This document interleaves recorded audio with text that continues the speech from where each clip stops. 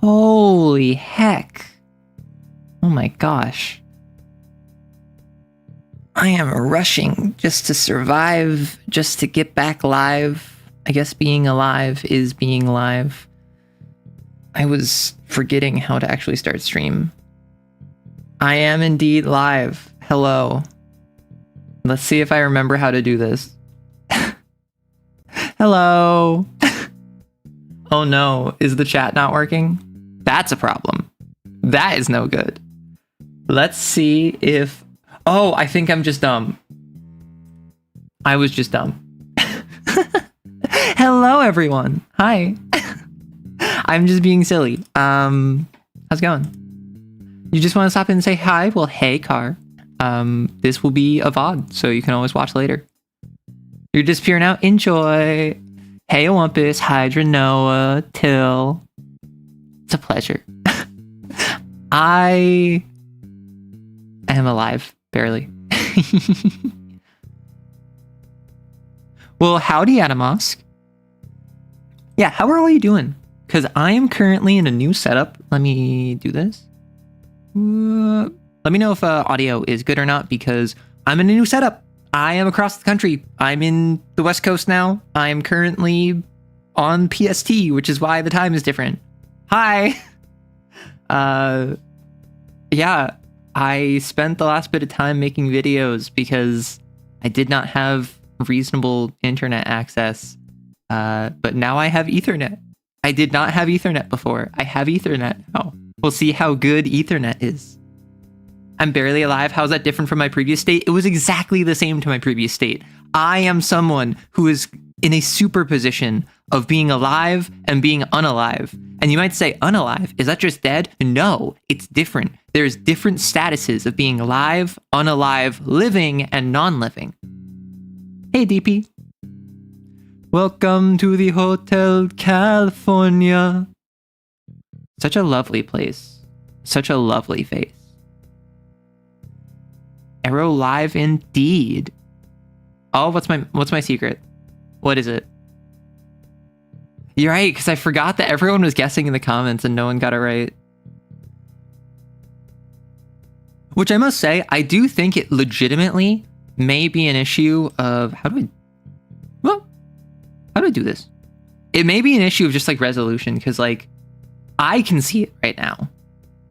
I can see it on my model. However, it's faint enough that I don't think it's like easy to see. See, I'm glad that at the Hotel California, we can appreciate how lovely of a place it is, despite the fact that the face is quite plain, and let's be real, the company is nothing to write home about.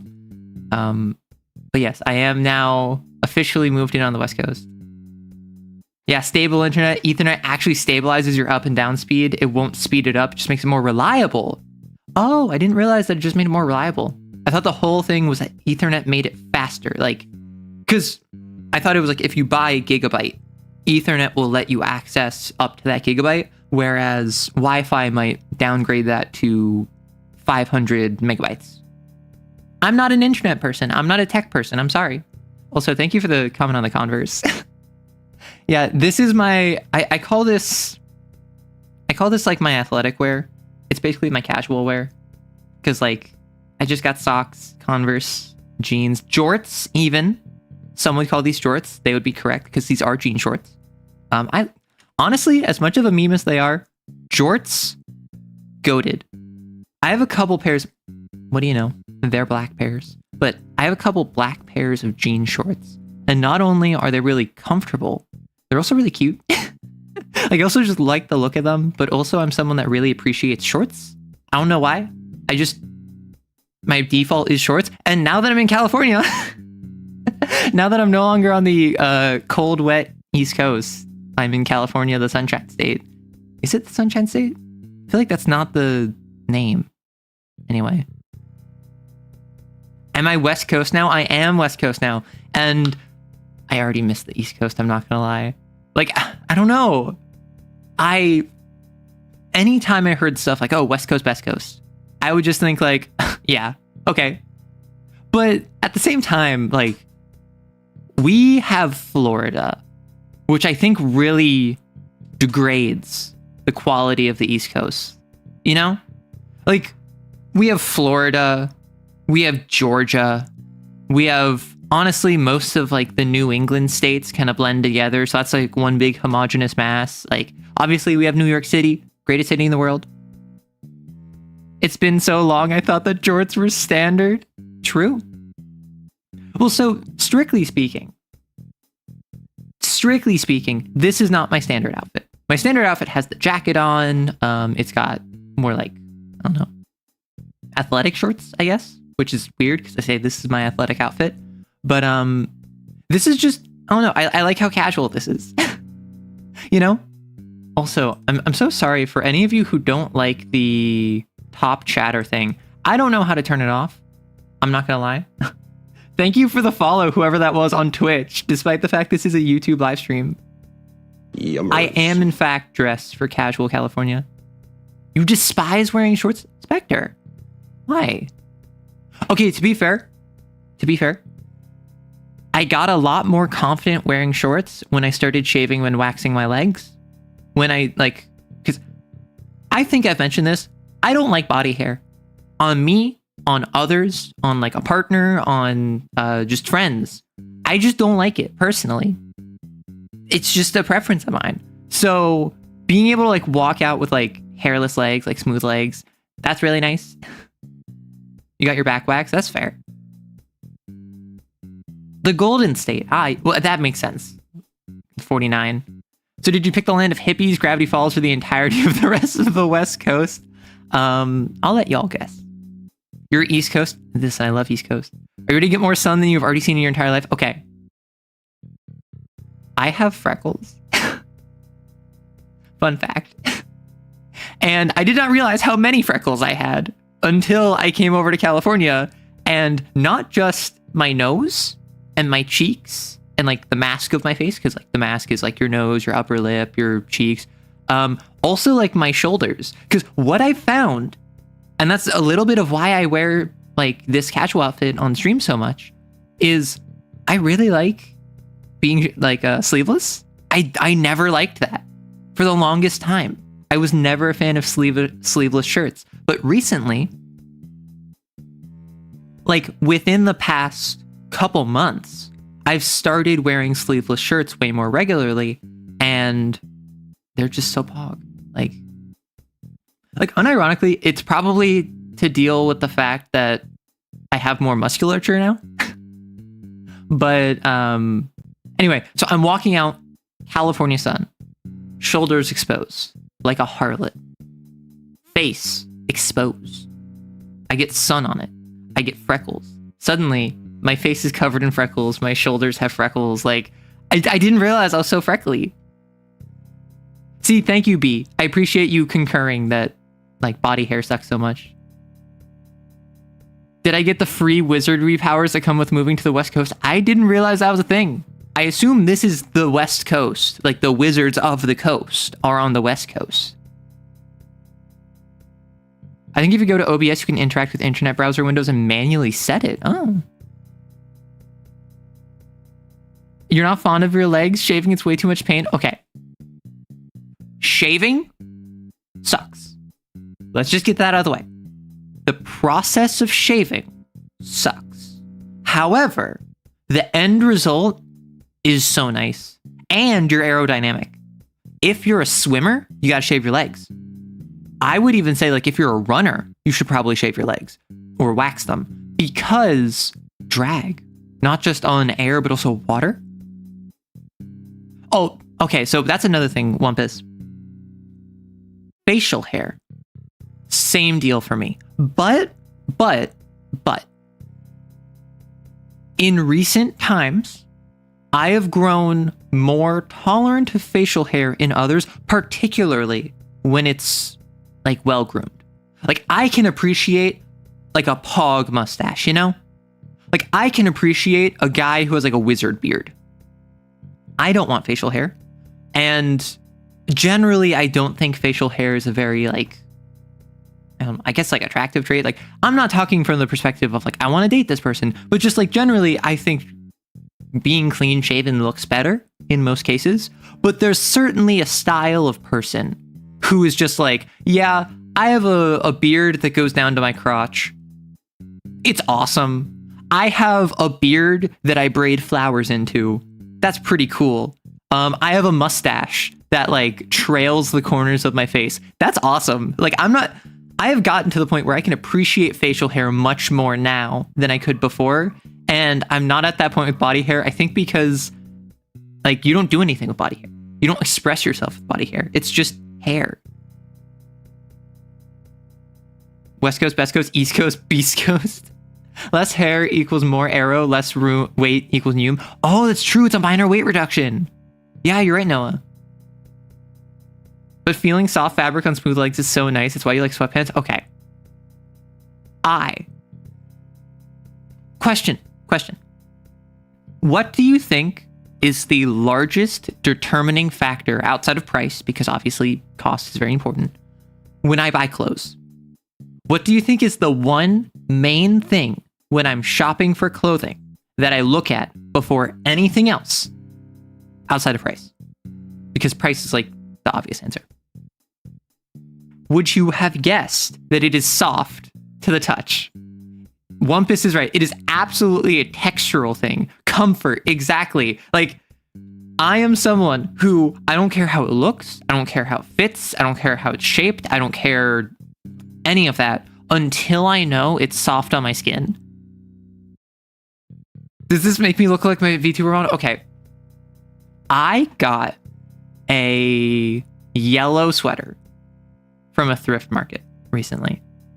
And it's like the same color as my model's jacket. And I'm just like, interesting.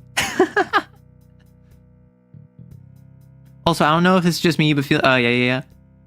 You have a beard at this point? Listen, I think people can rock beards. You just need to put in the work to maintain the beard. That's my thought process. Listen, you can express yourself with body hair. I just think so many people don't.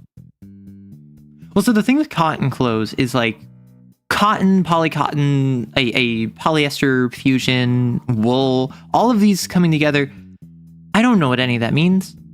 I think I like cotton. I don't know. I don't look into the specific design. What is the shirt that I'm wearing right now? I can't read it. I tried looking behind my neck. It did not work. Also, let me add a Q&A.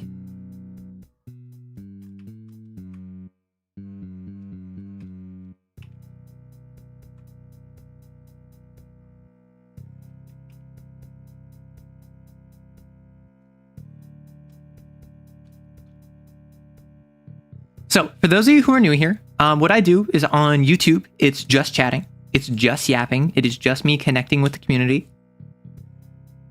And what I do is I set up a Q&A, which is just, you can add questions. That'll be like in the parking lot. That'll be off in a side list that we can go to whenever we have time, whenever there's downtime in the stream. I imagine, should I just not talk about my cross-country trip and all the TTRPGs and my chat just disappeared? What happened? Why did it go to the questions? I didn't want that. Chat. Oh my gosh, my full chat just like reset. Hi, Michael. You're the only person in chat now. All right, DP, you survived. So my OBS, my streaming software shows that on stream, the chat log is still there, but my chat just fully died. I guess the stream did not like the idea of me starting a Q&A. Sucks to suck.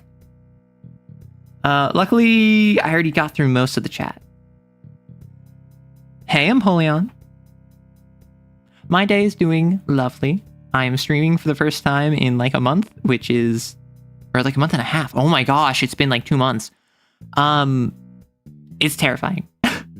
But I've been making sure to make lots of videos. I love content creation. It's so much fun. You had too much caffeine and for the next 2 seconds you're immortal? Okay, question. Can you have immortality for a finite amount of time? So if I drink from the Holy Grail, if I take the genie's wish, if I wear the magic ring, and I'm immortal for 500 years, is that immortality? Because it's not eternity. It's not forever. However, it is... I'm not going to die of old age.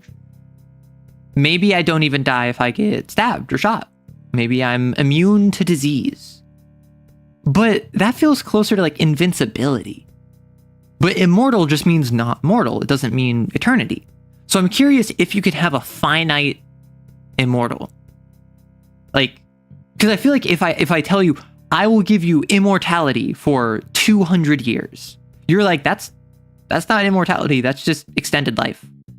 But then if I tell you, oh, you're immortal, and then you live forever, but then 200 years later, someone casts the spell that strips you of your immortality and then you die, functionally, that's the same thing. But I feel like in the latter case, everyone's like, oh no, because the intention was to live forever, you are immortal. But because the former wasn't, the former had a time limit, that means you're not immortal there. Well, thank you for telling me I'm doing a good job. I try my best. And I very much strive to do better every day. And a lot of the times I don't, but I try. And that's what matters. And that's what you need to do, is just try your best and try to do better. See, that's the thing. Immortality, like Nod, immortality with a timer is invincibility. But what about situations where you're immortal, quote unquote, for 1,000 years, 2,000 years? What about Vampire the Masquerade, where you're immortal, but you can still die by the sun? Is that immortality? Because you're no longer mortal, you're just not alive forever. Love is eternity is a quote from a song that makes you cry. Aw.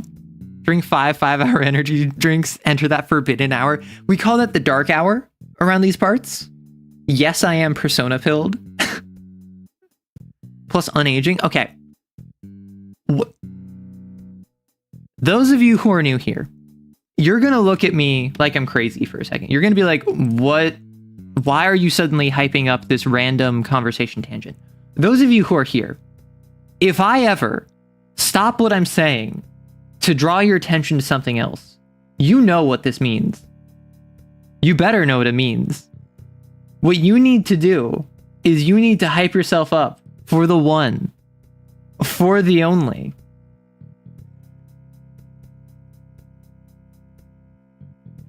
It's not loading. Also, I need to fix chat. I'm so sorry. There we go. Also, let me just resize this.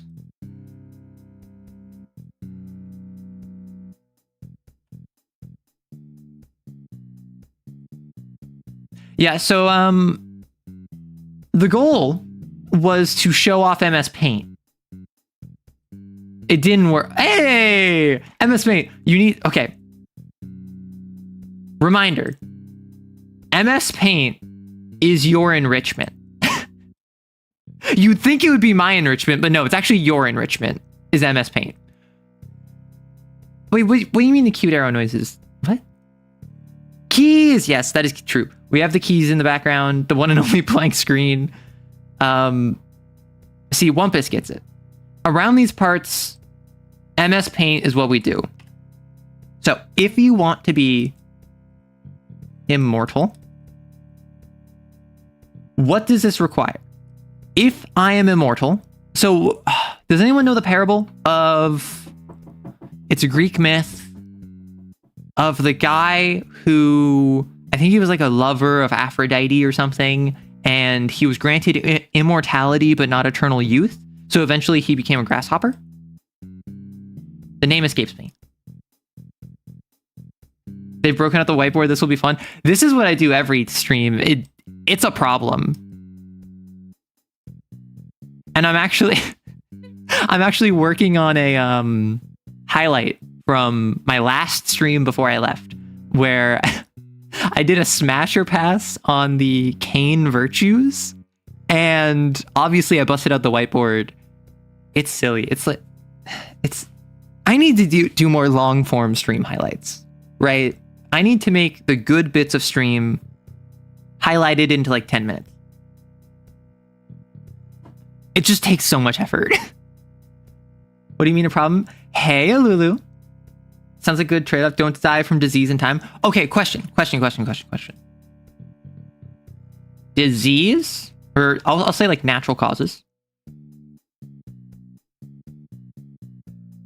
So the example that's coming to my mind, Vampire the Masquerade. In this, Canaanites, kindred, can live temporally, theoretically, forever. However, they die by fire. They die by the sun. They die by decapitation. And I would also say, y'all need to confirm or deny this. Y'all need to give your thoughts on this.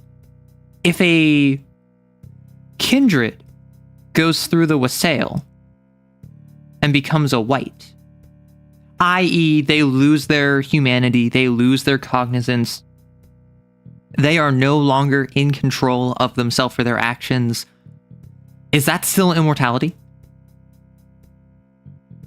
If you lose, not just you're at 1 humanity, 2 humanity, you're a different person, but like physically, you are no longer in control of yourself, but it's the same body. Ship of Theseus. We're back to that. Throwback to the Lancer Mech AU relationship chart. Penguin. Oh my gosh, I still need to continue that. That's something that's been on my list, is to not just clip that, but also like continue it. You need a name for your calicorn. It's a 2-horned ox creature. Aren't most ox creatures 2-horned? We call him Johnny Two Toes because on each foot he has at least 2 toes. Looks like there's different types of immortality, so if you want to be a sentient piece of ash, that's on you. Okay, so immortality. I would say fire, the sun, and decapitation, despite like being folkloric banes, so to speak, are those not the natural causes of vampire death? Like, is immortality hinging on not dying of natural causes, i.e. disease and temporally, but I feel as though to say walking out in the sun will incinerate me implies the fact that that is the natural cause of vampire death, which means that they can die of natural causes. Their natural causes are just different than humans. Can we clarify the definition of immortality before we really get into this? No, that's what I'm asking. It's like, how are we defining mortal? Do you have to be eternally young? Do you have to be invincible? Can you die and be regenerated like a lich? Or is that different? Do natural causes, like something that is inherent to the immortality that can still kill you, does that nullify the immortality? So, Azu, in Vampire the Masquerade, vampires can starve, but they just kind of go crazy. Basically, they go into a hunger frenzy and then they go into torpor, which is, imagine a super coma. But they're still quote unquote like alive, you know, in the same sense that they're alive before the hunger frenzy. They can't starve to death. They just kind of lose their sense of self until they finally feed.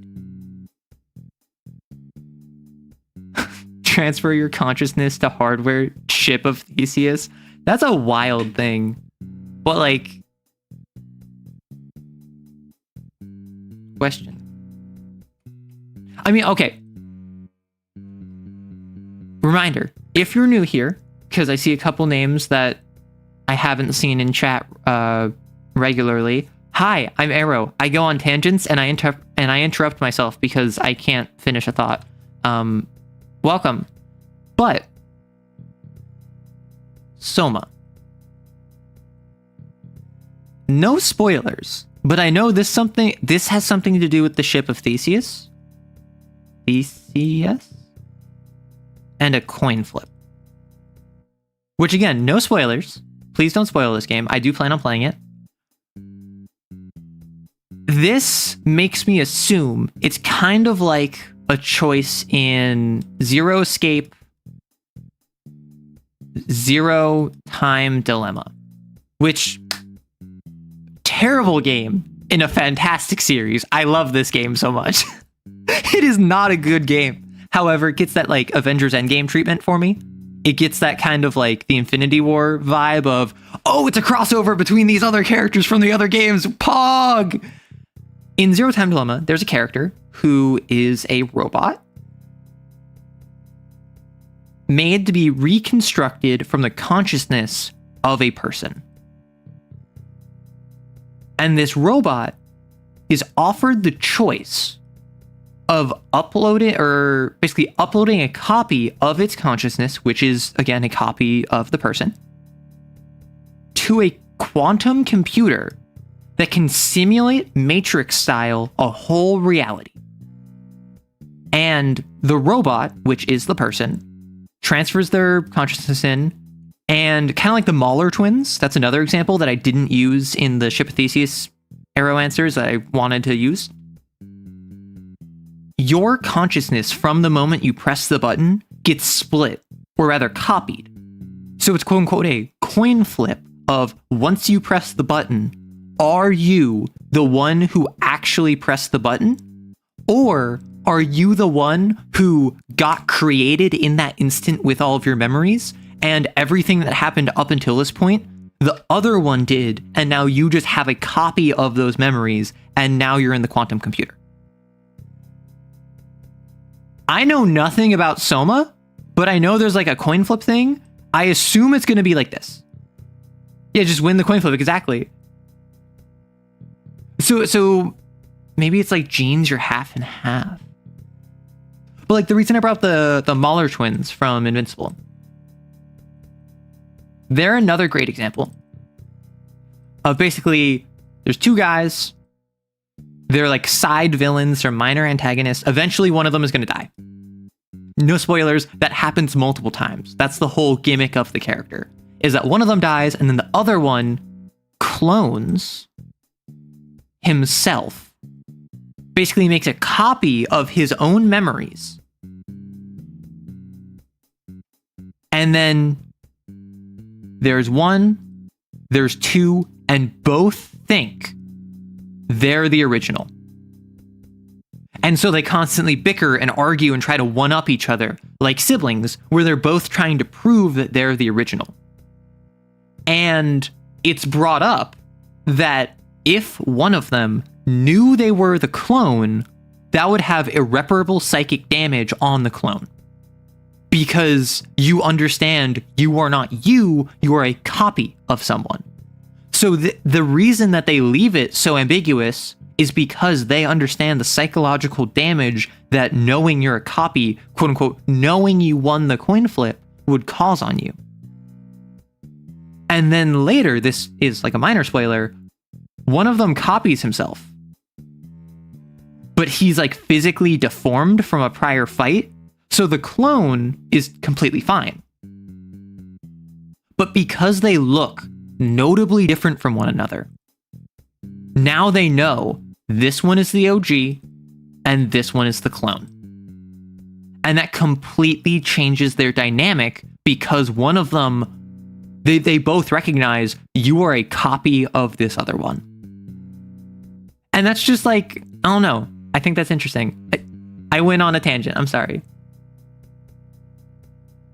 We're going places with the Soma thing. I can't wait to hear your thoughts on it after beating the game. Yeah, so I have not played Soma. It is a game I do not currently own, but it's on my list, so to speak, because I've heard great things about it. I've also heard it is a puzzle game.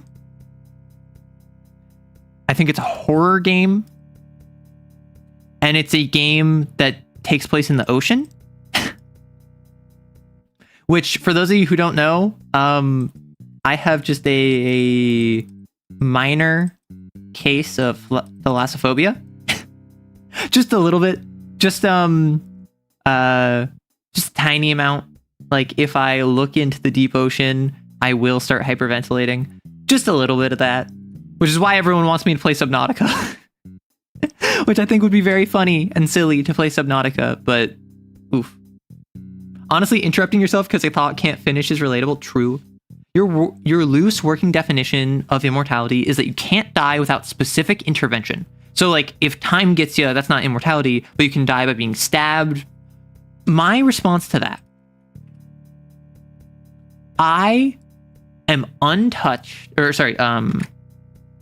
I am untouched by age, but someone walks up to me and gives me, like, I don't know, the super cold. They inflict with me super cancer. And then I die of super cancer.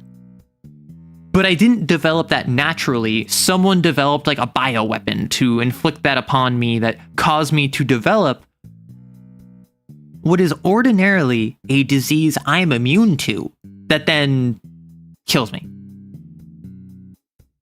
Am I immortal?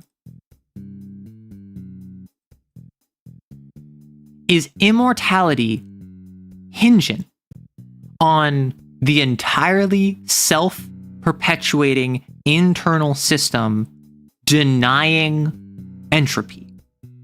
Or does immortality have to do with the simple lengthening of life? Or does immortality have to do with being unable to be slain? Because, like, obviously, much in the same way that they're, like, nested in hierarchical levels of infinity, I feel like there are hierarchical and nested levels of immortality. I think a god that cannot be slain and is, like, immune to physical harm, that's immortal. And I would say that is more immortal than a vampire from Vampire the Masquerade, who themselves is more immortal than someone who is untouched by age or disease. Because, like, they can physically regenerate from, like, physical wounds. Counter argument: become immortal so you can carry every disease and become the god of plague spreading. So again, I don't know why. I think we're just talking about immortality, so Vampire the Masquerade is on the brain. There is a idea of, in Vampire the Masquerade, because you're immune to disease, you're not immune to being a carrier. So specifically with bloodbound diseases, it is possible to, as an immortal kindred who is immune to, let's say, AIDS, you can become a carrier where if you bite someone and feed from them and drink their blood, you then become a carrier and then infect everyone else you feed on. And you become a walking bioweapon. It's so weird. It's hard to frame things in a not spoilery way when talking about the experience. Yeah. So with Soma, I'm not expecting conversation to come from it, because I know, like, there are a lot of games where, surprisingly, I am completely blind. Soma is one of them. Outer Wilds is one of them. This one I actually have on my list and I want to play it. I own it. Hollow Knight, actually, I'm planning on playing that in the next couple of weeks because of Skong releasing. But I know basically nothing about it. I just know it's like the only thing I know about Hollow Knight is that it's a Metroidvania and everyone's, like, really into the bugs. Like, you know? Zero Escape mentioned? Yes. I love Zero Escape. The Zero Escape brain rot is so real. Like, I never played Danganronpa, which is another series that I know, like, nothing about. But I've been told if I enjoyed Zero Escape, I should play Danganronpa. Which, speaking of Zero Escape, the devs also made AI Somnium's Files. I played like 10 minutes of AI Somnium Files and bounced. I did not connect with it. Anyone who has played it, is it worth playing if I enjoyed Zero Escape? Because like, I just didn't really connect with it, but also I'd totally be down to stream it. Some species possess biological immortality due to an apparent lack of Hayflick limit. Lobster vampire god. Yeah, exactly. Then it's a constant test of your immortality. You may be immune to every disease you know of, but 100 years in the future. Very true. Diseases evolve all the time. So immortality does not equate to invincibility. I vibe with that. Sorry, there's a like bug in my room. Be gone. Fly. Stop. Go away.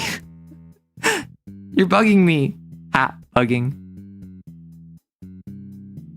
I wanted to like smack it, but I didn't want to like break anything. So I was just like flapping my arms at it and yelling at it. Oh, what's Soma about? You haven't played it before? I have no idea. I haven't played Hollow Knight. Nope. I have never played Hollow Knight, and I always knew I didn't always know, but like I knew I wanted to play it at some point. So I did not watch streams or anything. So I actually have Hollow Knight like installed on my PC right now. I was going to start streaming it like 2 weeks ago, and then I was still settling and my internet was not working, so I didn't get a chance. Mentions Hollow Knight bug. That is true. I summoned it. Okay, can I be honest for a second? I need your validation. I've talked about this before. I've gotten this validation before. I need your validations again. Personally, I am better with spiders than I am with insects. Is that just me? Am I the weirdo? I am more comfortable with seeing a spider than I am with seeing like a bug. Like if there was a spider in my room, I would take that over like a house centipede or a roach. Like, no. Someone's about the ship of Theseus. That's all I can say without spoilers. And one could argue that's also a spoiler. I mean, I already know that personally. So if you're in chat and you want to get into Soma, I'd say don't look into it. I think it's one of those games that you shouldn't spoil. But at least me, I know something about a coin flip at the end of the game. And it's about the ship of Theseus. So, which is why I brought up the idea of like the Mahler twins and Zero Escape, because that's my assumption, but I actually don't know if that's what it is. Another game I want to play? Signalis. It's, from my understanding, it's a top-down old school horror game that deals with lesbian robots. And I think also like eldritch horror. I watched a review about it like a year and a half ago from like Bricky, and I don't remember anything about it. Spiders are the best. They keep your room. Exactly. Spiders are friends. They help me fight against the bugs. Yes, spiders are chill as heck.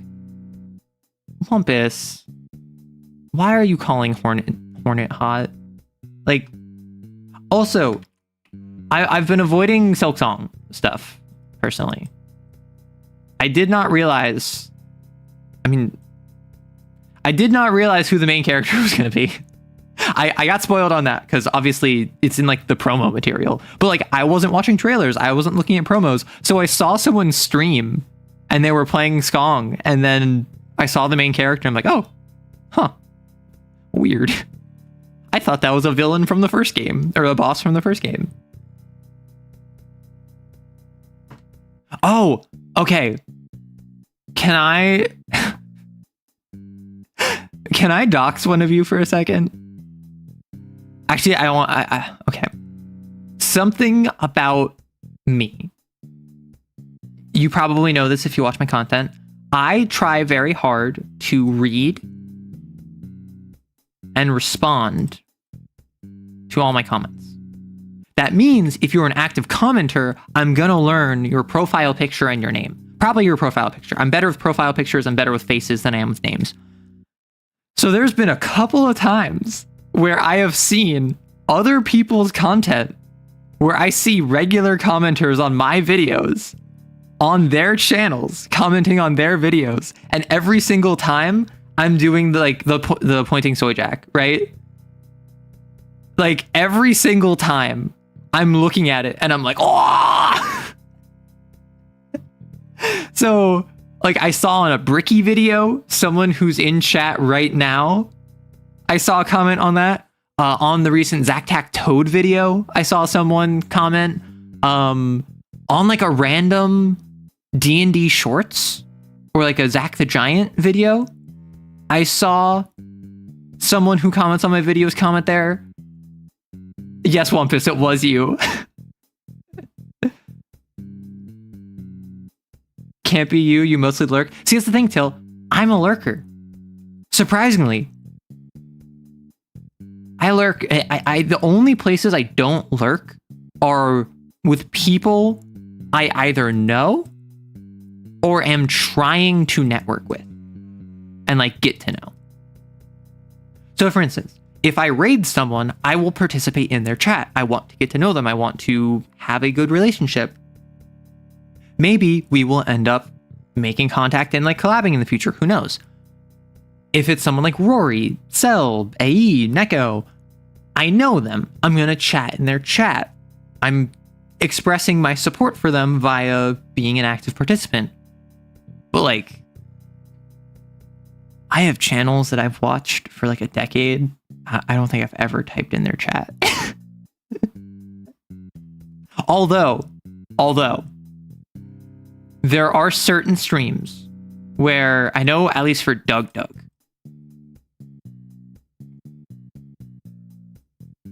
who is probably my favorite streamer.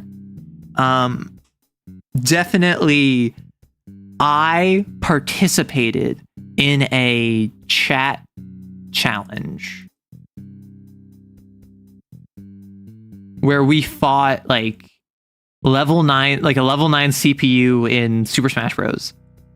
And like, that was like the only time I've ever chatted in a mainstream channel I watch, because that was like participating. Even recently, even in like years since, I still haven't participated even in like Doug's chat.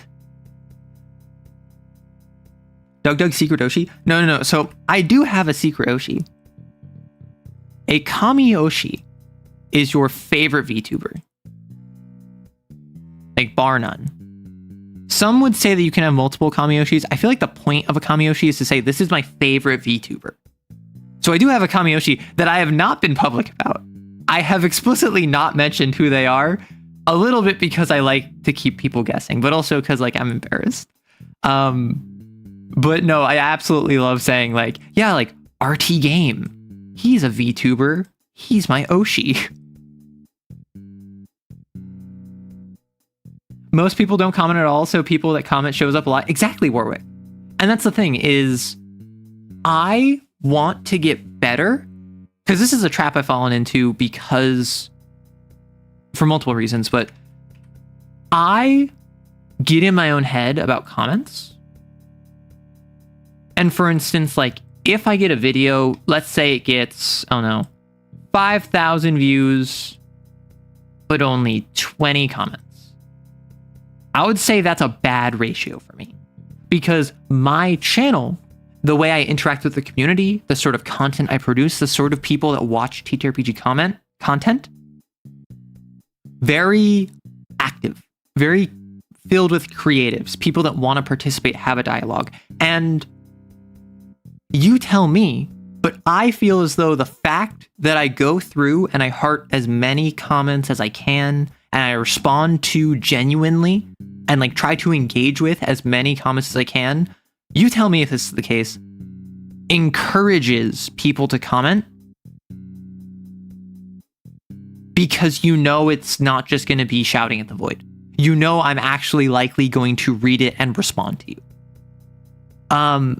So I'm someone who, like, even if this gets like a bunch of likes, even if this gets a bunch of like conversion of subscribers, if it doesn't have a lot of comments, I feel like it's not doing well.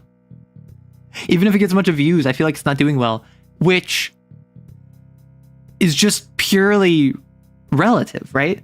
It's purely because most of my videos have a bunch of comments because I make such an I feel because I make such an active effort to engage. It might just be I have a bunch of participants in my comment section, but I need to remember, I need to like stay humble and remind myself that, hey, most people never comment. I, as a viewer, love dozens of channels I have never commented in or liked their videos because that's not who I am. I'm a lurker. I'm not a participant, which unfortunately that does lead to the awkward resolution that with the AI bot filter that YouTube set up, if you don't like, comment, and subscribe, hey, if you're watching the VOD, do that right now. If you don't do any of those things, you might be flagged as a bot and your view won't count. And so a lot of people are experiencing a viewership dip.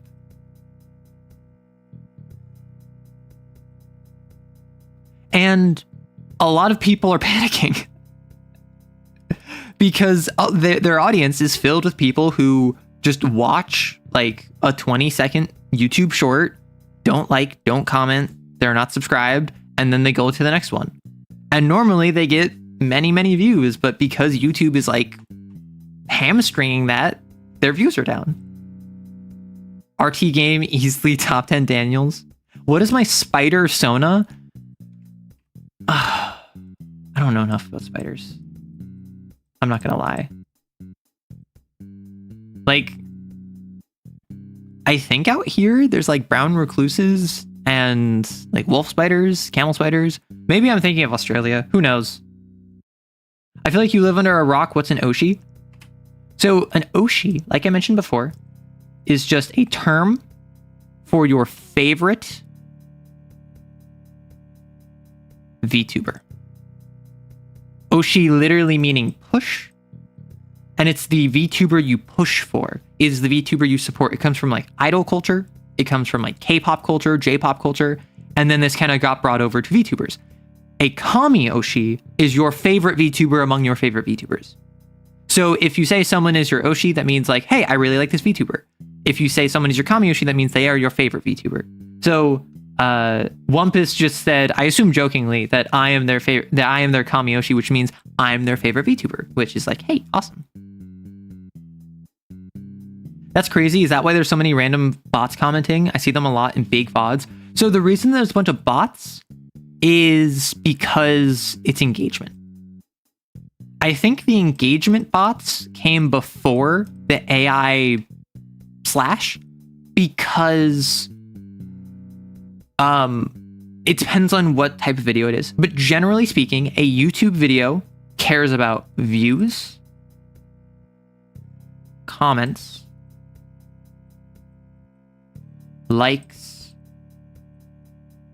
and I think it might care about subs. So like if you're watching a video and wow, so like if you're watching this stream right now or you're watching the VOD and then you click the subscribe button, I believe that counts as an engagement for the video. Because even though subscribing relates to the channel, not the video, the assumption is that the video specifically is what got you to subscribe, right? So suddenly a comment and a like, so the classic like call to action, which I try to avoid doing. I try not to annoy people by being like, hey, like, comment, and subscribe, but we're talking about it right now, so I'm going to be saying that all the time. I'm so sorry. If I have a video where you watch it one time and you also comment and you also like and you also subscribe, suddenly from one person, I got 4 pieces of engagement. What this purge has done is it doesn't count the view as an engagement if you haven't done all of this. So now what's rewarded, as far as I'm aware, this could be wrong, I could be misinterpreting this, don't take my word as gospel, is you get individuals who only view. And this is a lot of people, right? This is most viewers. They don't count anymore. The only people that count are the people who already do everything. And you can only subscribe once. So you go from, hey, I'm getting +1, I'm getting +1, I'm getting +2, I'm getting +1, I'm getting +4, to now, you don't get that, you don't get that, you don't get that. You only get this, right? And that's why a lot of people are panicking over the AI thing. Hey, a paper. First thing you hear when joining stream is a spider talk. Well, yeah, Hexcraft. What we're doing is we're saying how spiders are superior to insects. And by that, I mean, I would rather find a spider in my room than a bug, personally. Had to schedule a couple of uploads. No worries. Brown recluse and black widows are the only native spiders that are poison. Are they poison or are they venomous? Hi, that's me. I am most viewers. Yeah, Spectre, I know. Just eat both? No. Do you know how little protein there is in like... Well, actually, how much protein is in a bug? Because like obviously bug is such a wide descriptor. Bug is such a broad categorization that it's not very useful to talk about bugs. In the same way you shouldn't talk about fish, right? But I imagine that like the bigger ones probably have more protein because there's just more volume there. Like an ant probably doesn't have that much protein, but like a roach probably, like a beetle probably has a lot of protein. I know crickets have protein, grubs. I'm gonna bite myself till I die. I am venomous. Okay, so remember this handy dandy, it's not a mnemonic, but it is good to remember. If A bites B and A dies, B is poisonous. If A bites B and B dies, then A is venomous. If A bites B and neither of them die, it's kinky. Thank you for coming to my TED Talk. They want us to live in pods and eat bugs so that the rich can get even richer. This is the future liberals want. They want you to eat grubs. We should all eat grubs together. Exactly, exotics. Like, okay. 2 words. Do you know what I'm going to say in response to eating grubs? Hakuna Matata. What a wonderful phrase.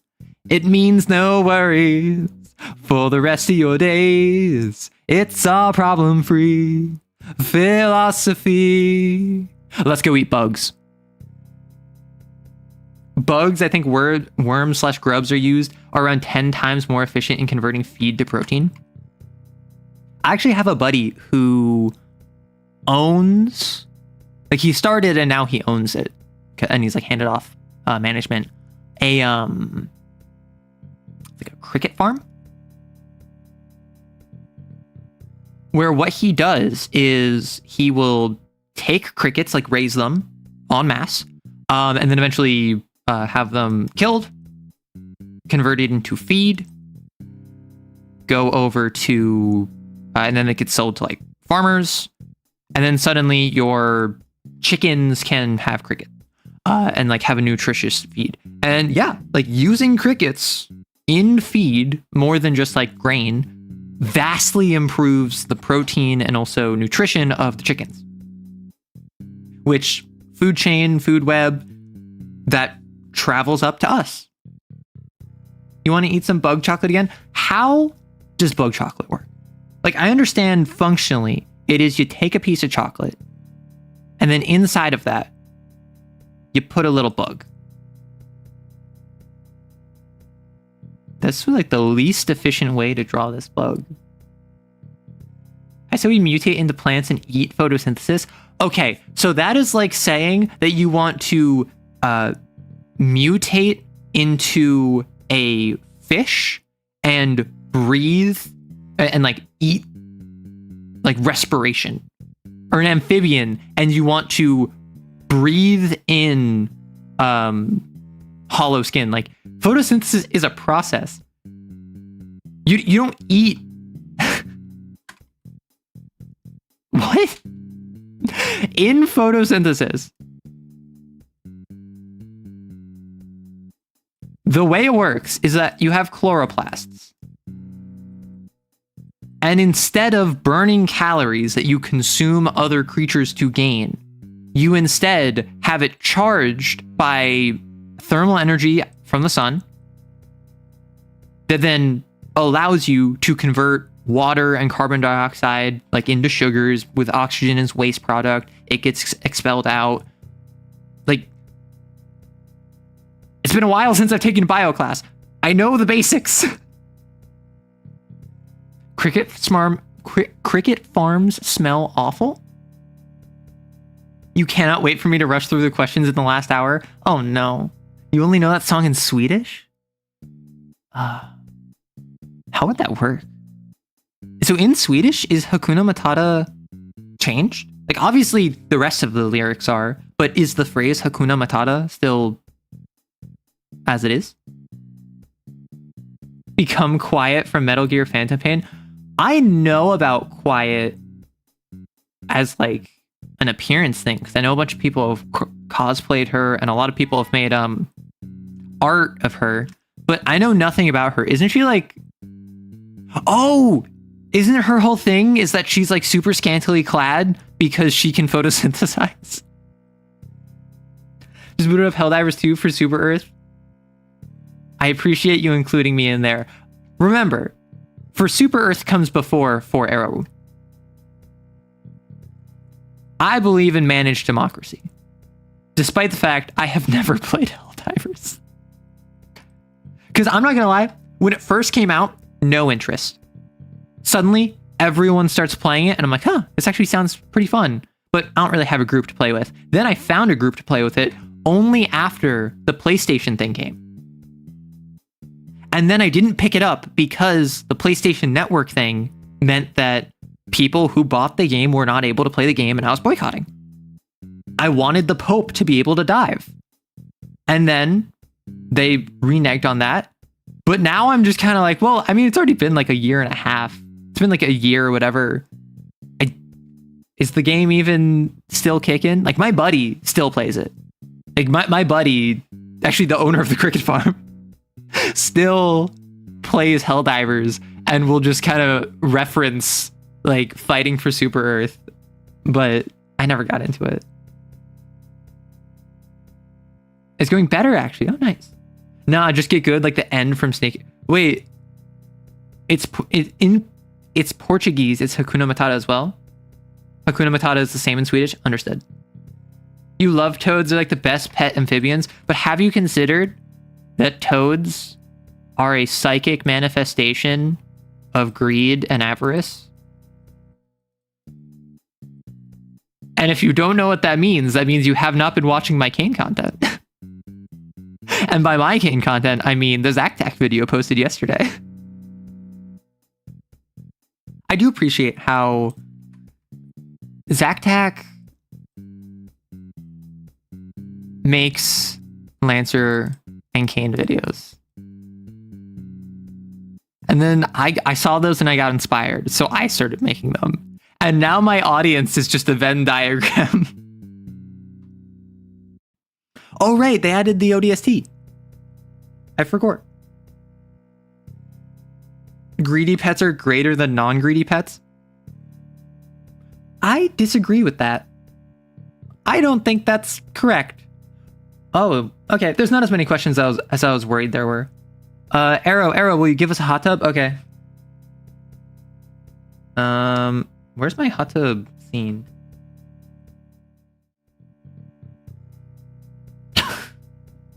What is going on here?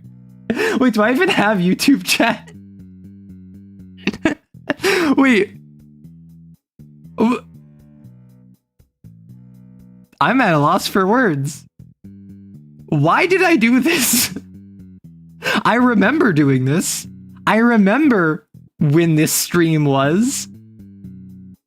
I think I'm just gonna go back. I don't think we need a hot tub. I don't think that is yeah, I think that's something we don't need right now. Front or back of the parking lot? I'm not going to answer that question until I get more context, because you could be trying to kidnap me, Or you could be trying to set me up for like a D's nuts. What is my favorite system within a TTRPG? Within a TTRPG. So like, I assume you mean like a mechanic or a system that's within a given, like, so like a subsystem within a larger system. The one that comes to mind is, I'm thinking City of Mist. And the first one I thought of was the flashback. And what this is this is a system where you can say, all right, we're entering like the mobster's hideout, and as we approach the front door, I want to have a flashback to the night prior where I came in advance of the rest of the party without telling them. And I went right up to the front door and I told the guys at the front door, hey, like, I'll give you $500 each if tomorrow in this 15-minute window, you go and take a smoke break. And then you say when you're approaching like the guards at the front door that you did that. You say at the time you want the resolution to happen that you did this flashback in the past, and then it snaps back to the present, and then you roll. Alternatively, you have the option of saying, okay, I'm going to go bribe the guards at the front door of the mobster's palace. And then the GM, the MC rather, says, okay, you do that. We'll see if that works. And then you wait to roll until the resolution comes up. So it's the same thing, just kind of in reverse, where instead of approaching the guards and saying, oh, actually in the past I did this, you say, okay, I approached the guards, but you don't know if it worked or not until the resolution happens, and then you roll. Same thing with, I call the police station and I say like, hey, tell Officer Jenkins that the red sun like eclipses the midnight blue or whatever. It's like some code phrase. And you don't roll at that point until it's relevant to when Officer Jenkins would bust in the front door with the SWAT team because he got your coded message just in time. Like, you wait until you want Officer Jenkins to bust in, and then you roll to see if that thing you did 2 sessions ago actually worked. It's such a good narrative way of integrating that. And I'm just going to keep ranting about City of Mist right now, because another one that comes to mind is Juice. Juice is a weird name for an abstract resource. Basically, it's you can make a roll to prepare yourself in whatever capacity. And then based on your roll, you get a certain amount of juice. The idea being is, I don't know, I'm gonna set a bunch of C4 on the pillars of this building. Okay, I get 2 points of juice, and the juice is specifically C4. And then throughout the rest of the scene, forever how long it's relevant, I can use my 2 points of juice as bonuses as a spendable resource. So by taking the time to set up C4, I can get a +2 bonus to a roll or 2 separate +1s to 2 different rolls. Because it's a representation of me setting up and paying off. Similarly, juice could be, I take substances. I take some liquid courage. I hype up my friend with a motivational speech. I maintain my weapons, and I like clean my gun, so to speak. So it's a system where it represents the mechanical benefits you can have of prepping, but is abstracted to allow for anything. And it's just so useful. Post Twitch stream clarity? What? Oh my gosh, with the hot tub. Yeah, I flashbanged y'all. I'm not sorry. I just realized there's keys jingling. Yeah. Guess who had a clam chowder bread bowl? Heck yeah. Tom Bloom's art has infected your mind like worms. Listen, Nod. Tom Bloom's art is incredible. That's why I just had my 2-year anniversary of content creation. Strictly speaking, in case you were curious, the 21st is when I posted my first D&D video, which, oh my gosh, against everything that is holy, is still being recommended to people. People are still finding my first ever D&D video. On the 13th, I uploaded a poem, and I uploaded a couple poems until eventually I did a D&D video. Honestly, I privated the poems, not even because, like, I'm embarrassed at how bad they were. Like, obviously I'm embarrassed at how bad they were. I'm embarrassed at how bad my first video was. But I think it's important to keep that alive. I think it's important to signpost where I started, so that if you look at me and you're like, hey, I want to do what you're doing, where'd you start? You can go back and say, wow, you sucked. And now you suck kind of less. So then you can be like, oh, well, I can do this. Like, it's just a matter of developing your skill, putting in the work, putting in the hours. We say hungry, we devour, and take what's ours. But it's still embarrassing. But with the poems, I was like, yeah, this doesn't really fit the channel. This isn't really what I want. I'm just going to remove them because they're a little embarrassing. Happy late 2 year. Thank you. I finished drawing your avatar. I hope you like it. Oh, thank you. Are you dredging your clams? No, we don't do that here. Although I do have family that's up in, I was going to say up in the West Coast, but I'm on the West Coast now. So like up north from me, like up in Washington State. And they're near enough to the sea that I have literally gone clamming.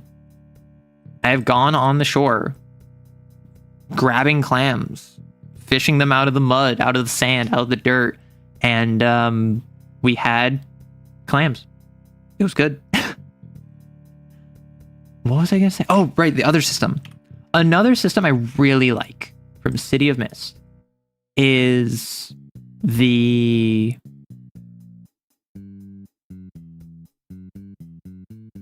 I'm sorry. I completely lost my train of thought. Welcome to stream, everyone. This is what I do here. I get completely lost in my own train of thought.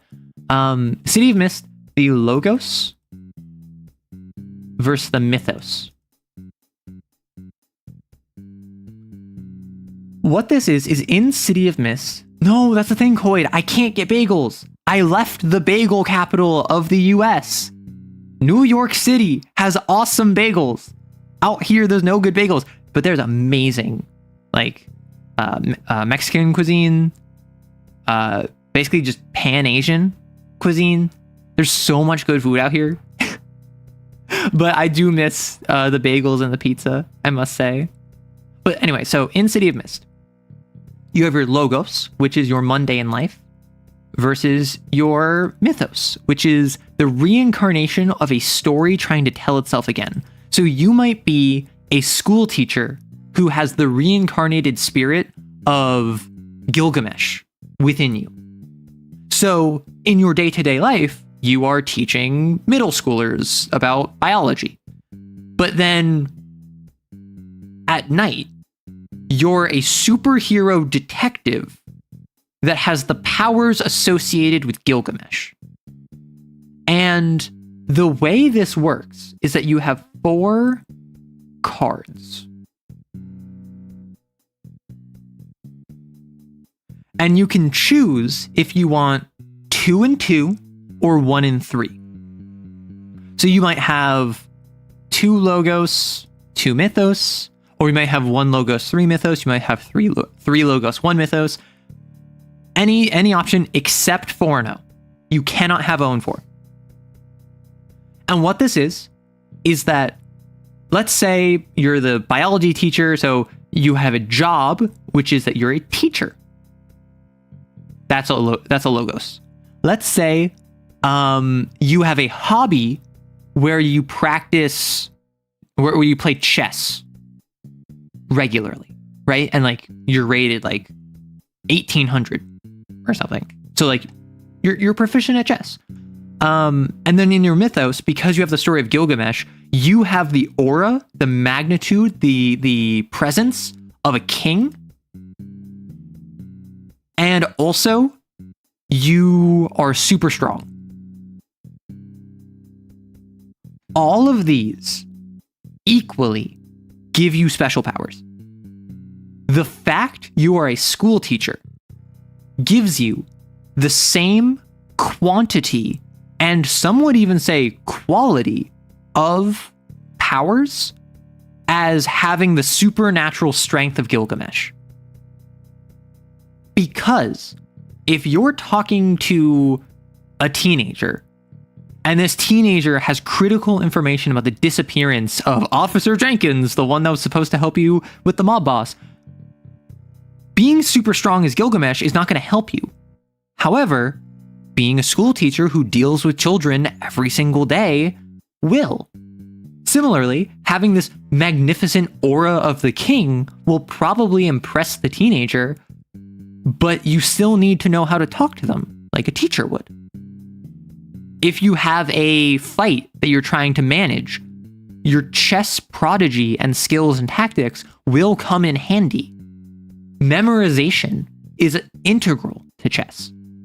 So all of this kind of, no matter what you're doing, these various things help you in different ways. And as your character develops, these will change. You can lose a logos, and it will be replaced by a mythos because your logos cracks.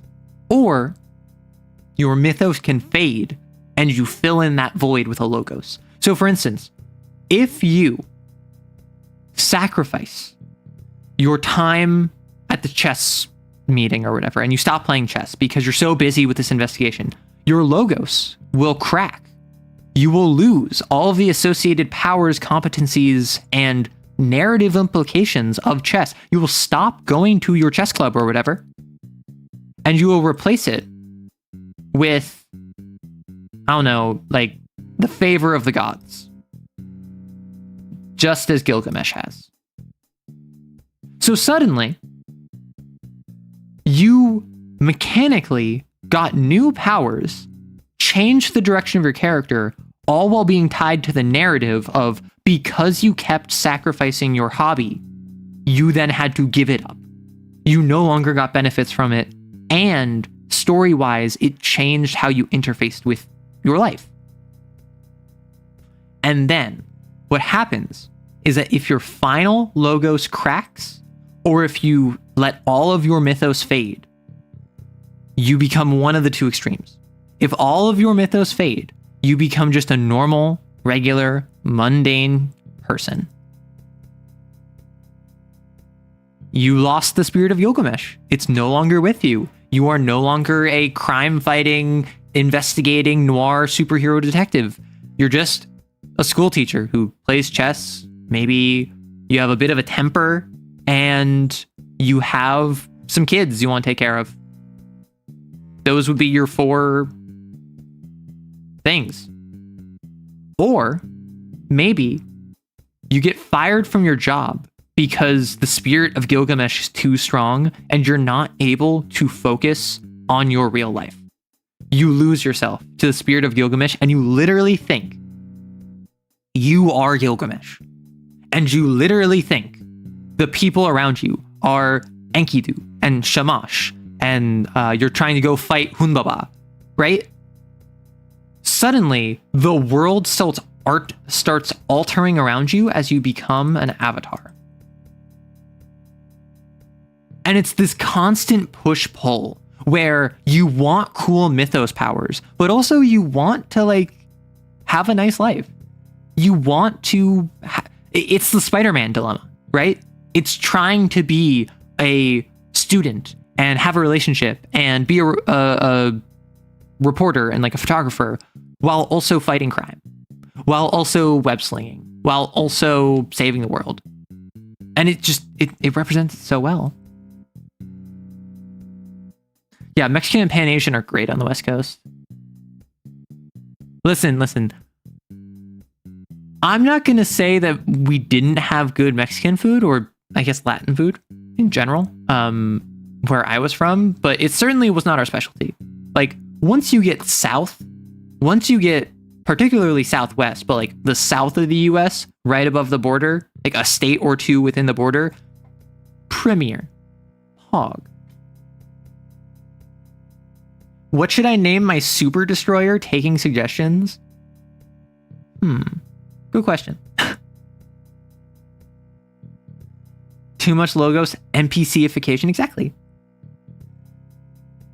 Too much mythos. So it doesn't necessarily mean villain arc. It just means you kind of lose sight of who you are. Arrow, giant buff beings or twinks regardless of gender, purely aesthetic. So are you asking like what I'm attracted to? Are you asking what I would want to be friends with? Are you asking like what I think is more interesting from a character design perspective?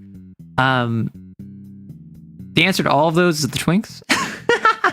No, I don't know. So I feel that we are oversaturated with buffness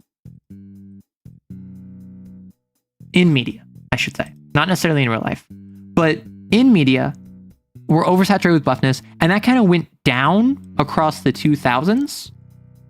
And in the 2010s, we started getting everyone's like a twink. And I think that the best example of this is like JoJo's. I think the best is a mix, right? The Bringer of Midnight, that is pretty edgy, but I kind of like it. Because like, it depends on what the setting is. It depends on what your vibe is. It depends on what you're going for. But come on. If you can cut yourself on the edge, that's a good name, right? But yeah, so like, if it's a matter of just aesthetic sensibility, generally, I prefer like slimmer, more androgynous forms as opposed to like big, giant, bulky, beefy. But I do love when there's like, I don't know, one person who's like this and like one person who's like this. And then just in the background, there's just, you know, like I love when there's this like dichotomy of just like, yeah, average queer friend group.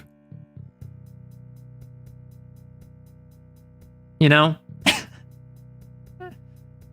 You've worked on slimming and feminizing yourself. Amazing. I'm very happy for you. Although I will say, this is like, I'm mostly talking from like a media aesthetic sense. What makes good character design? What makes good, like a good silhouette, so to speak. If you're in real life and you are stocky, or you're bulky, or heavy, or like twiggy, all of these, I feel, can be very attractive and very confidence granting if you lean into it. I think what a lot of people do is they try to minimize their natural form in order to fit a special beauty standard that they hold themselves to. And so let's say you are someone who's kind of like stockier, like you're built like Minecraft Steve, right? And you're trying to be, I don't know, like an elf, like super graceful and limber.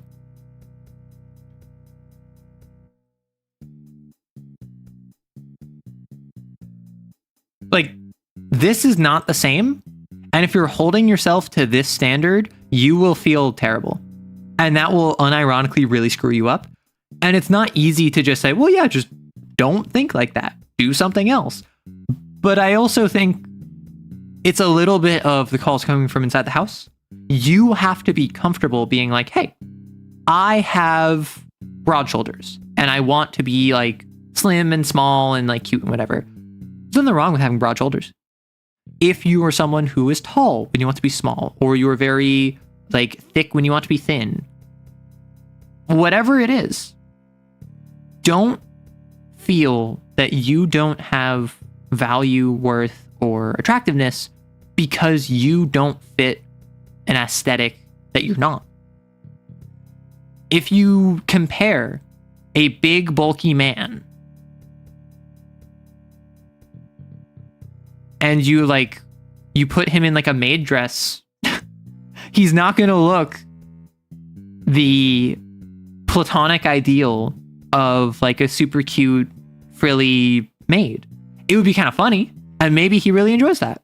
But that is something where he and you and everyone has to recognize that's not the archetype that he best fits, and that is not the aesthetic or appearance that lends itself to his body type, and that's okay.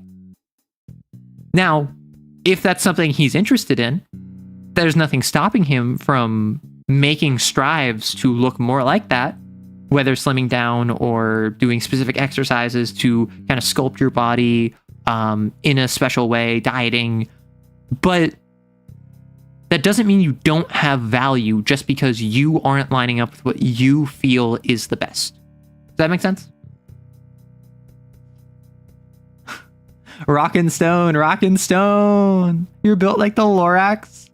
Well, plenty of people love the Lorax. It's the one slur that everyone takes issue with. Now, if you ask Tumblr, that's not quite the case, but everyone likes the Lorax because the Lorax was right. It doesn't matter that he's like a squinkly little dude who's like a little bean. What people care about is that he was right. I think he still would be a cute, even big, bulky man isn't your type. I mean, yeah, that's the thing. Big, bulky, and this is kind of like with your question, big, buff, that's not my type. So if you're big and bulky and a wall of muscle, I'm sorry, that's not my type. But kind of like with beards and like facial hair, I can appreciate the aesthetics of someone who can rock that.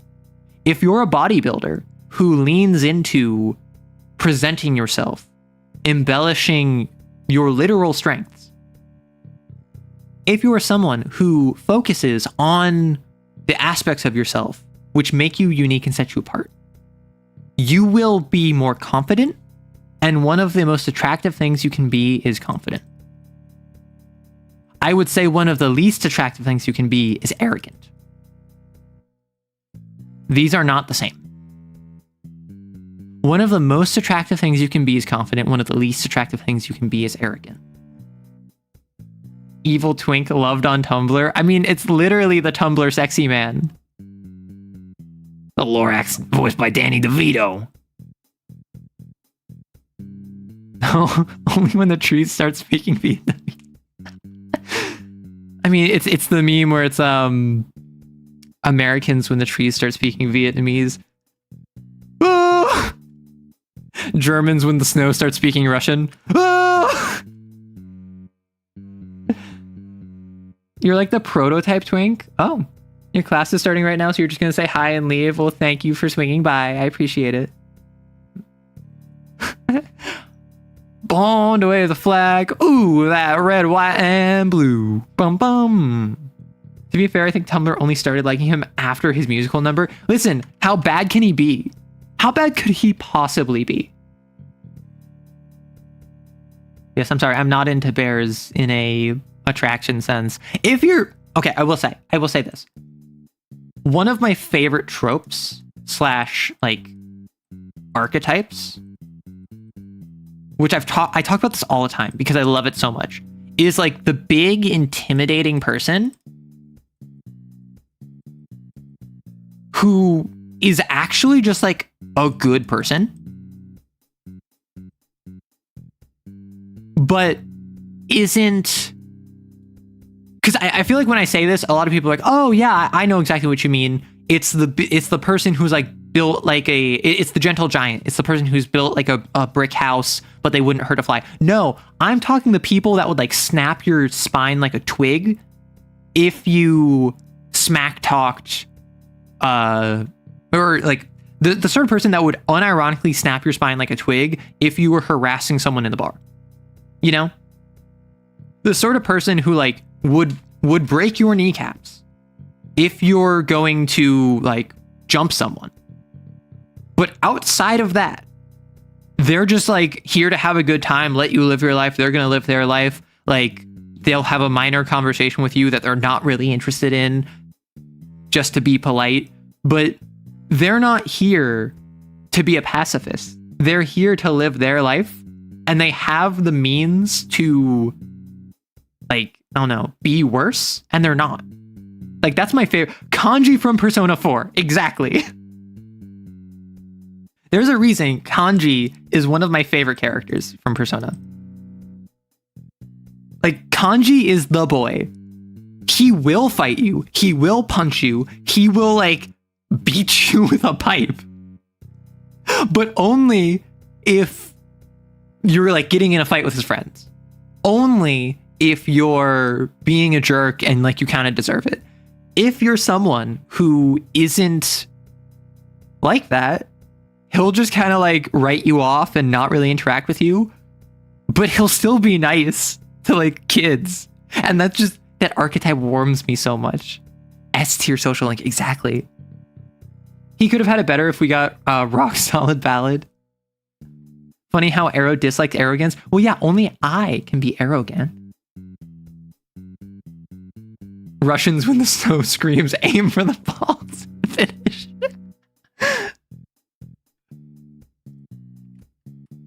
I'm built like an otter, a little thick compared to the average, but shorter and less bulky than a bear. I've been called an otter because of this repeatedly. Well, so an otter is a build type. An otter is a skinny gay man, from what I'm aware. Meanwhile, sorry, a skinny, hairy gay man. The hairy is important. Meanwhile, a bear is a larger, hairy gay man. Twink is skinny. Yeah. I am not gallant. I don't think I am, at least. Chad Spider-Bob, but less silly. Oh my gosh. Chad Spider-Bob. We're back. Would I Mahler twin myself? So we talked about this. We talked about this earlier in the stream. Mahler twins. One person clones themselves. Does not make it clear which one is the clone, which one is the original, explicitly because they understand that if they knew that, there would be a hierarchy and there would be mental distress in the one that was the clone. So they explicitly do not make it clear which one is the clone. I feel, convenient as it would be to have another me, I'm not gonna lie, I don't think I would get along with myself. Like, I would want to get along with myself. I feel like I wouldn't. You know? Like, I don't dislike myself. However, I would want to get along with myself, and I feel like me wouldn't get along with me. I would not connect with me because my me is different than I. You know? Arrow Red Talon. I'm not a Red Talon. It was not early in stream. Well, okay, so you asked yourself that early in stream, yes, because I'm going through the questions now. Tier list for types of immortality. Okay, I have a controversial take. So, like, I don't know, S, A, B, C, right? My take, literally every form of immortality is like C tier. I don't think you should want to be immortal. And I think agelessness with a resistance and immunity to like natural causes, but still being able to be killed by other means is like B tier. I don't think any of them are S or A tier. Why? Because I think being immortal is more of a hassle than it's good. I think extended life is pog. I think having more time in the day would be amazing. I think living for decades or hundreds of years past when your body naturally was going to end is a terrible thing. What does the South African Broadcasting Commission have to do with immortality? All right, enjoy, Dayton. I'm more of a red gun than a red talon. I wouldn't join the red guns or the red talons. I love the red guns. They're so silly. Man, fighting Michigan was such a fun fight. AC6 was so much fun. If I could choose when I die, I would take it. Being immortal is awesome if it comes with invulnerability. Gun 13, sound off. Pog! Wait, what if I make that a sound redeem? Just gun 13, sound off. Oh no, I feel like that would be... Would that be like Pavloving myself? To every time I hear gun 13 sound off to go pog. Hydra, do you know about Edison? Ooh. Oh, someone liked my comment on your underwater mummy short. No, the underwater mummy short was my very first D&D video. I'm so embarrassed by it. Like my mic quality was bad, the pacing was bad, like the script was probably fine, but like the captions are really slow. My model is just standing there. I didn't understand how green screens worked, so I used a green screen, and then my shirt was semi-transparent because I didn't use a blue screen. No, don't watch that video. I'm so embarrassed. Like the only reason old people want to die is because they're old. See, that's the thing, right? Let's say you have agelessness. And you're just like immune to like neurodegradation, right? So you don't get cancer, you don't get dementia, you don't get anything that you would have from living 70, 80, 90, 100. I feel as though simply living past when you're expected to live would suck. And I think everyone has already heard about the various explorations of like, oh no, all of your friends and family, they're gonna die. Sad. Can I get an F in chat? But how would you do taxes? Would you need a new social security number? What credit card is going to recognize your credit card from 75 years ago? Are you going to keep up with the newfangled technology that comes out? What happens if you run out of money and are homeless and can't die? Like, all of these logistical problems, which I think a lot of people are like, oh no, that wouldn't happen. It'll be fine. I'd just manage. Like, imagine how difficult it is for people today to get out of the poverty circle, to manage the screwy bureaucracy of whatever country or area they're in.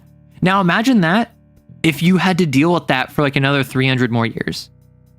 You'd start a cult or something. What's stopping you from doing that now? I return and have verified that I am in fact alive and very much not a corpse. How y'all doing? Well, we're talking about immortality, so that does track.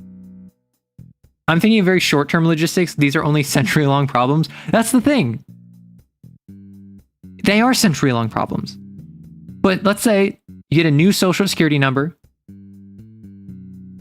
How? Like, your face is going to be on databases. Your name and your fingerprints are going to be on like federal databases. You will not be able to just restart a new identity like you could 500 years ago. There are systems in place that will flag you as the same person. And then you committed fraud. What if you get assigned? What if you get framed for a crime? Let's not even assume you committed a crime. What if you get framed for a crime and sentenced to life in prison? Are you just going to break out of prison? Are you just going to assume that's something you can do? Or are you going to suffer for 500 years in a jail cell?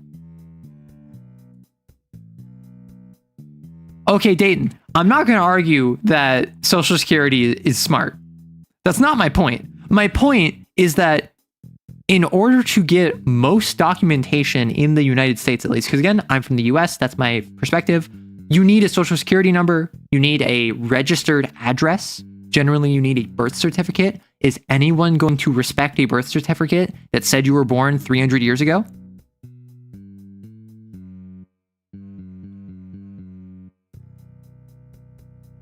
Would immortality make me a really good helldiver? I feel like you would just kind of die over and over again. Because as far as I'm aware, helldivers suck at their job and they're stupid. Because it would not give you infinite ammo. Let's say you're immortal. You drop down. You have your assault rifle and you have your lightning cannon. And you have a flamethrower and a melee weapon. And then you run out of ammo an hour in. And there's still more robots. There's still more bugs. What do? Do you just get like eaten? Do you just get sawed in half by a chainsaw robot and then don't die?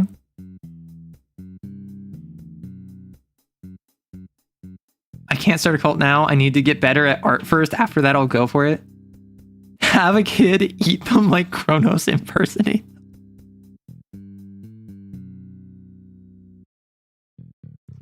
That's a wild thing to say. What do? You rip and tear until the job is done. You've exited calculus class. I am so sorry. I am so sorry, B, that you had to exit calculus class. One of the most fun classes there is. I took calc when I was back in uni. I've mentioned this before. I was in like advanced placement, like engineering classes back in high school. So I took college level calculus. And then I had to take it again in uni because I did not take the AP exam. I still got like a C+. I took basically the same course twice. I took it in high school, then I took it again in college, in uni. I still barely passed. Entering theater class? Oh my gosh, there's only one fate worse than mathematics. Theater. There was an alternate reality where aero engineer is real. I don't think that reality would have ever come to pass. I was doing rocket science in high school. And I had no idea what I was doing. Like, I'm not gonna lie, the only reason I didn't fail is because I left the program. And then instantly, as soon as I left the program, straight A student.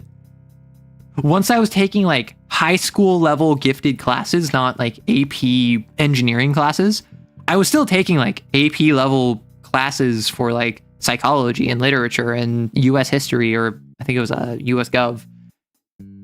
Straight A student. I have Kerbal Space Program. I just haven't played it. So you're doing aero engineering. I know some folks in the aerospace field. I would not survive there. What superpower would you most want to have? Okay, I'm gonna say something that I don't know how this reflects on me. I want to be invisible. I want to not be perceived. Because, like, think about how useful this is. Not even for anything weird.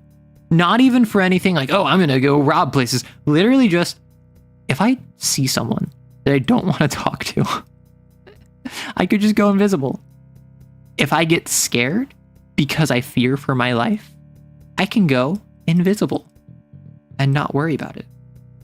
If I want to just retreat from the world and take a little bit of time to myself and ground myself, I can go invisible. It doesn't even matter if it's like Vampire the Masquerade, Cloak of Shadows, where I can only stay in one place. Like, that's still invisibility. Mind control? Oh my gosh. You were expecting immortality in a whole another discussion? That would have been funnier. Okay. Pretend like I didn't say all that, okay? What superpower would you most want to have? Clearly, immortality. Am I right or am I right? Arrow the metal mark. Ugh, the metal mark. Listen, you don't need 4 systems to become invisible. Honestly, the identity isn't too hard to work around. Conditional time stop or shape shifting. There's not enough time in the day. See, I get the time stop. I get the wanting to control the flow of time. I am someone who, I don't know, I don't really want to mess with reality too much. I feel like I would screw it up. And shape-shifting, it's okay. You can say you're trans. This is a safe space. Luck manipulation. Okay, so that's the thing. Luck manipulation, I would say, is the equivalent of subconscious, like, wish granting. Because luck manipulation is such a vague thing. Like, if I don't know, let's say I'm going axe throwing and I go to the range, I grab an axe, I ready my shot, and I throw it. I think most people would say that's a skill-based activity. Shooting a shot in football and like getting it past, like, between the goalie's legs. That is something where that's skill-based. But literally everything has luck as a part of it, right? So if it's something where it has a degree of luck in it, if you just have this overarching, oh yeah, luck is involved, I can just manipulate it to be better. That feels like you're just granting wishes. That feels like you're wishing for a power that can give you more wishes. Also, real quick, is my audio good? Am I cutting out on any words? Do you hear like mouth noises? Because again, new setup.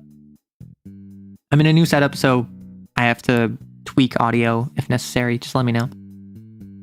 Shapeshifting for 2 reasons. 1 trans, 2 dinosaur. You know what? That is pretty pog, I will say. It's kind of wavy. So when you say wavy, do you mean like I'm cutting in and out? Clear as day? Awesome. Shapeshifting, yes, yes, yes. Oh my gosh. If shapeshifting is cool, I'm not trans, I just like options. That's so valid, Dayton. Because, like, I've thought to myself, like, how useful shapeshifting would be. But also, it's the most stereotypical trans power, right? Having the ability to shapeshift, like, Mahito's idol transfiguration would be super cool, aside from being trans, though. Okay, just real quick, in the chat, just don't say it. Just drop a little heart emote in the because like you can do little reactions next to the chat. Drop a little heart reaction if you're trans. I just want to see how many there are. I'm a disembodied voice with no meat. That's wild. How dare you say that? The fact I'm studying programming may not be helping your case. Okay. Okay. Listen, if you're a programmer, you're either... Listen, if you're a programmer, you're either a femboy, you're either a trans femme, or you're depressed.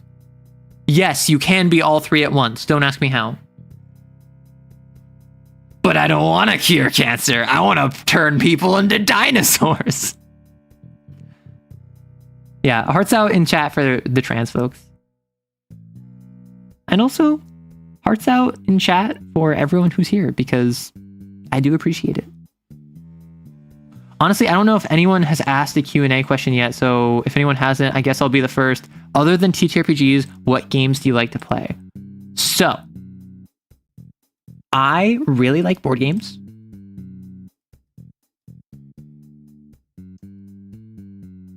And I played a lot of 40k, Warhammer 40k, back at top of like 2024. I had some folks I was playing with.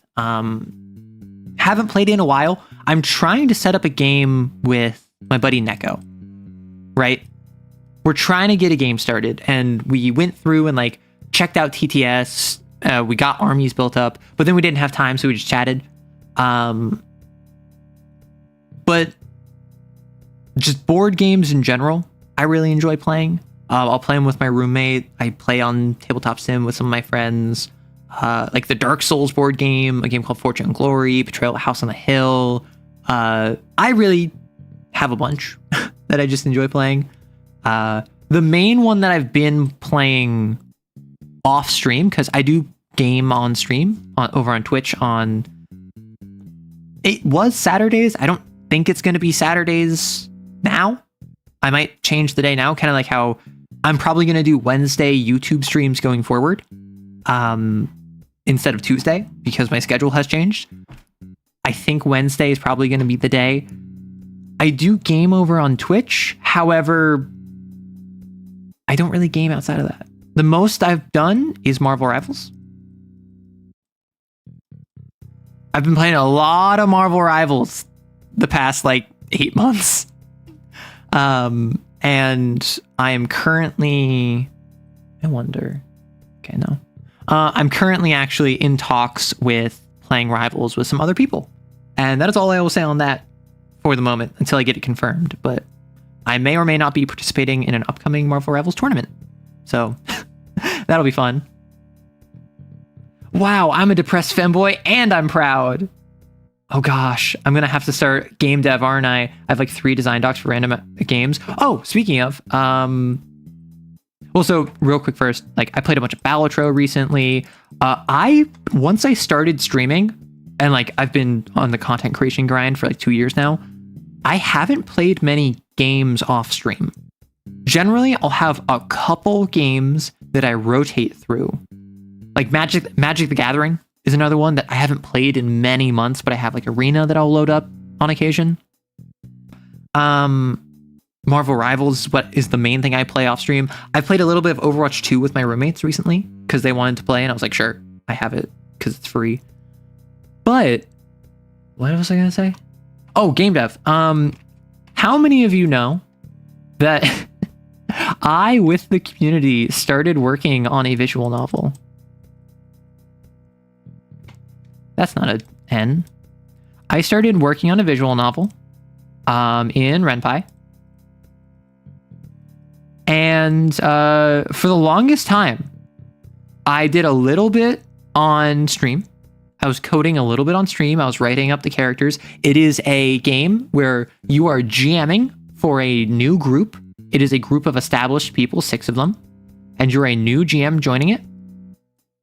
And the concept of the game is what if dating sim, but platonic. So it's you running a series of sessions for this group with the end goal that you have a con that you're going to, and you want a con buddy. And so based on how you run your sessions and how you talk to them between sessions, that will impact how much they like you. And then you ask one of them to go to the convention with you, and then your quote unquote date is going to the convention and doing con stuff together. And then it will have a romance path for each of them, but we wanted to avoid having a weird power dynamic where you're dating one of your players and using the game to date someone, because that's weird and that you should not do that if you're a GM. And I tried that. I streamed it a bit. I didn't get much progress, and then I felt weird about doing it off stream because it felt like an on stream thing. So I kind of just dropped it for a bit. Once I moved, like within the past like 3 weeks, I picked it back up again, and I have been coding it, and I currently am through session 1. It has no art assets. It has no music or SFX.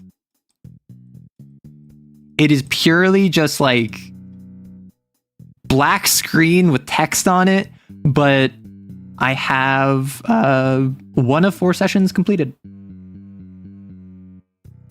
Yeah, visual novel viewership is harsh because I can't really yap in the same way that I can when I'm just talking, because I have to focus on coding. I have to focus on writing specifically. A visual novel is a lot of just prose.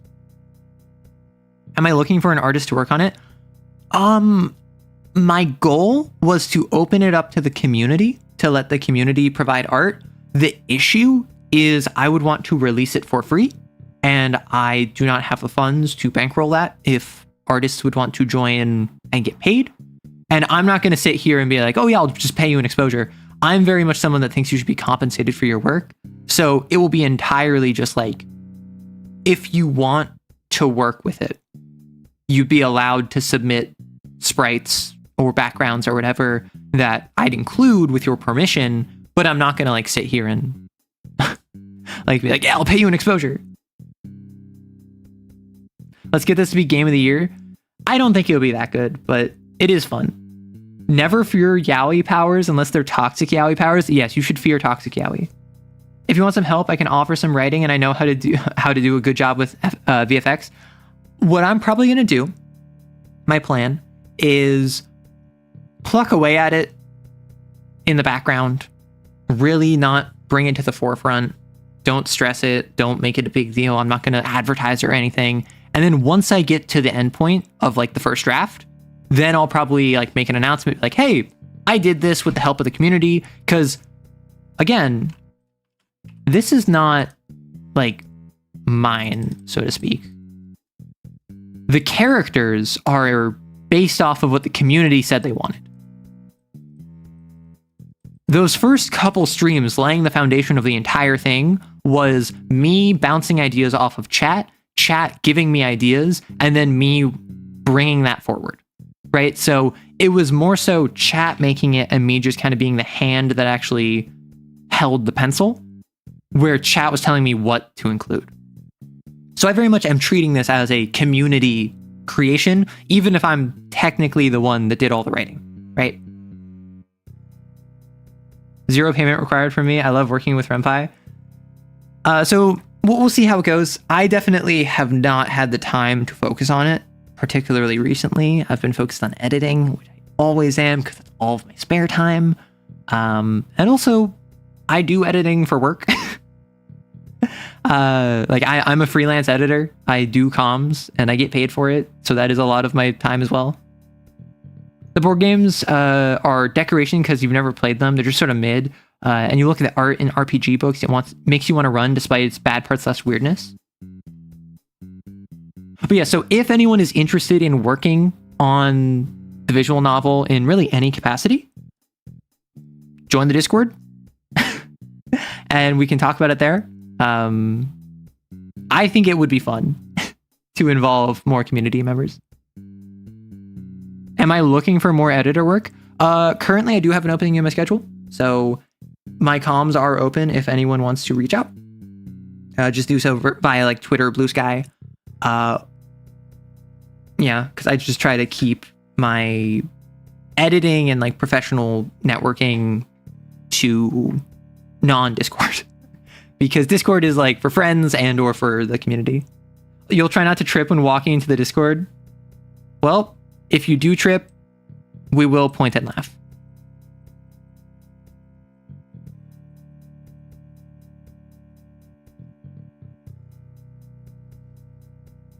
Yeah, Renpai was your jam back in the day. Renpai is so nice. Like, I had, because again, I was in like an engineering program in high school. I had to learn C++? Maybe. I don't know. One of the two. And Java. Python is so much easier. Python is so easy. Like, I never understood why so many people... I never understood why so many people code in Python. It's because it's so easy. And Renpai is just even more of that, you know? Also, if it's a dating sim but platonic, then it's a bestie sim. So that's the thing, right? The game, the core premise is you're a GM that joins a new group, and then you have 4 sessions. And after every session, the group has a habit or a tradition of one player stays behind to help the GM clean up. Well, what do you know? That's perfect for if you want to get to know someone better. So there's also 4 chats afterwards. And then after all this, there's the con. So the idea of this is that like over the course of like a month in game, you are running games for these people, you're chatting with them, you're getting to know them better, and then you go to a convention. But I do want the door to be open for kind of, maybe not a direct romance, because this is the idea that like you're running for these people for the first time over the course of like a month. It doesn't make sense to fall in love that quickly. But I definitely think it could be fun to include at least a route where there's more of a romantic subtext, right? That would be interesting, particularly because I am someone who, I'm not like a romance writer, though of the works I have worked on, the one I actually finished and like is in the editing stages is actually a romance. Funny enough, or I suppose it's a action adventure with a romance theme. Because for those of you who don't know, Arrow actually writes. Recently, I have just been writing scripts because in editing and content creation, that's taken up so much of my time. But before I was making videos, I was writing. And I have a novel that is about two women who once were extremely close. They were roommates, even. They were dating. They loved each other. And they were adventurers. But then circumstances pulled them apart. They had to go two separate directions. And now, fate has brought them back together. And they need to figure out, can they work past the like unironic trauma of loving someone, being forcibly separated from them, learning to live without them and moving on, and like assuming that you'll never meet them again, and then reconnecting with them years later. And so like that's the emotional thrust of the story. It is a story about, hey, go into this forest and solve this spell that is causing madness to everyone that enters it. But the thing you care about is, can the two characters just learn to forgive each other?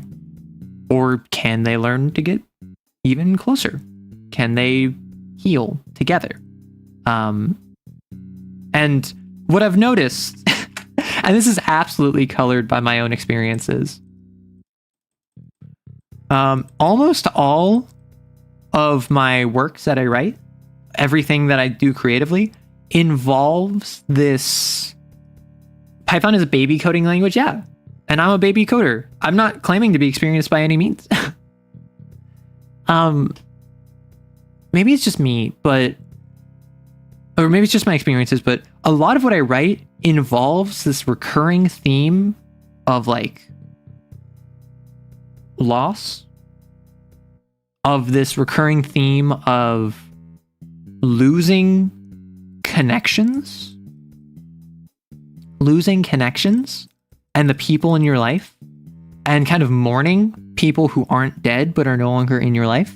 And that's definitely something I've struggled with for a lot of my life, is people who I was once close with but now I'm not, and they are still alive as far as I'm aware, but they are different people that grew apart from me, and I grew apart from them, and I am now no longer the same person I was when I knew them.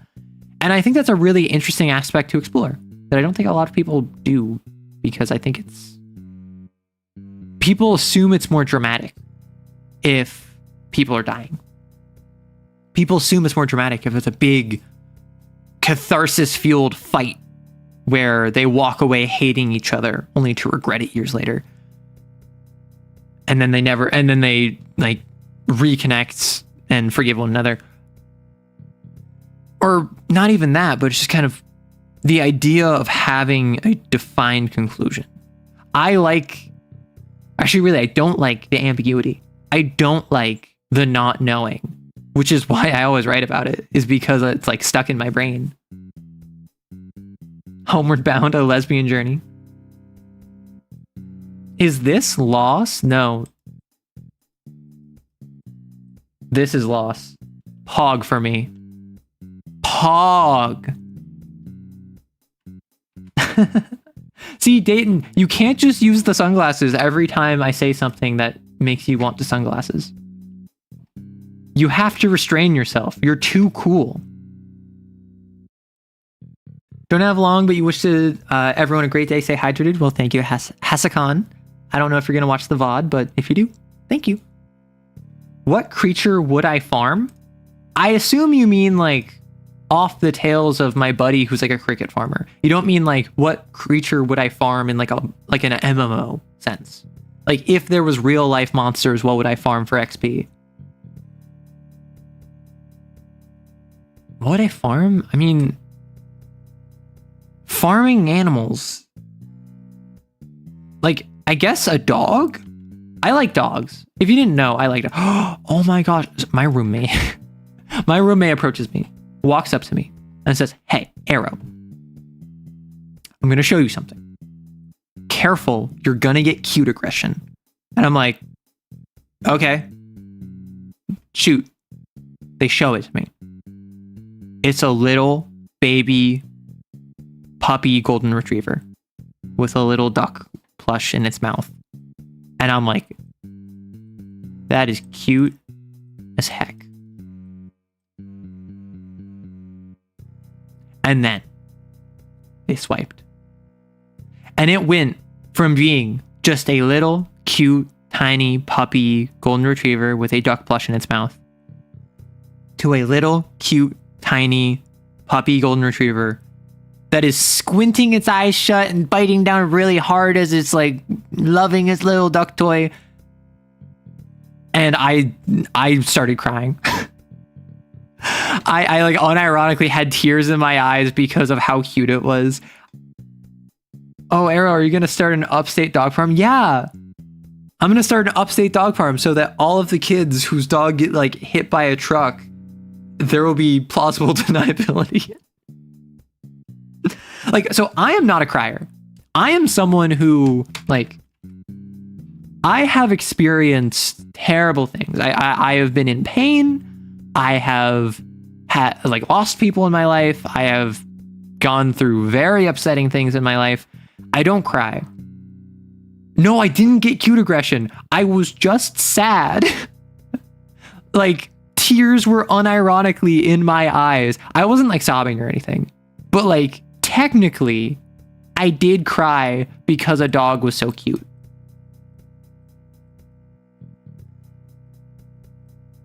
And that is like the first time that's happened, and I don't know what that says about me. That might be the estradiol. Front or back of the parking lot for a City of Mist ambush? I wouldn't tell you because then you'll ambush me. I dropped the bread bowl in the hot tub again. Do I lose any privileges?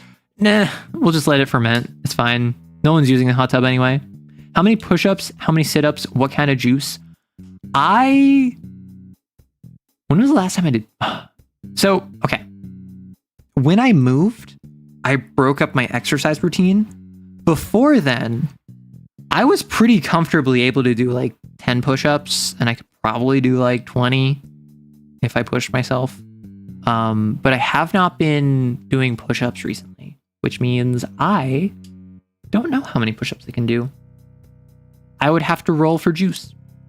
What is my favorite epithet for my public persona? If I had to become the X, what would the X be? The End, the Fury. So I feel like to go with the to go with the Metal Gear reference, which I have not played any Metal Gear game, like the boss does check out because a lot of people call me boss. A lot of my community calls me boss. I feel like it would have to be a noun, right? It can't be an adjective. So like I'm not a goon. Y'all are goons. So I was gonna say the goon, but I don't know, the VTuber. Yeah, I'm the VTuber. Most stereotypically girly. No, it's not a girl. Shut up. Gotta go work on a Gorgon. Congrats. Thank you. I think it says you have a high tolerance to emotional pain due to a lack of general emotional security as a child, but are impeccably weak to things that don't cause you pain. Okay. Dayton, that is absolutely true. So I'm just gonna say, yeah, that's probably what it is. I think, no, but it's specifically dogs, right? It's specifically dogs. Although I will say, I did get close. I did get close. And you're not allowed to tell anyone. No one's allowed to tell anyone here. This is a vow of silence that you're not allowed to tell anyone outside of this chat. I did get close to tears, though I did not get tears, when I was thinking about it being 2 years and how many people and faces and names I recognize that have been here for 6 months, a year and a half. I don't think anyone here has been here for 2 full years. I don't think anyone has been here for 2 full years because I started uploading content the 13th of September. September 13th, 2023. I hit 100 subscribers like February 2024. So I took like a 2-month break of uploading because I was doing a game jam at that point, and I was waiting on my mic. But the point stands is like, for a good 5 months, just about, I had like no growth. And I was just doing it as a hobby. I was uploading, I think, daily at one point for like a month. And I was thinking to myself, like, wow, how far I've come, how far I can go, the people that have stuck with me and the people who will hop on later. It's a lot. The EP, too tired to do anything but nap. You're too tired to function, but too awake to go to bed. Oh, I hate that. The way, so what I've heard suggested for that, if you are tired but awake, do something that requires your focus and basically exhaust yourself. So for instance, you're someone that plays Deep Rock Galactic. Hop on DRG. Play it for like half an hour. You're locked in. Excuse me. You're locked in. You're playing the game. You are focused on playing engineer or whatever.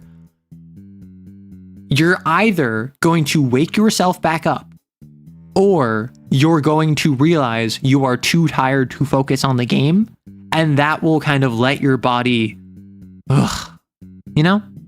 It's the idea of like basically playing chicken with your own consciousness. It's such a good game to play with friends. Yeah, I've played with friends plenty. I played public lobbies for the first time, like about a year ago, actually, or it's about 2 years ago, because it was just after I started my channel. I started playing public lobbies, and then my first long form video I did was a DRG video where I was playing in a modded server, a modded lobby that allowed for like 40 dwarves and increased enemy spawns by like 10 times.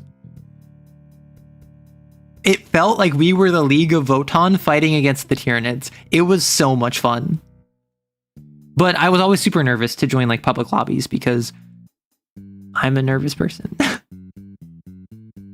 Oh, Deep Rock Galactic spinoff dropped today. Survivors. You've been focusing on something for the past 28 hours? Yikes. Yeah, that sounds like you should take better care of yourself. But who am I to tell you what to do when I don't take care of myself? Happy birthday. That's not my birthday. Do I think Kane is Team Jacob or Team Edward?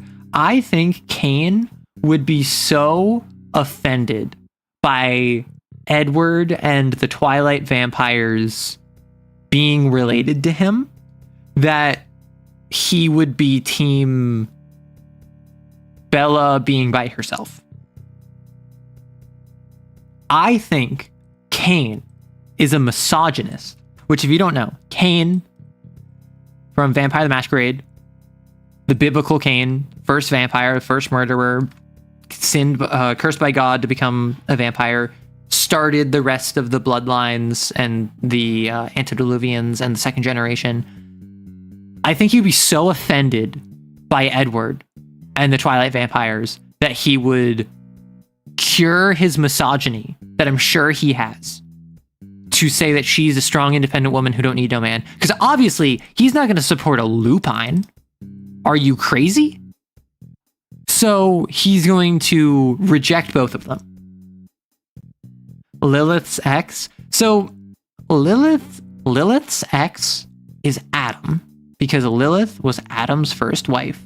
And there are kindred who believe Lilith was the actual first vampire, and she is the one who embraced Cain. However, it's also brought up that she could be a vampire separate from Cain or of the same generation as Cain.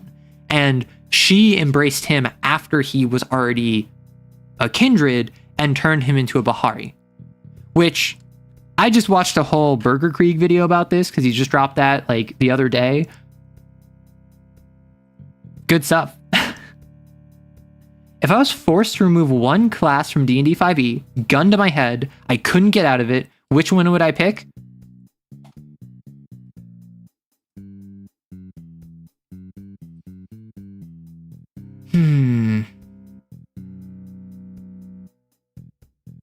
Hot take. Hot take. Fighter. Fighter. Why? Because when you play D&D, you have to contend with linear fighters, quadratic wizards. It is not only pointless to try and remove the quadratic equation from the wizards by making them weaker to start or by trying to like kneecap their power ceiling. Most people play D&D to play a wizard or play a warlock or play a cleric or whatever. Very few people play D&D to play a quote-unquote fighter. And if you do, you're probably going to play a paladin or a ranger. Or if you want to be unarmed, you'll play a monk. Anything the fighter can do, literally anything the fighter can do, there's another class that can also do it. Maybe you can't have every weapon.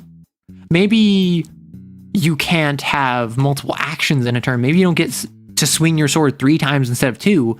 But does anyone use the fact that a fighter has proficiency in all martial weapons?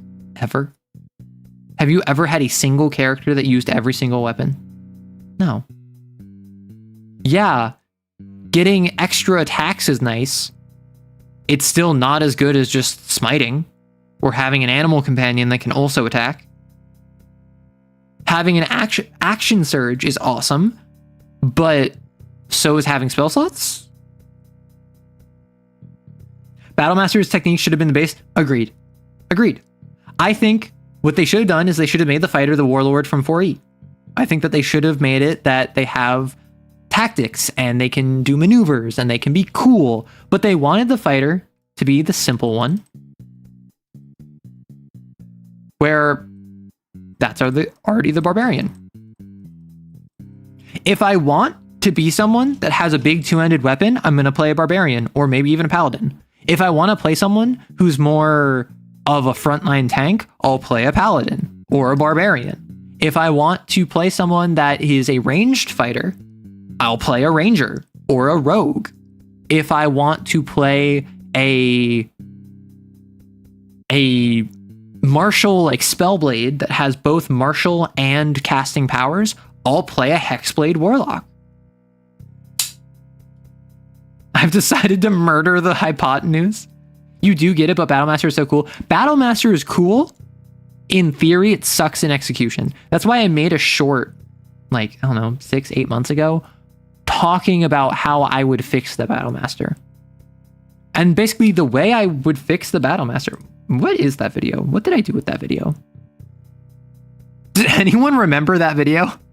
Because I'm not gonna lie, something I have found, and I always thought this was weird.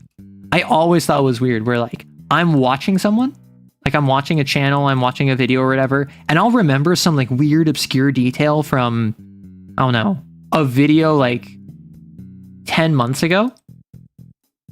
that the content creator totally forgot about. And I never understood that.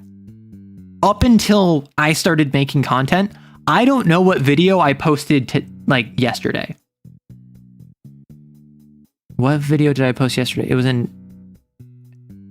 the Minotaur one. It was the Minotaur one. See, like, if you thought to yourself, like, oh yeah, what video did Arrow post yesterday? Wasn't it like a Lancer one? Oh yeah, Minotaur. Like, no, I had to like sit there, think about it, be like, was it the one today? No, today was an Arrow Answers. Yesterday was a Minotaur one. The day before was these. Like, so I'm constantly thinking to myself, like, I made this? I don't remember this one. Gotta go, it's been good chatting. Well, thank you very much for swinging by. The Toxic Yandere video? Yes! Would you believe me if I told you I forgot that's what the Minotaur video was about? I just remembered it was the Minotaur video. I did not remember it was a Toxic Yandere. I think what it is that it's information processing. I think that when you deal with such a high volume of information, it has to be in one ear out the other, right?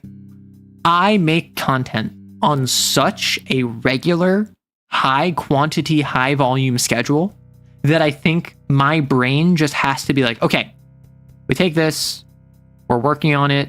Okay, it's done, out the brain, gone. We don't need it anymore.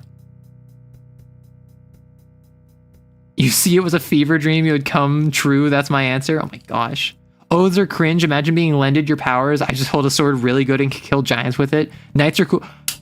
Hydra. Knights are cooler than barbarians. And I think... Oh my gosh, I can't remember what...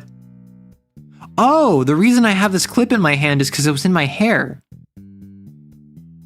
I'm sorry. I'm holding... If you hear me like clipping, like...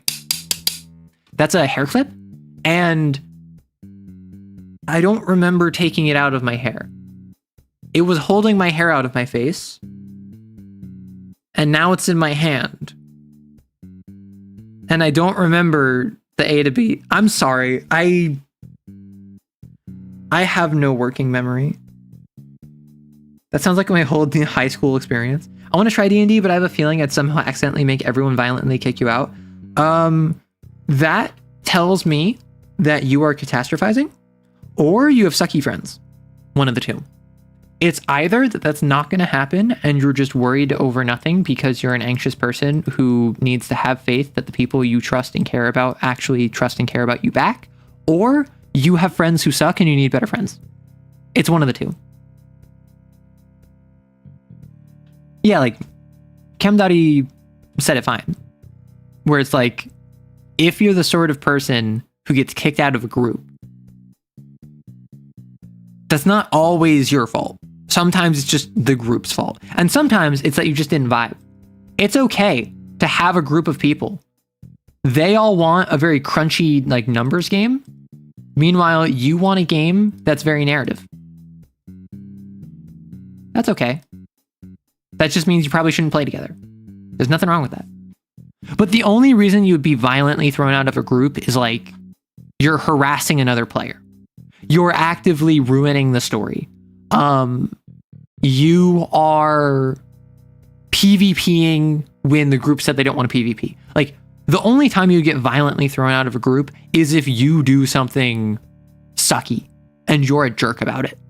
Because most groups, even if they have a jerk, you know how anxious you feel about upsetting or offending anyone? How you don't want to impose on your friends because you care about them. So if they do something that bothers you, you're probably not going to mention it. Like, you might say like, hey, I prefer you didn't, but you're not going to push it. That's how most of your friends feel about you. So the only time you get violently thrown out is if everyone else is either a jerk and they're like being mean to you, or you were such a jerk that you like broke the camel's back. So you're probably going to be fine. Yeah, sometimes you are the vibe. Sometimes the vibe vibes you. Sometimes you vibe the vibe. Do you vibe? Yes. So I would remove the fighter. And I say this as someone who thinks fighters are cool. I say this as someone who thinks that the knight archetype is fun, is cool, is like the monster hunter is cool. I just think the knight can be a paladin. The monster hunter can be a ranger. The ranged fighter can be a rogue. The tank can be a barbarian. Right? Like there's no archetype of fighter that I don't think you could just accomplish equally as well or better with another class, and then you remove the sandbag holding down marshals. Because when talking about linear fighters, quadratic wizards, people bring up fighters. Sure, a level 20 wizard is probably going to beat a level 20 barbarian. However, a level 20 barbarian, let's call it 19d12, average of 12 is 6.5, so that would be 19 times 6.5, 20 times 6.5 is, what would that be? 10, and that can be right. My math wrong. Wait, so 20 times 7 is 140. So remove 20 from that is 120. Wow, if you only roll... oh, that's before con, that's why. I'm like, 120-ish is really low for a barbarian. Because then you add 12 from the initial one, you add the con, let's say you have a +3 con, so that would be 20 times 3 would be another 60. So you're at, let's call it 200 health. That can survive a disintegrate at like 8th level. You need to get down to half health before you can power word kill you. Meteor Swarm, I think wouldn't kill you. Not to mention, all of those are dex saves, which Danger Sense gives you advantage. Not to mention further, you probably have half damage off of physical damage, and if you're Totem of the Bear, that'll be half damage off even more. So like, a wizard will still probably beat a barbarian. If a wizard casts Fly on themselves, flies up in the air, and goes, Magic Missile, Magic Missile, Magic Missile, they can beat a barbarian. But that's still much better than if a fighter was to try the same thing, you know? In my most recent group, one player tried to make a self-described sociopath that was all about murder with a stupidly violent backstory as a child. They threw a fit and left when confronted. See, that's the thing. That's the thing. You always check with group. If I was in a game with someone and they said, hey, I want to play a sociopath. Like I want to play someone who is like a serial killer. Like they had all the signs growing up and like it wasn't treated. They weren't like steered off the path or whatever. They ended up being a serial killer. They like started taking lives when they were a teenager. They got really violent. And then that's who they are now growing up. And I'm playing I don't know, like a dwarf rogue who's an assassin. I'd be like, cool, let's talk lines and veils. And then if someone mentions, hey, I have a line for child endangerment. I don't want any children harmed in this game. I would say, okay, person playing the serial killer, what's your take on that? And then the person playing the serial killer is like, no, it's integral to my backstory that I killed my twin brother when I was 6. I would be like, okay, cool. Then change your backstory because this is the comfort and boundary of another player. Never mind, def math wrong. Well, so I was doing 6.5 times 19, which is basically 7 times 20, which would be 140. But because we remove 0.5 from each of those to become 6.5, so it'd be minus 10, So that'd be 130. And then minus another 6.5 because we're only doing 19, not 20 of them. That would be 123.5. Then we add 12 because the reason that we're only doing 19, not 20 is because at level 1 you get your max health. So this would be 135.5. And then this would be plus con, which if we're assuming a 3, which actually a 20th level barbarian gets +4/+4. Their strength and their con each get increased by 4. So it's reasonable to assume that if they're naturally like at a +3, then it gets +4. So it'd be +5 each actually. And that's assuming that they didn't max their con, then that would actually be 235.5. And that's without the tough feat. That's without having a max con of 24 at that point. That's without having anything that increases their hit points further. You understand none of this? I understand none of this either. Remember, I'm a writer. I'm not a mathematician. Prismatic Wall is the most damaging 9th level spell. Probably not killing a 20th level barb in round 1. Oh yeah, so it persists beyond round 1, but isn't Prismatic Wall's whole thing like it's multiple levels? So like if I'm here and you're there, I have to get through like 9 levels to get to you.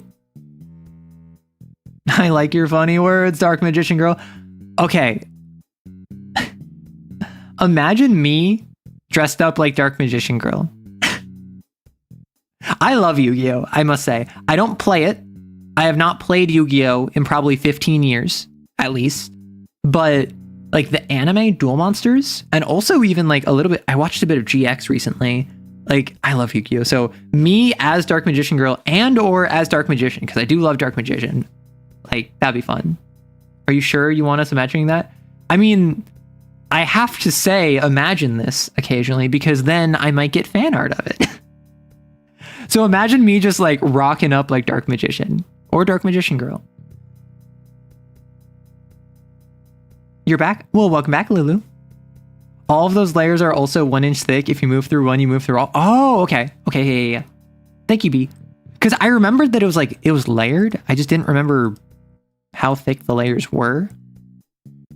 It's the gay spell. You get gay.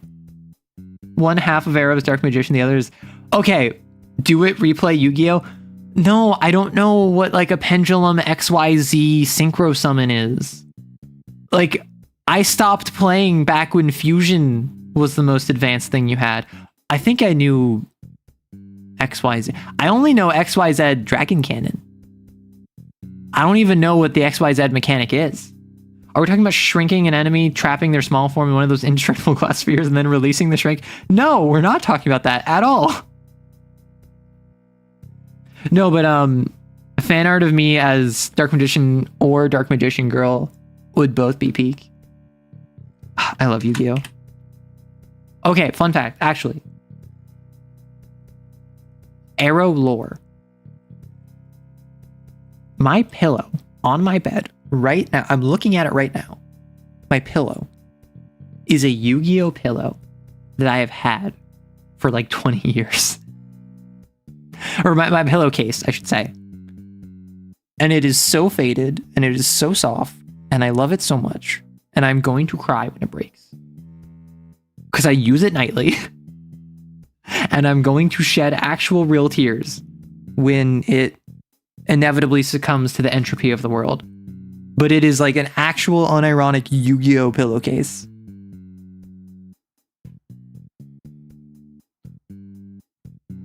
Okay. Are you queer? Asking as a queer myself. No, I'm completely cishet. I'm sorry. I'm just a really strong ally. I'm so much of an ally, actually, that I use they, them pronouns and am attracted to individuals of any gender. That's how much of an ally I am. I use the Snorlax plush as a pillow. It's great. I mean, it's... I don't know. It's literally like a comfort for me because I've had it for so long. Arrow lore, Yu-Gi-Oh! Pillowcase, exactly. But yes, I am queer. I consider myself non-binary. I also consider myself multiple other things. Like I consider myself pan or bi, I suppose. Either works. I consider myself both on the arrow and the ace spectrum, but I don't really know where specifically I fall on them, so still figuring that out. But I am very much queer. I'm someone who I see a lot of queer creators who a core part of not just their identity, but also their branding is that they're queer. And I love that for them.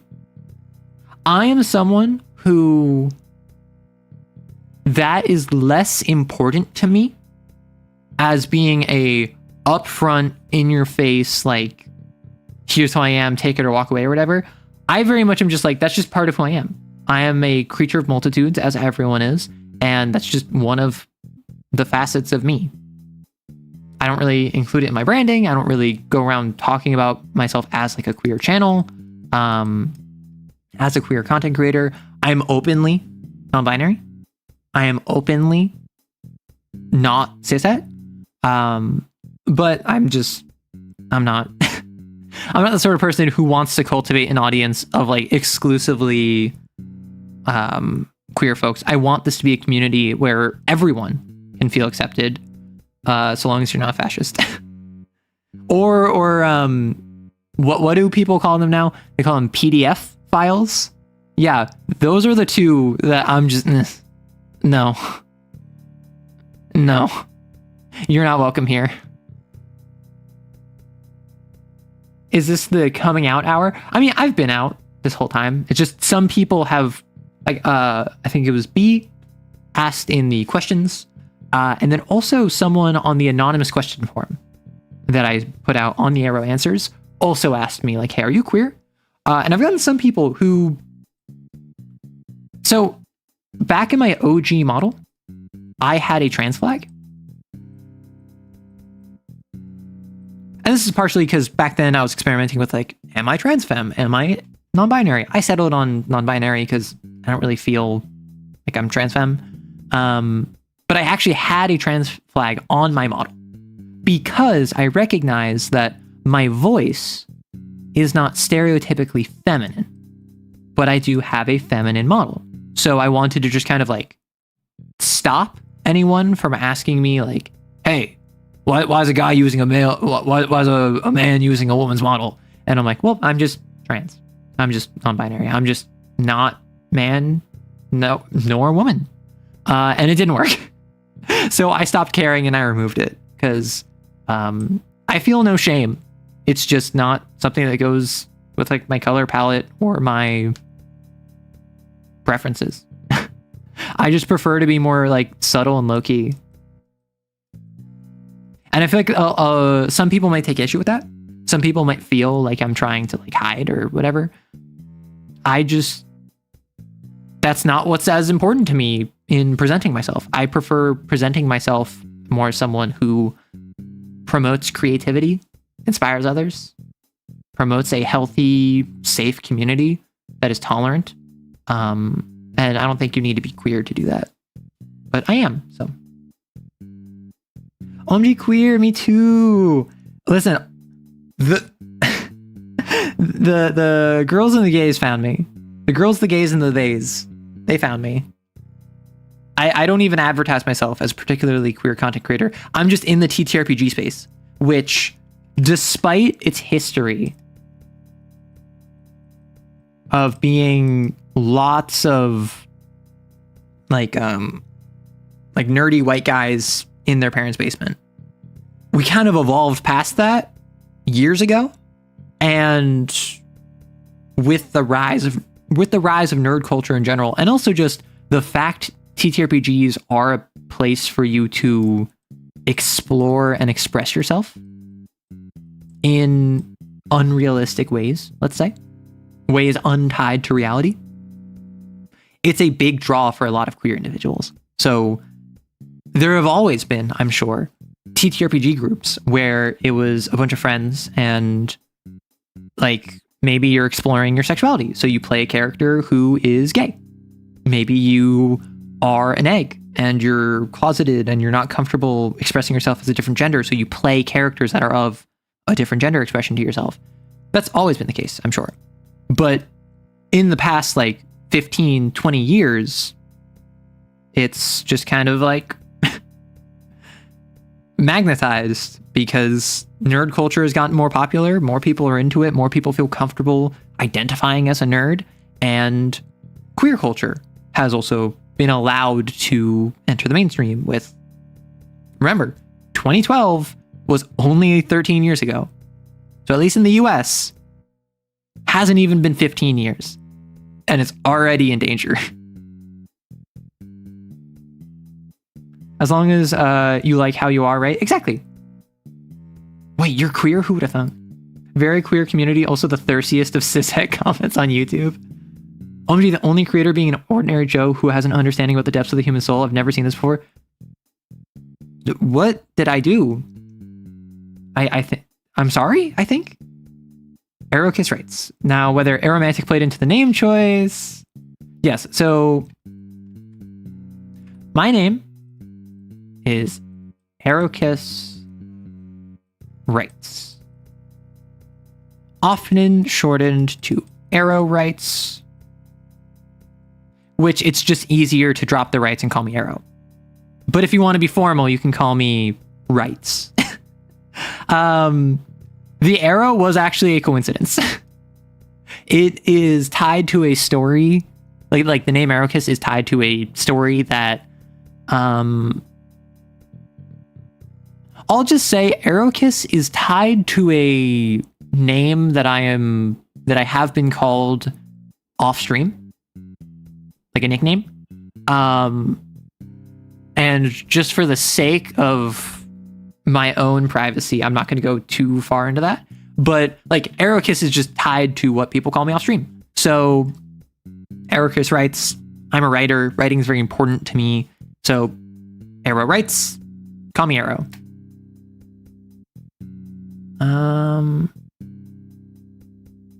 Despite its roots in old white dudes, TTRPGs are incredibly queer. And that's the thing, right? Like, I think there's a sentiment that if something is rooted in old white dudes, you should turn your nose up at it. But like a lot of really cool things are rooted in just old white guys.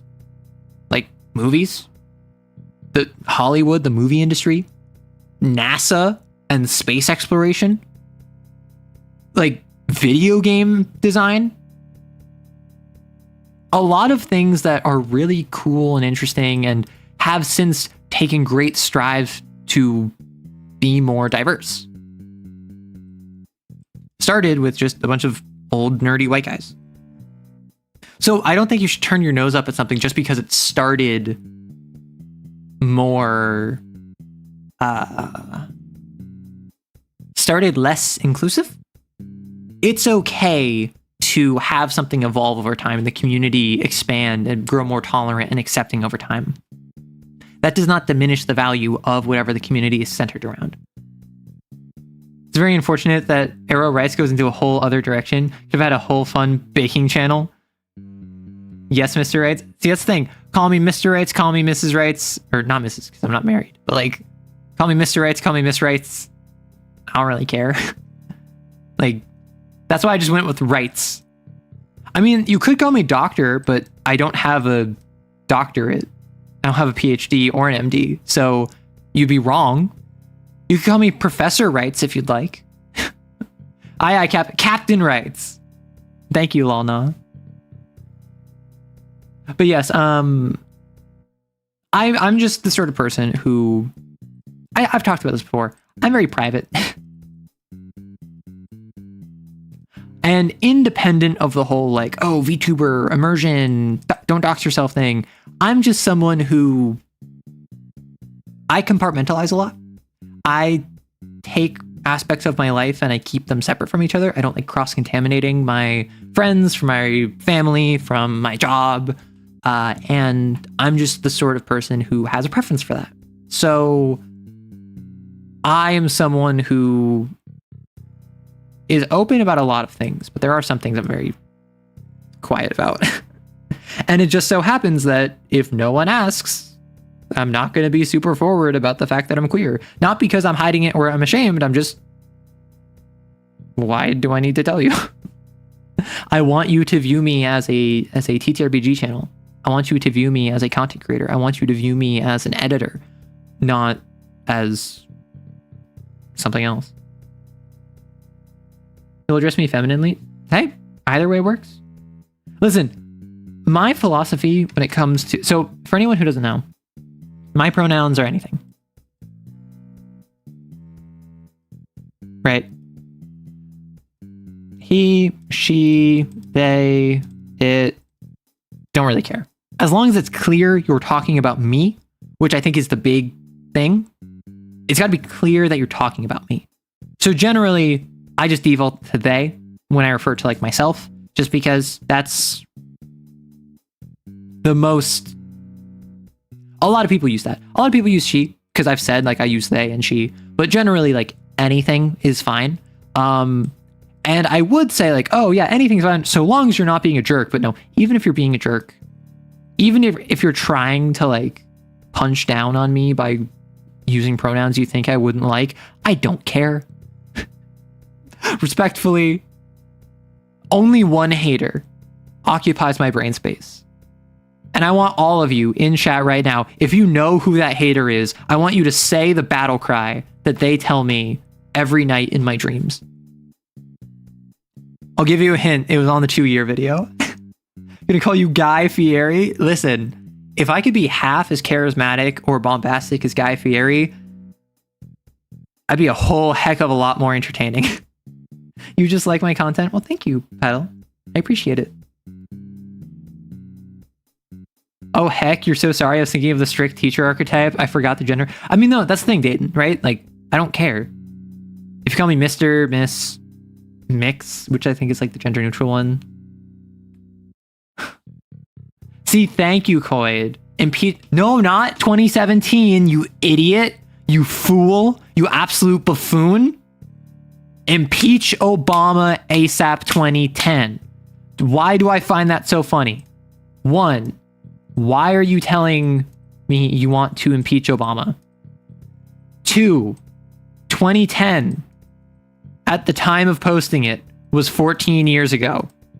Why is that your name? 3, 2010 was not an election year. That was halfway through Obama's second presidency. 4, why is this still your name? Why are you still calling for that? Obama is no longer president. And this is why this is my favorite comment of all time. Because I still don't know. No. So, Lulu, I got this comment a year ago. So, at the time of them posting it, it was 14 years ago. Strict teacher, school, ma'am, arrow is such a vibe. Listen, do people want me? Oh my gosh, my voice cracked. My voice just died for a second. Do people want me to do like a freaking teacher, like ASMR roleplay? That's something I haven't done yet. Despite being a TTRPG channel, despite being a tabletop role-playing game channel, I have yet to do like any voiceover RPs. You apologize for your insolence? Pay me, Dayton. Give me money and I will accept your apology. Sure thing, Mr., Miss, Arrow, Sir, Ma'am, Captain, Professor. I feel like, okay, gender neutral. There's Captain. There's Admiral. There's Commander. There's Lieutenant.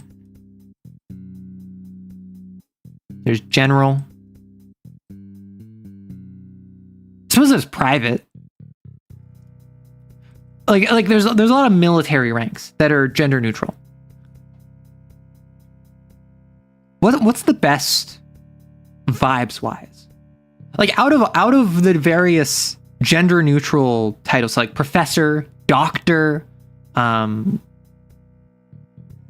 curious what you would prefer to be called outside of the associations of the job. So like General B, Commander Coyd, Admiral Carr, right? Help me, Step Arrow. I'm stuck in a quantum state. Please help me. Please observe me. Friend Lulu. Aw. Arrow, right the great. Okay, can I talk about this guy called Alexander, who, frankly, big head on his shoulders. Lots of people talking to him. Lots of people saying he's the best. He's amazing. He's, some would even say, the fine. Great is the worst epithet you can ascribe to someone. Alexander, the horseman. Alexander, who fights on the front lines. Alexander, the unifier. Alexander, the pharaoh. Alexander, the Macedonian. Alexander, son of Philip. Alexander, conqueror of Persia. All of those are more descriptive. All of those are more evocative. All of those are more specific than the Great. The Great was intended to embody the fact that Alexander was so amazing, so fantastic, so great that his accomplishments could only be encompassed by calling him the Great. And yet, over thousands of years, we have used the Great so many times that it has lost meaning. If you call someone the Great, they are simply fine. They're all right. Alexander the Great. You have Catherine the Great. You have I'm thinking of someone else, but I can't remember the name. Is Frederick the Great? Yes. Honestly, I'm going back into my mind palace and listening to like epic rap battles of history. I'm trying to remember the Ivan the Terrible versus Alexander the Great. Okay, Ivan the Terrible. Better name. Why? Ivan the Terrible was not bad at his job. Ivan the Terrible was not, oh, he sucks so bad, so we're going to immortalize him by calling him terrible. No, Ivan the Terrible was like terrifying, was terrific, was... It was using the adjective of terrible to kind of like evoke the feeling of the presence he had, right? That is still not descriptive, but that is certainly a heck of a lot better than just calling him Ivan the Great. Alexander the all right. See, that's the thing. When I think of Alexander the Great, I think of Overly Sarcastic Productions, Blue's video on him, and how he went the entire video without ever calling him Alexander the Great. He was Alexander the all right, Alexander the cool, Alexander the fine, Alexander the what was it? Alexander the coarse, the rough, and gets everywhere. Which RPGs are we playing? Right now, we're talking about the RPG known as History. Oh, hello, Alex. OSP is such a mood, yeah. A man who inspired terror in others, and they loved him for it. Listen, they were Russian. It tracks. Oh, we have some more questions. Do you think it's called sand because it's between the sea and the land? See, that's the thing. I've had this brought up to me before. A sea is a specific body of water. So, like, I've had this point brought up, and my response to that is a sea is a specific body of water. I believe what a sea is that it's an enclosed, not connected to the ocean body of salt water. Or maybe it's not necessarily not connected to the ocean, but it is like, I don't know. So you have ocean, if you have land here, I don't know. So if you, I don't know. So if this is a pile of land, this would be the ocean. This would be a bay. Let's say there's a saltwater body there that leads in with a river. This would be like a sea, I think. I think it depends on size. Because a sea is a salt body of water that is disconnected from the ocean, as far as I'm aware. So that means on the ocean, there is no sand because it's not a connection of the sea and the land. There was a beach battle called the Battle of Sandwich, no lies. I believe that. OSP is so good. I usually watch Red though because I prefer literature. Okay, my issue with OSP is, like, unironically, the visuals like destroy my brain processing. So I'm watching a video. I generally would also watch Red. I would watch Red more than I would watch Blue, but I would watch both of them because they're both awesome.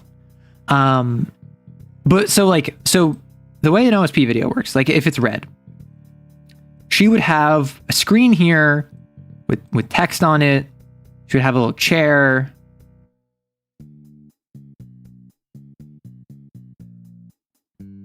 And she'd have what is effectively a PNG tuber.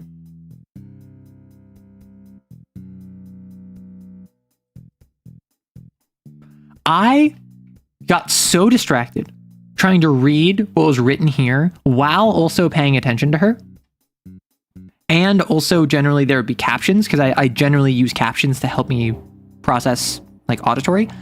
I would literally get overstimulated.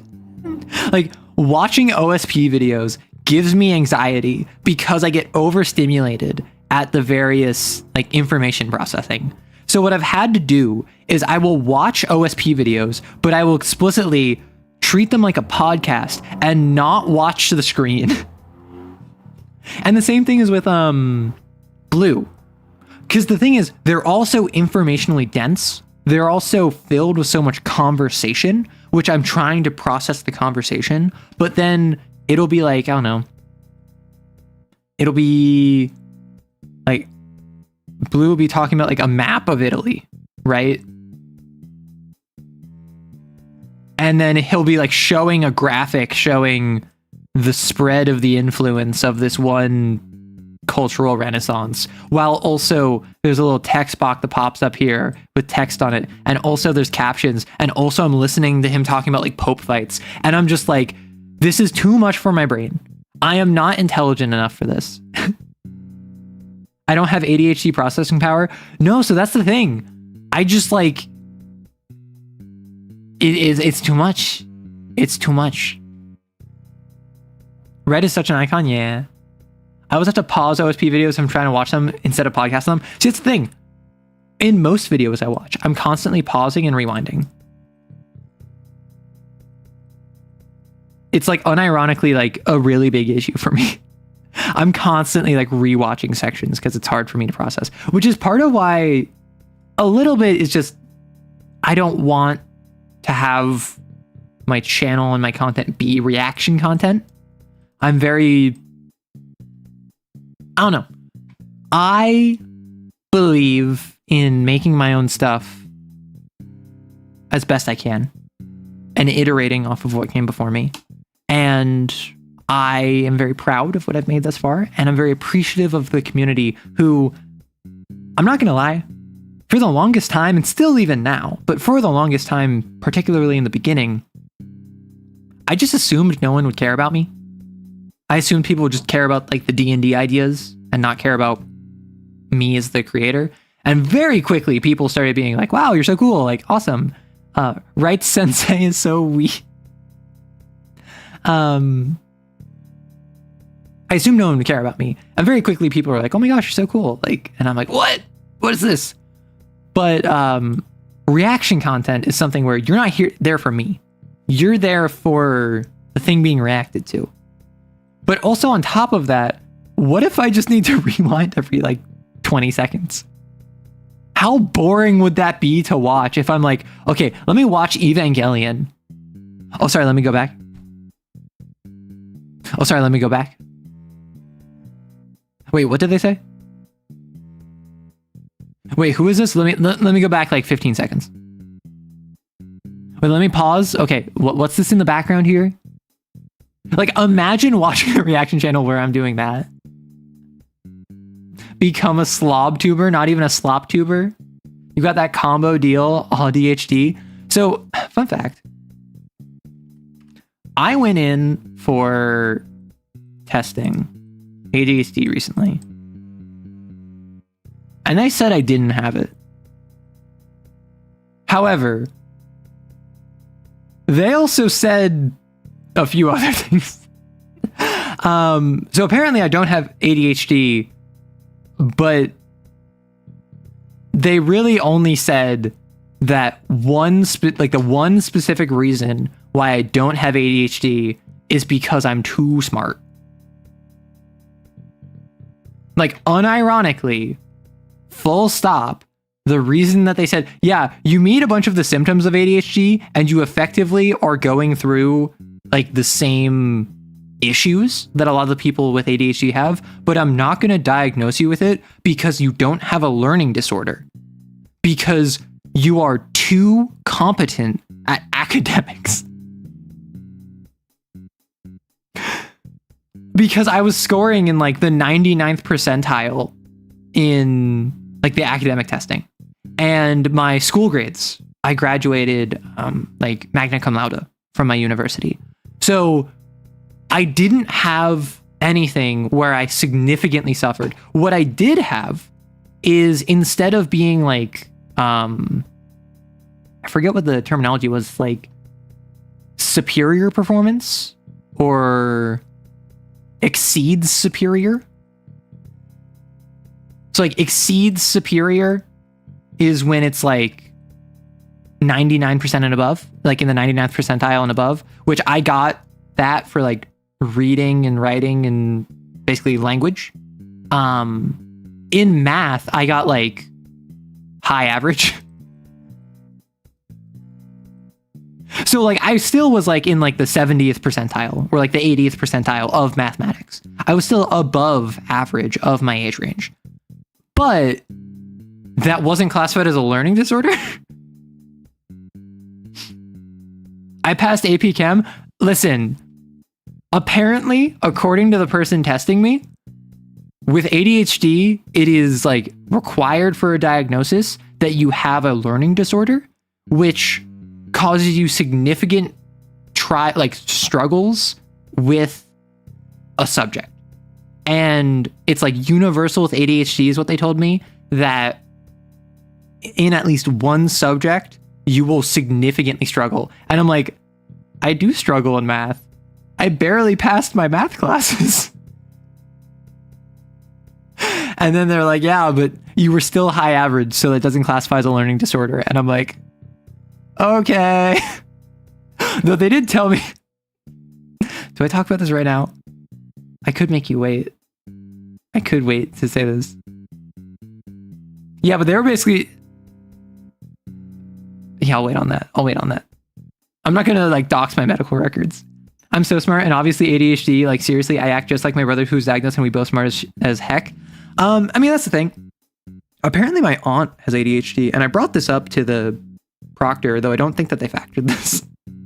Because in the report they gave me afterwards, they mentioned that I had no family with ADHD. And I'm like, Also, they'd rather have you fail to classify you with a learning disability. I don't know. Just ask second opinion. I mean, I might while I'm here, because that was when I was on the East Coast. And now that I'm on the West Coast, I have to look into like other providers anyway. So I might just ask. Fun fact, I unlearned Spanish halfway through and now know 3 words. No. So, Lulu, they weren't saying that ADHD is a learning disorder. They were saying one of the requirements for a ADHD diagnosis is a learning disorder. So, I had the...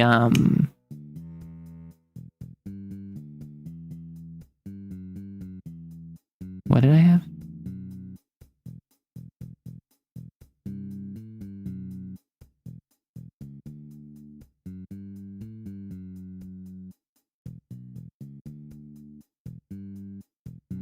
Anyway, I don't have ADHD.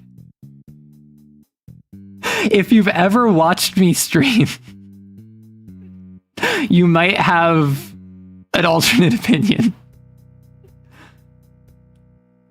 You should be able to get adamoxine or something. No, so like that right there, I was not playing it up for a bit. That was literally me just being like, I have no idea what I was about to say. Conversation is difficult. That space out suggests otherwise. I'm not going to listen to Chat MD. However, I do plan on basically just kind of double checking with whatever my new PCP is and being like, hey, can you look into this?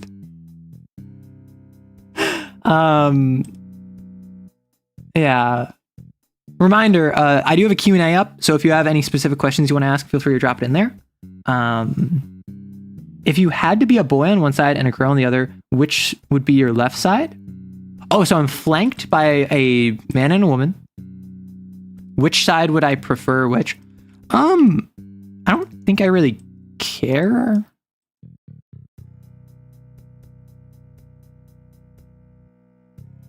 Okay, so it's me. And like,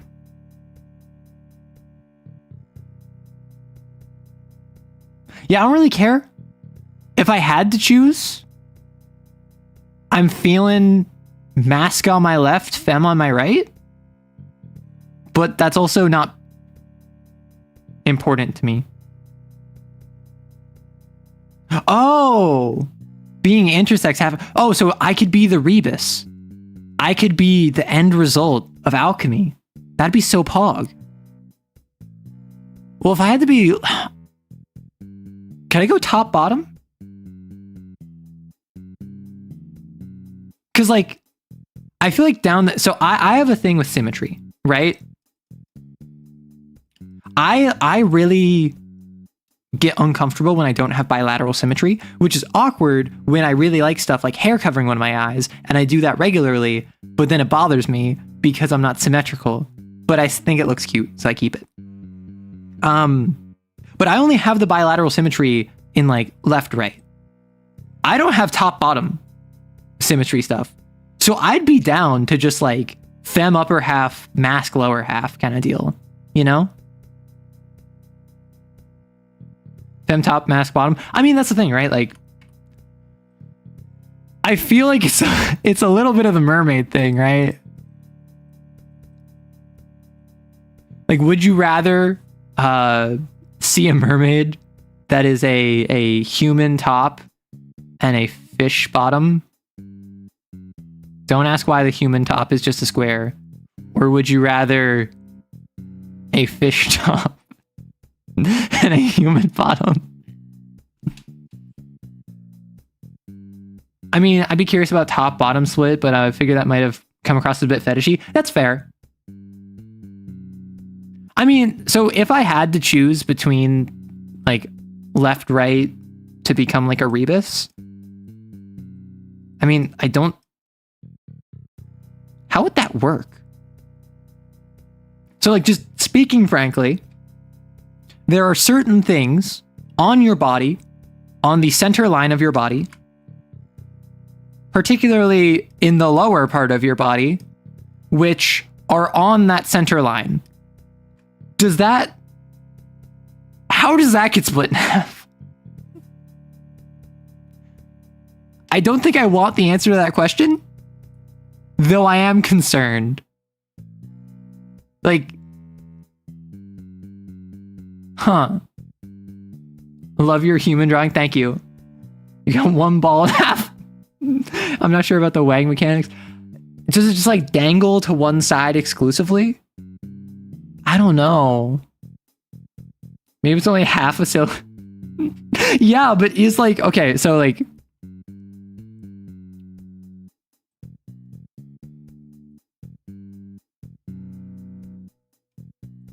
this is half a cylinder, right? Is this like, is this just skin? Like, what is this? We'd have bigger issues if we did find someone that was perfectly cuboidal. Oh my gosh. I'm going to move on to the next question as this is a degenerate conversation. What was the funniest and or best thing you've seen or heard players do in TTRPGs? Doesn't have to be one you were involved in. Funniest or best? I can't think of funniest at the moment. Because, like, that's the thing. A lot of TTRPG comedy comes from inside jokes. So I don't know what I'd classify as like the funniest or best that I can think of. Like my immediate thought is like, oh, well, if I don't have to be involved with it, it was probably something from like Dimension 20, because that's explicitly like a comedic oriented TTRPG show with comedy actors. You're trying not to be a degen, but it ended up degen anyway. No. So wait, when I say degen, I mean it ended up degen in the sense of we were discussing the ways that a flesh cylinder could be cut in half and how that would look like. That's degenerate. That's not weird or like fetishy. That's just degenerate. You're still wrapping your head around the idea of a rebus as a mix of male and female rather than a visual puzzle or a style of writing. Well, so like when I think of the rebus, when I think of a mix of male and female, I think of Castlevania rebus. I don't think I could show this, unfortunately, because it's got a ta-ta. Unfortunately. So what I'm going to do real quick, I'm going to turn you off.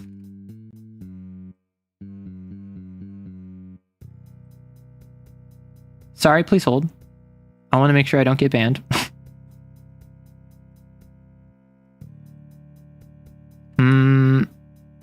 Apologies.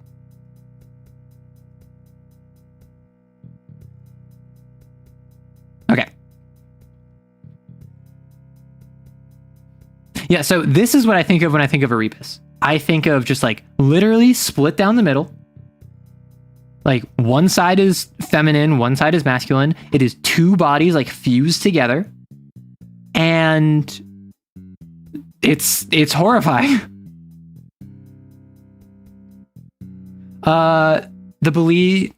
You believe it leans more to science because it'd be quite interested in the mechanics. Yeah. When I hear rebus, I think of those people that are like earth art. What the heck? You think it's more unhinged, but I do see the inherent degeneracy. You played a 3-int barbarian, and one of the first things you did was buy a random hammer from the first tradesman you met, giving him all of your money because that's what I had seen the other people do. Oh my gosh, that's so silly. I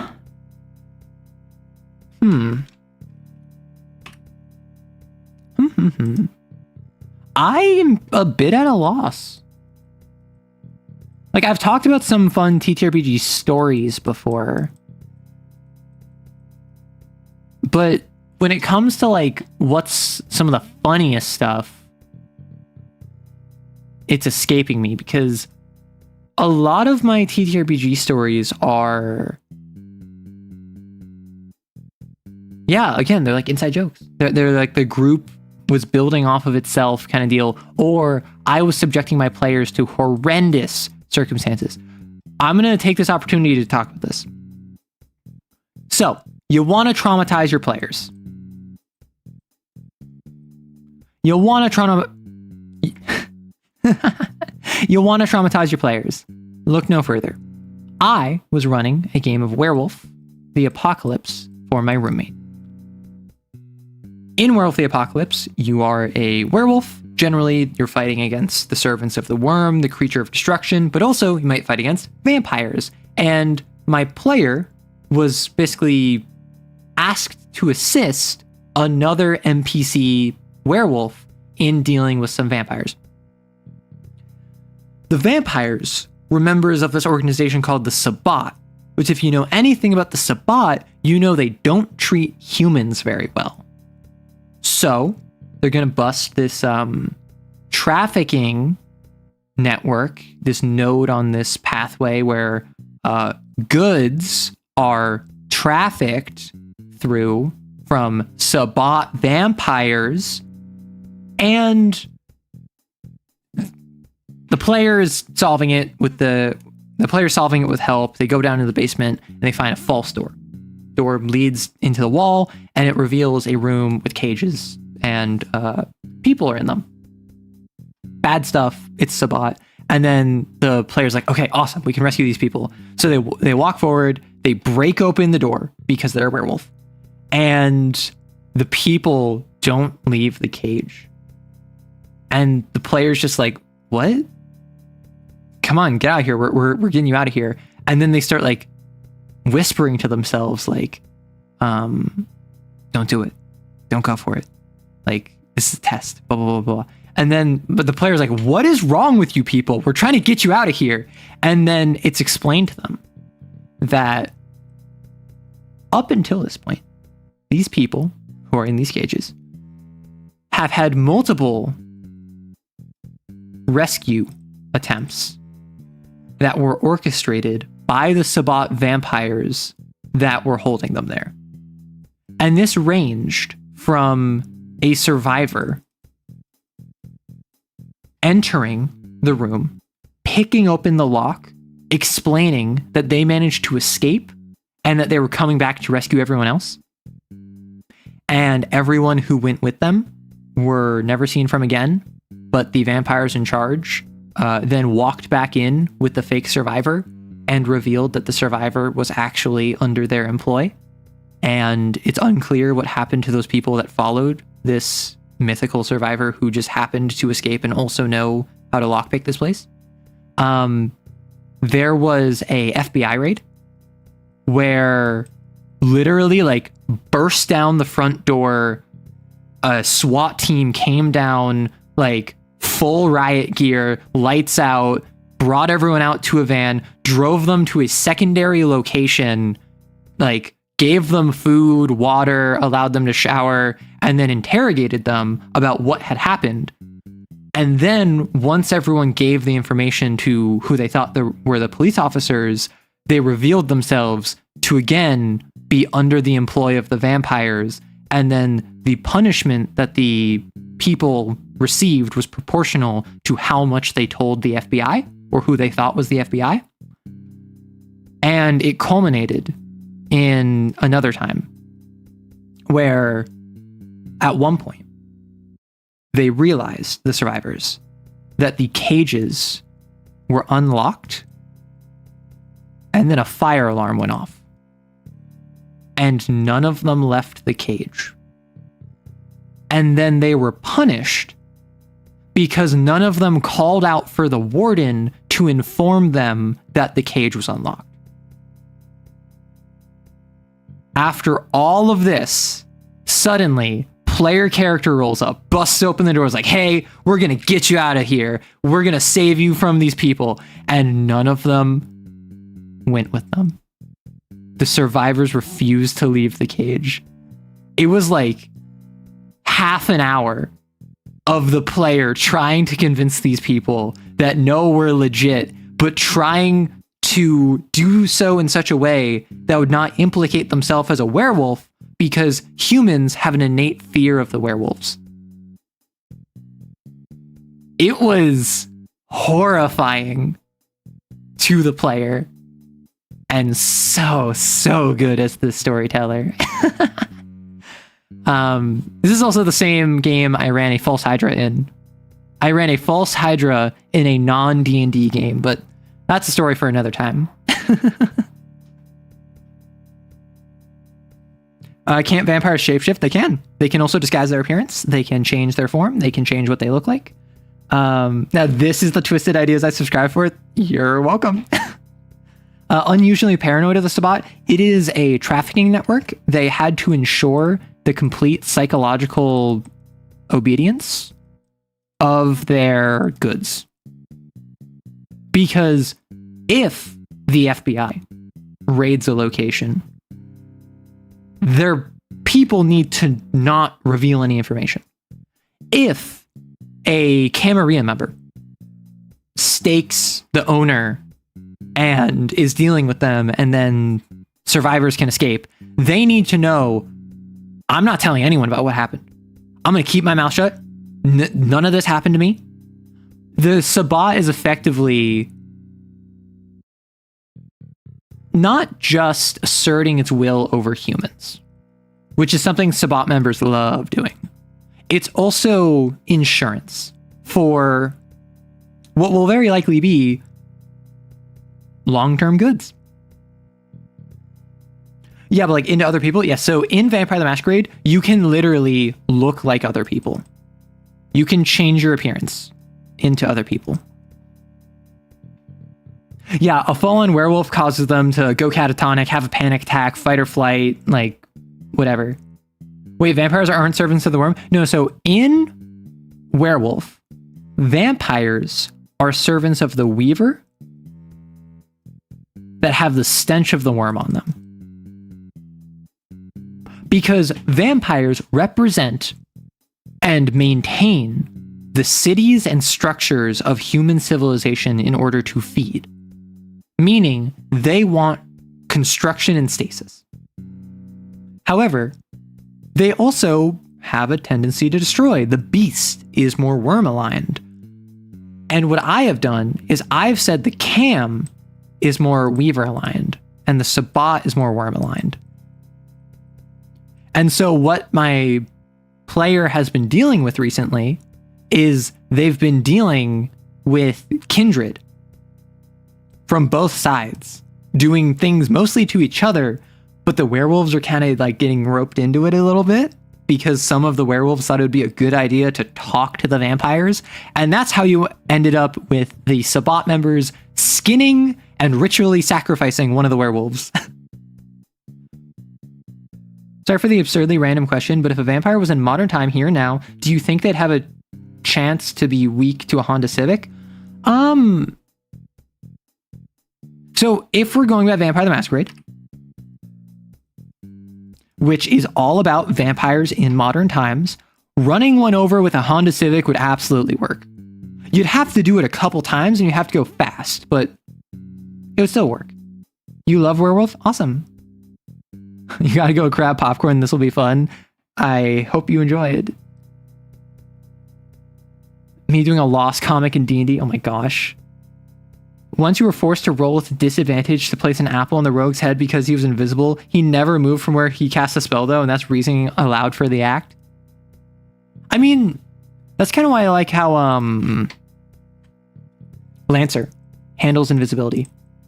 In Lancer, if you're invisible, there's just a 50% chance to just miss shots against you. People can still target you. People are still aware of your general location, but because they can't physically see you, 50-50, they just miss. But then, if they don't just miss, then they get to attack normally.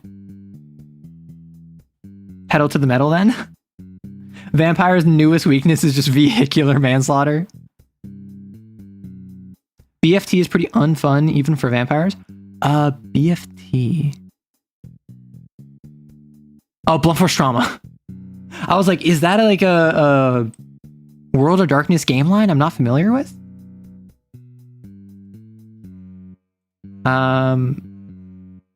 Do I find that being aromantic and asexual has had a serious impact on my understanding of romance and how I write it? Definitely. Yeah, so... I mean... I'm not going to sit here and claim that I'm like some sort of relationship guru. Because I'm not. I make mistakes. I'm a bad person sometimes. I try my best, but my best is not always good enough. As is the case for most people, right? I'm just like everyone else. So I'm not going to sit here and pretend like I have all the answers. But definitely I feel as though I have a better separation of the romantic and the platonic. The aesthetic versus the attraction. The sort of differences between like, hey, here's how to write a good friendship versus here's how to write a good romance. For instance, a lot of the time, I'll write a friendship where I think most people would probably write a romance. because not everyone who's close and has an intimate connection needs to be dating or interested in one another. And when I say intimate, I don't necessarily mean like 18 plus intimate or like spicy. I mean intimate as in like they trust each other implicitly. They know each other's worst moments and have supported each other through that. I think if your friends don't know the worst you've ever been, I'm not going to say you're not friends, but you should definitely consider why you don't reveal that to them. You don't need to hide your worst aspects from everyone but your partner or partners. You can have friends who have seen you at your worst. I have had content creator friends who I'm a little embarrassed to say have seen me in some very bad moments, and we're completely platonic. We are completely just friends. There's no like we have had intimate moments together in the sense of like we know each other and we have opened up to each other, but we're not like pursuing each other in any capacity. And that's something that I very much value with anyone. And I think it's important to recognize the difference between that being a romantic thing and that being a friendship thing. Because think about most media.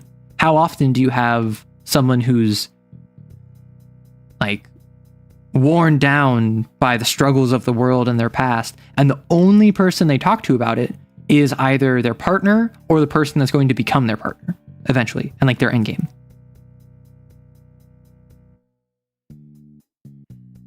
Hey, that bump is shaped like a deer.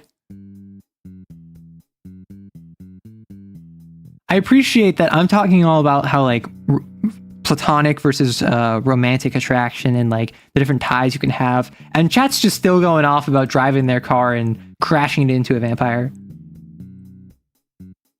Favorite D&D class? I feel as though... I mean, I love rogues. I think rogues are cool. One of my first characters that I played for a long time was a rogue and got very high level, but I also ended up multi-classing to like cleric. Rogues are so well designed in the 2014. Up there with like paladins. Two of the best design classes in 2014. They're so fun. They're so powerful without being overpowered. I think the rogue subclasses sucked, frankly, to begin with. I played a thief, not because I thought it was good, but because I thought it'd be interesting, and it ended up being interesting, but it wasn't powerful by any means. I think they're just both neat. Although I also really like clerics and warlocks. I have played a rogue for a significant amount of time, a warlock for a significant amount of time. I played a paladin for a bit of time. I played a fighter for a little bit of time. Technically, I actually played a cleric in a mini campaign one time. So yeah, like I've played various classes, and these are ones I really enjoyed. My issue is I don't play TTRPGs a lot. If I'm playing in them, I'm usually running. So I don't get a chance to play characters. So if I play a D&D character, I think I've never played a rogue since that first D&D character I played, where I played that character for dozens, if not hundreds of hours. I loved playing that character, and that character very much was cathartic for me as a person. That character helped me through a dark period of my life. And I think it was a little bit immature of me to kind of push that on the other players, but I was younger, so I was still figuring myself out. I was still figuring out my playstyle. But I haven't played a rogue since, because every time I want to play a rogue, I'm like, well, I've never played a druid, and I played a rogue a while ago, so I should play a druid instead. So I've yet to play one. You love Ranger, but Watt doesn't? That's the thing. I made a video. Actually, fun fact, I made a video. And in response to that video, a very lovely artist over on Blue Sky made art of me as a ranger. This is Hellblazer,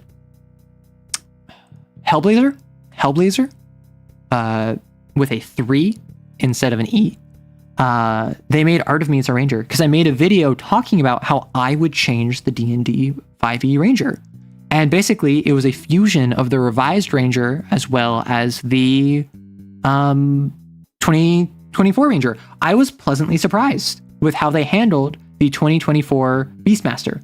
I specifically was talking about how to fix the Beastmaster. No, I love this art. I follow Hellblazer on Blue Sky. Like, they've been making some angel artwork recently. I've seen they've commented a couple times. Like, I am always thankful for anyone who gives me fan art. This is probably one of my favorite pieces of fan art I have ever received because they even did like the little bow, right? They did the bow with the arrow. It's so good. Like, if you actually let me drop their Blue Sky real quick.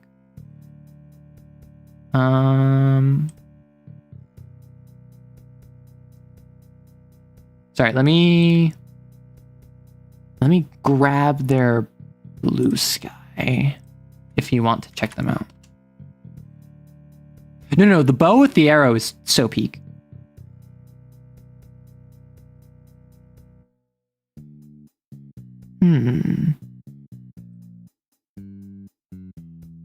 Anyway, so I made a video talking about Rangers. I got this piece of art in response to it. But the thing that I went for is I feel like Rangers should not be the, oh, we're good at exploring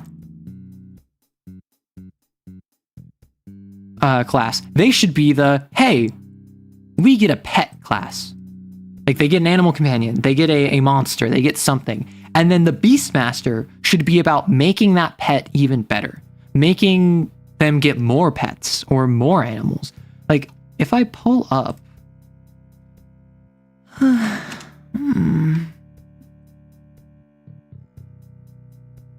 sorry, I have to sign in on my Google Drive because it keeps signing me out. If I go to scripts, sorry about that.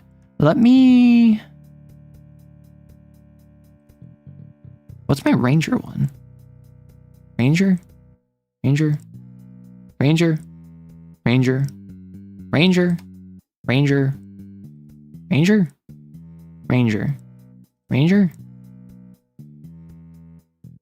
Fixing D&D Rangers. Okay, sorry. Yeah, so I just pulled up the script of my Ranger video, which that was of January of this year. It's my last edit to it. Yeah, so basically what I did, try Control F, yeah. I think one of the biggest problems with the Ranger is that, like, no one has the same idea of what a Ranger should be. No, that's the thing. People have vibes of what a Ranger should be. People know, oh yeah, Rangers should be like outdoors. Rangers should like have a bow or like dual wield. They should be able to have like some nature magic. But the issue is, this is just a fighter with like a 1-level dip of druid. Which is why I think that the fighter is the easiest class to remove, because if you want to play like a nature survivalist fighter, you can play a ranger. Like Aragorn as Strider. Aragorn, before becoming the King of Gondor, before joining the Fellowship, was a ranger. And I think the easiest way to differentiate the ranger from the fighter, from the paladin, from the druid, from the rogue, is to just give them their animal companion baseline. Have every ranger get a free animal companion. And specifically, what I said in my video was...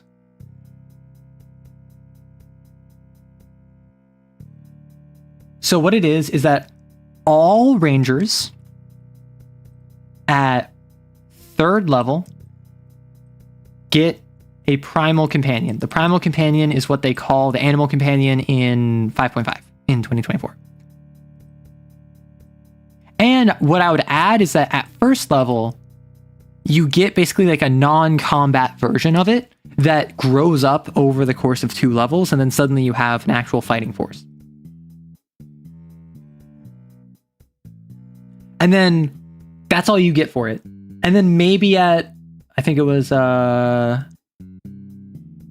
think I said like, at like 7th level, your animal companion overcomes non-magical weapon resistance. So if you have a wolf, like a completely mundane wolf, and you want to be a monster hunter, you can invest in like the hunter ranger, but your wolf still doesn't need like silver fangs or something. It can just bite normally. And at like 7th level, when everything has resistance or immunity to non-magical weapons, you're going to need that, or else your wolf won't be helpful. So you get that for free. And then as a beast master, you would either get the ability to have 2 companions, or 1 companion that gives them like a divine smite. Lets them deal elemental damage every time they attack, because it's the idea of like, you either get 1 really powerful one, or you get multiple. A fighter that rolled in grass 1 time. See, that's the thing. I feel like the paladin should be the fusion of the cleric and the fighter. I feel like the ranger should be the fusion of the druid and the rogue. But that's not what it is. The ranger is a fusion of the druid and the fighter. And then what they do is that they keep saying, oh yeah, people want 1 class devoted to exploring the wilderness, right? Let's put all of those exploration abilities in the ranger and not give them any combat abilities. And then when we do give them combat abilities, it's going to be Hunter's Mark, which requires concentration, so you can't use any of your cool spells. And also, your capstone ability is you're going to be able to deal your wisdom damage, your wisdom modifier in extra damage once per turn when you attack your favorite enemy. Which is the most ludicrously underpowered capstone out of all of the classes. Why? Because your wisdom modifier, even if it's +5, it's once per turn against your favorite enemy. Like, it's 20th level. Beastmaster is an interesting idea. Only thing I like about Base Ranger is Hunter's Mark. That's the thing. Hunter's Mark is really useful. It's also necessary to not suck. Hey, I'm back. Had to dip to get snacks. I need snacks at some point soon. It's been like almost 4 hours. I was planning on having a short stream, but short for me is like 5 hours. I am suddenly completely unrelatedly reminded of the absurdity of conjure animals. Oh my gosh. Nah, rangers should be real stalkers and hunters, the ones skulking in the shadows, eliminating the greater threats outside of town, keeping the roads safe, or be recognized bounty hunters. Why did they make a concentration spell a core class feature? Just make it not concentration. Do you want to know how you solve it? You have Hunter's Mark. It's identical, but it's not concentration. You get a limited amount of them per rest. You get like, I don't know, your wisdom modifier per rest, and you can only have 1 up at a time. Wow! Would you look at that? Suddenly, you get, quote unquote, free damage, but it's not broken because you can only do it like 3 times a rest. And maybe you even make it a short rest, right? Maybe you even make it a short rest and you make Rangers more of a short rest character. Virgin Hunter's Mark fan versus Chad, pass without a trace enjoyer. I make it stop being concentration around level 5 in my increasingly convoluted house rules. That's the thing. I have not played 5e in probably like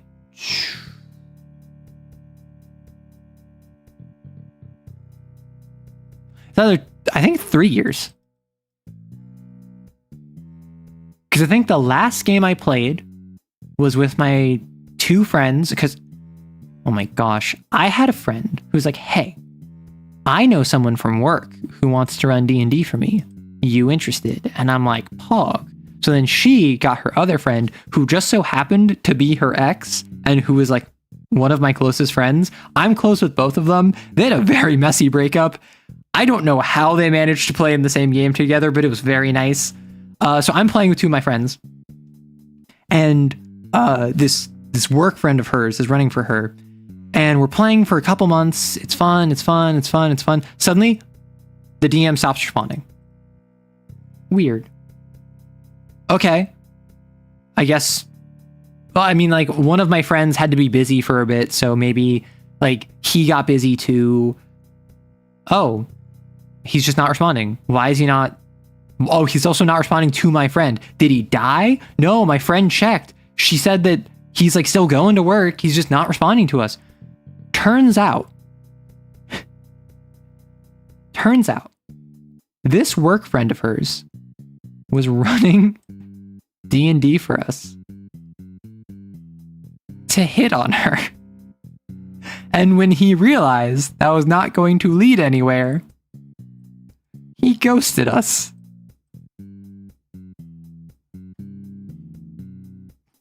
Stop trying to date your players.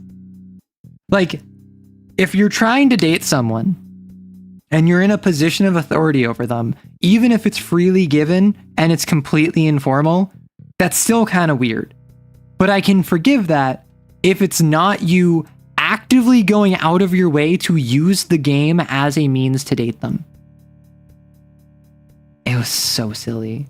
It was just like, I couldn't even be mad. Because I learned this like a year ago, right? I played in this game like 2-3 years ago. I learned about this like a year after the fact. Because my friend was like, oh yeah, I learned this later. Oh my gosh. Some people. 16 Panthers for a 5th level spell slot is obscene. Just simply cast more Panthers. More Panthers, more Panthers. Sland. Is a desert just half a beach? No. However, that's because I'm being a pedant. Because a desert has entirely to do with precipitation. Antarctica is a desert. It just happens to be really cold and covered in snow. So a sand dune is half of a beach. A desert is not necessarily half of a beach. That is my answer. I'm sorry, I don't know more, boys. When was the last time I lost the game? Well, I just lost the game right now, so you lost the game. Favorite Lancer license? Not necessarily the frame. That's a good question. So, I'm very open about this. I have not played Lancer. I ran Lancer once. And I did a session 0 a separate time for a group that ended up not happening because we got busy. I have not gotten the chance to make a character that I then got to build my mech for, which I'm disappointed by, but I'll eventually get it. It's whatever. I feel like frame-wise, I love me the Barbarossa and the Pegasus. Explicitly because they're both just destroy everything in a direction. So North Sahara is not just a big beach for the Mediterranean. No. So North Sahara is a beach for the Mediterranean. It's half of a beach, right? However, deserts as a whole are not inherently half of a beach. The gun is not a gun. Exactly. They're so silly. I've yet to play Lancer at all, but all the melee grapple mechs are so cool. That's the thing. Like, I think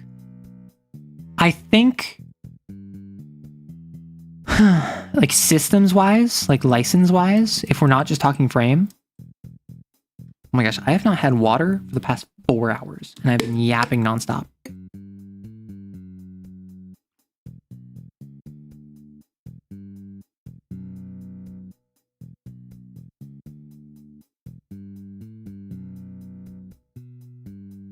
My apologies. I didn't want to kill my throat. My apologies. Pega who? Barb roast what?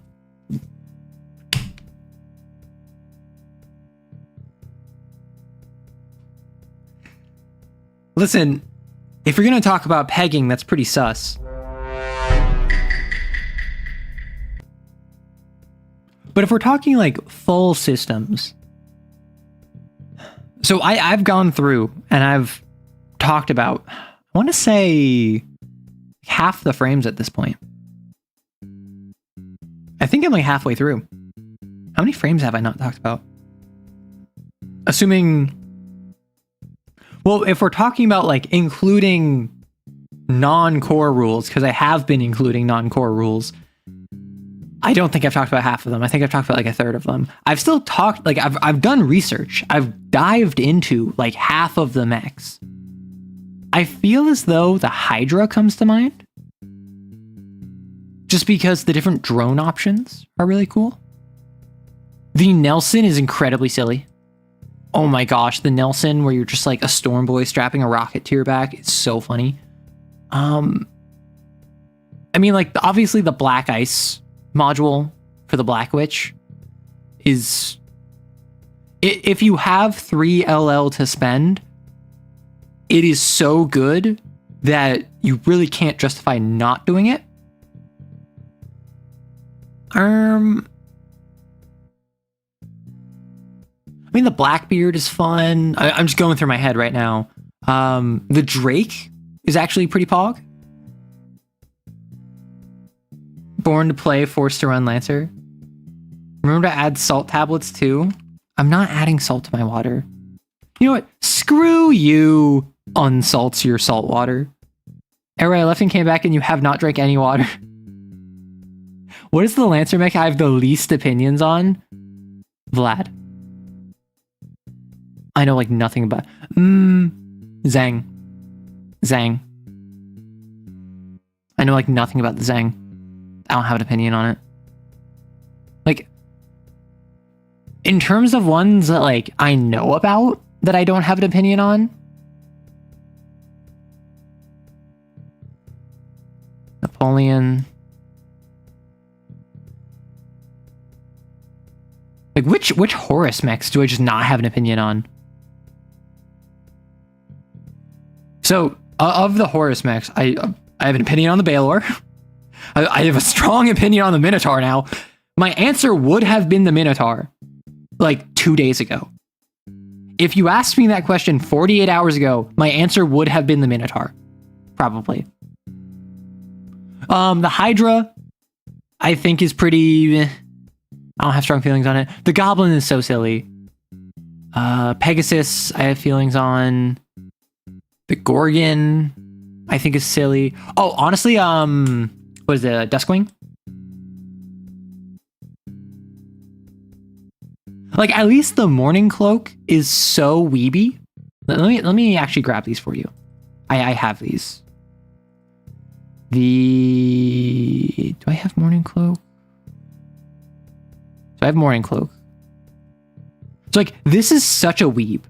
This has like a one atom wide carbon nanofiber like atomic slicer. It has the frilly like billowing cloak behind it. And it also, I don't know if you've seen this mech standing up straight. It is cursed. It was not built for that posture. But like the Duskwing, I watched the Zactac video on it and I feel nothing for it. That's how you know it's bad. Right? Like this is all about like leaving prismatic trails of color behind you, weaving in and out of reality, going supersonic. I don't care. I don't have an opinion on this. Cool, I guess. No, I know the stick is the support for the monomolecular blade. Exactly. What's the Minotaur opinion? I encourage you to watch the video that I made yesterday. My opinion is that the Minotaur is a yandere, and that makes me uncomfortable. And multiple people pointed out, I had many people pointing out that the flavor text is raw, And that makes it worse. Want to know why? Because Raw talks to you through every single flavor text in a horror spec. Leave me alone. Can I not get 5 minutes of privacy, Raw? Like, seriously, I'm trying to read this frame, and you're just popping out to me like, oh, I learned to walk back when the world was still cruel. I stumbled as a child would, and I told myself, be careful, me. And me said, I understand, and so I guarded myself from the world, and the world from me, and all was whole. Shut up, Raw. I'm about to start worshiping Apep over here if you keep bothering me like this. Piss off.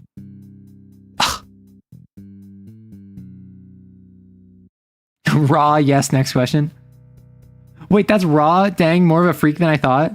Raw, you old musty robot, stop creeping on us. Literally, like, get a life. You have a moon. What are you doing on Deimos? Okay? Tell me what you're getting up to on Deimos that allows you the free time to constantly badger me with all of these self-aggrandizing gaslight manipulation tactics where you're trying to convince me that I need only you, that you will be kind to me, but your kindness is not a guarantee, and that I should be grateful for the kindness that you give me when I did not ask you for kindness or solicit it. You approached me and then acted like I needed to keep your attention. I am better than that. And I might not be better than you, but you're certainly not good enough for me. Out of here with that. Go, shoot. I might become an Onic Raw too freaky. Gaslight gatekeep girl godhood. You know it. Oh, there's a new video. I must have missed it. Yeah. Restraint. Restraint? I don't like mechs. I don't like the concept because there are so many better options than just big humanoid robot to use resources on. Love my spider tanks and mobile weapon platforms. That's the thing, Lulu. In Lancer, if I open up spider tank, each manufacturer has its own design philosophy. So for instance, this is a weapons platform that just looks like a dude because the manufacturer is anthro-chauvinist. They want their mechs to look like people. Meanwhile, Lancaster. It is the equivalent of an 18-wheeler. Spider tank with little baby arms. Oh boy, do we have a Lancaster for you. See, that's the thing. None of these are canon, by the way. None of these are what the canon appearance is. Like, literally, this is the starting mech. This is the image for the starting mech. You can make it look like whatever you want. You can have it be a hexapod, tetrapod. When I was running Lancer, I ran an LL0. I actually ran the module that I was writing. Because for those of you who don't know, this was supposed to be every month, but then I moved. So it kind of broke up the monthly cycle. On Patreon, I release exclusive content. And what I was going to do for July, which then became August and is now September, is a Lancer LL0 starter module, which I got the chance to playtest by running for some people I know. And in running it, I was like, hey, what's your Everest look like? Does it have hoverpod? Is it a quadruped? Does it have two reverse joint legs? Do you have 4 sets of arms? Do you have a single head? Do you look anything like a human? One of them is just a big, bulky box mech that is based off of IPSN, because this individual worked with IPSN often. Another one looked like a giant like Gorkanaut because it was called the Wah and it was painted bright green. And then another one was this weird, it was actually inspired by the Pegasus. So it had this weird biped quadruped form where it had the, I think it's the Skulker talent, which lets it move through enemies and hide in plain sight. So it was biped. it would walk on two legs, but when it was skulking, when it would hide, it would crawl down onto all fours and scuttle along the floor like some sort of horror movie monster. This thermobaric flamethrower is for gardening. What are you talking about? TBK, TBK, TBK. What's the meme? Where's the meme?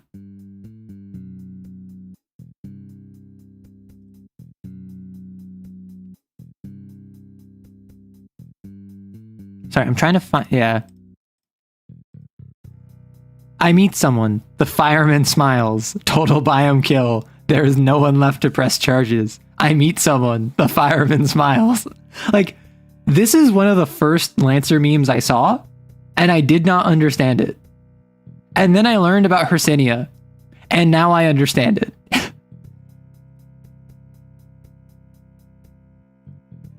Also, yeah, so I made a Genghis video, and obviously I had to include Genghis memes.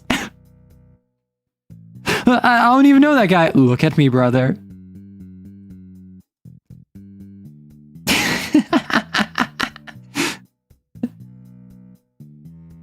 That reminds me of the inverse dog I once tried to make in D&D. What does that mean? What mech would you lobby in Third Com to be banned? So if you're talking lobbying Third Com, that is going through official channels, so anything Horus is out. Because Horus is not officially recognized by Union, as far as I'm aware. At least in most settings. So we're talking GMS, SSC, IPSN, Harrison Armory. I feel like the obvious answer has got to be the Genghis. Genghis? There's only one H, right? Genghis? Yes. I think the obvious answer is the Genghis. The Sunzi is another one, because that involves stolen or reverse engineered Voladores tech, and warp gate technology on a minor scale is horrifying to think that it would continue to be developed. The Blackbeard has proactive anti-personnel rounds, which, when you're dealing with pirates and you're being proactive, implies war crimey things. SSC, I don't know, like, let me look this up real quick. SSC Lancer Flesh meme. Because there's a meme where there's a meme where just like, get a new SSC mech, open it up, look inside, flesh. And I don't know where that meme is. I can't find it. But it's the idea of just like, you open up your mech and it's just a fleshy interior. Well, so SSC does eugenics. We're not asking about banning a corporation, because the corpos are too powerful to be banned. If Union banned SSC, SSC would go to war with Union. Well, actually, SSC would probably go screw to Karrakin Space and then use a series of subsidiaries in order to maintain a foothold in the manufacturing of the Bella Ciao line, as well as more designer, citizen, non-combatant roles in Union space. But like Harrison Armory, they just throw hands. Harrison Armory would say, great, I'm so excited to reinstate Second Com. IPSN, oops, sorry Union, I guess all of your interstellar shipping lanes are going to be closed due to piracy. Oh, sorry Union. Looks like literally any of your planets are not going to have the resource flow in order to maintain homeostasis. Oh, I'm sorry. All of the blink gates are undergoing maintenance, and all of the stations outside of them are going to slowly starve. I'm sorry. So like, you can't really shut down any of the corpos. Yeah, Harrison would just throw hands. Like, instantly. They would say, I have been waiting for this opportunity. I second that question. What does that mean? I have a question. Are we allowed to throw money at you? Yeah, you can. You can either do super chats, you can do memberships on the channel.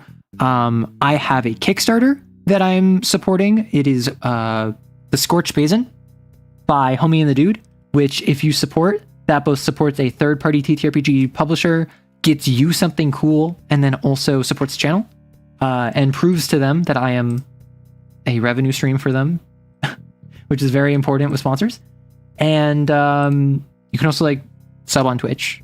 You can give me Patreon support. All of those are options. I will always say though, please never, ever, ever feel obligated to support me, because I'm not gonna lie, I'm struggling. Everyone is struggling, particularly now. But I am in a comfortable enough spot that I am not at risk of being in danger immediately. I have enough of a cushion, and I have enough contingencies, and I have enough external support that I will be fine. So do not feel obligated to support me or the channel or anything. Focus on yourself, focus on your loved ones, and then if you still have disposable income outside of that, then you can choose to spend it on me. That's your prerogative. But like, for instance, I was homeless for about a month, like in the past, like basically all of August, because I was moving across the country and I had a place lined up, and then the place fell through the day before I left. So I drove across the country without a home.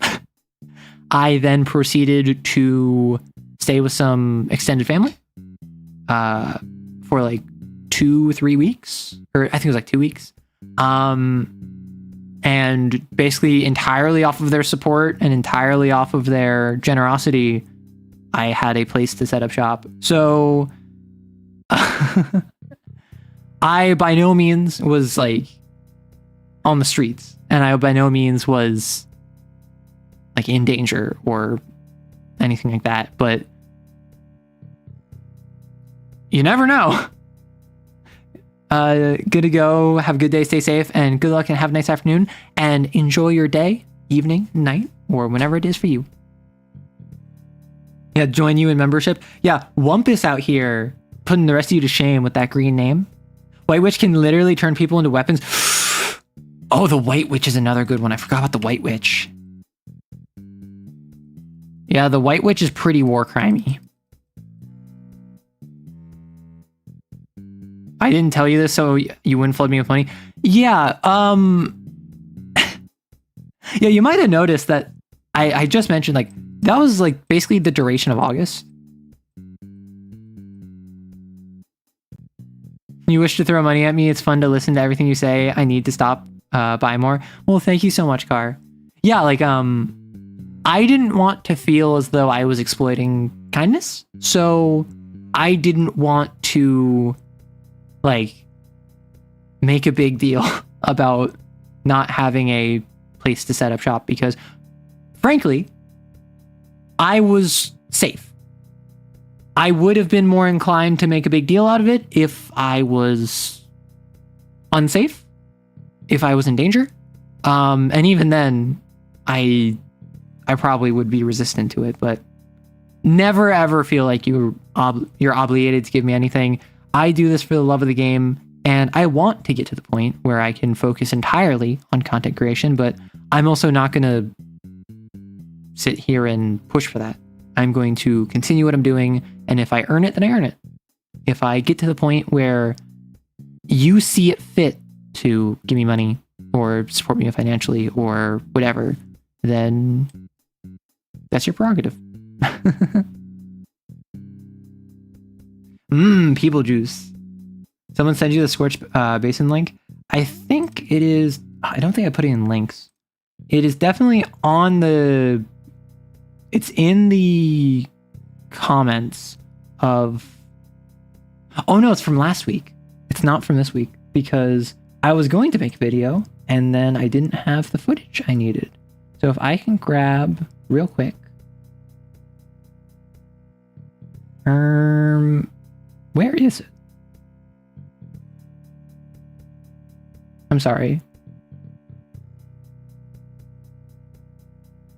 Kickstarter, Scorched Passion. Copy link. My apologies. Yeah, so this is Scorched Passion. This is a project that I'm affiliated with. I am not a designer or producer on it or whatever, but I did voice an NPC in it. Or a collection of NPCs, I suppose. So I did contribute to this project, and supporting it supports not just me, but also the TTRPG space, a third-party family-owned business, which I have to say, they have not told me to say this. Homie and the Dude has not paid me to say this by any capacity. However, I gotta say, they are so chill. I have yet to have a negative interaction with them, and I'm gonna show you something. Do any of you know the video that I made like a year ago? Cinnabon Thunk! They genuinely have made some of the most colorful and characterful NPCs for their supplements, and that's why I'm so excited for Scorched Passion. Because Cinnabon Thunk is not the most intelligent of creatures. Because of this, people tend to trust him and like him. He always refers to himself in the third person. However, at this point, he no longer includes the name Thunk in that title, just Cinnabon. Thunk is very well known in his city. He's a fan favorite to watch perform stand-up comedy, as his childish jokes make people feel like they're back in their youth. Many people also religiously follow his pit fighting career. Cinnabon Thunk is the current heavyweight champion of the city in which he resides. Thunk and Constantine, that's the mob boss, have a rough... Constantine is the concierge, because he's a part of the mafia. He's the muscle in a mafia. Thunk and Constantine have a rough relationship, as Con often makes fun of him or uses phrases and words that are very complicated, making Thunk look dumb in front of others. Despite this, the Don, you know, the Mafia Don, the Godfather,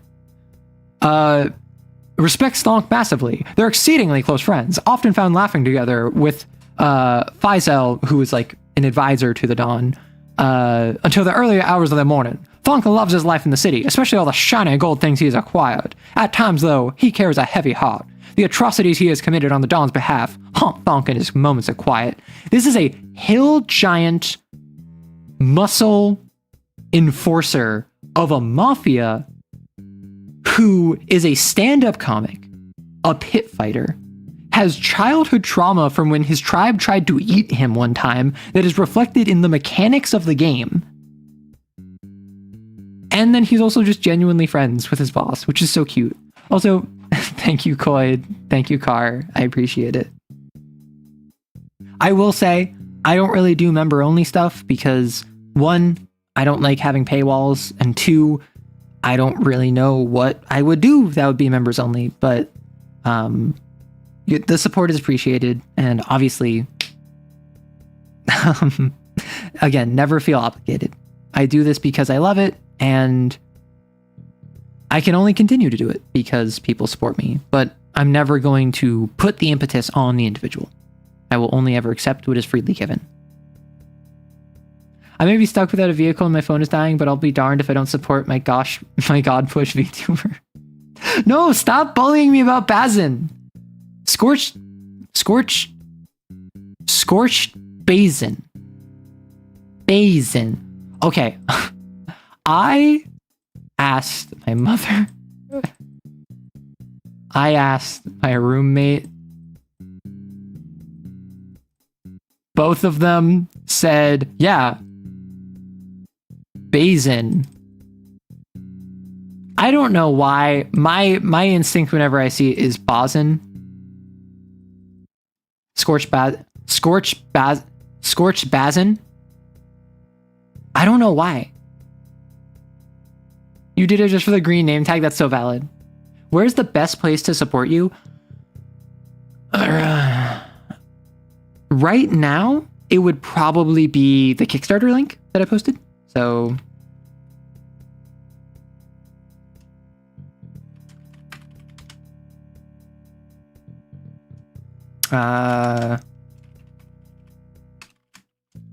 let's do that and pin message.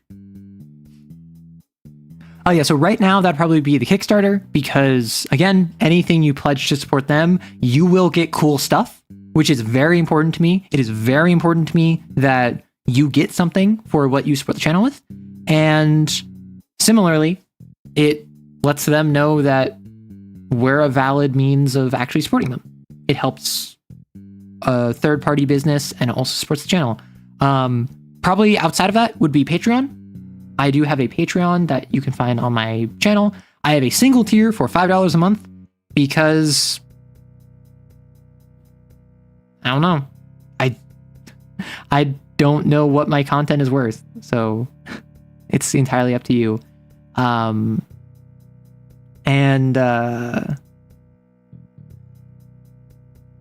Like Twitch and YouTube both take big cuts, but obviously any support is still support, so I'm going to appreciate it no matter what. But the most direct, best way to support me would probably be Kickstarter, which is going to run out in like 2 weeks, then Patreon, and then I don't know, like a recurring Twitch sub, a recurring membership. Those all help. Specific kissers in the hot tub. Scorched basil. Bazinga. I mean, so I'm not from New York City proper. I often say I'm from the New York area. I often say I'm from close to New York, right? I am not from NYC. I don't claim to be from NYC. Coyd is saying that I might be from dirty Jersey, which is disgusting. Is that because I know that the Jersey Devil is from South Jersey? Is that your entire reasoning for that? I gotta stretch, sorry. Goodness gracious. It's been 4 hours.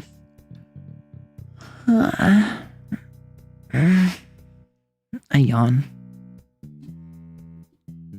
Yes, knowing about regions of Jersey is the entire basis. Understood.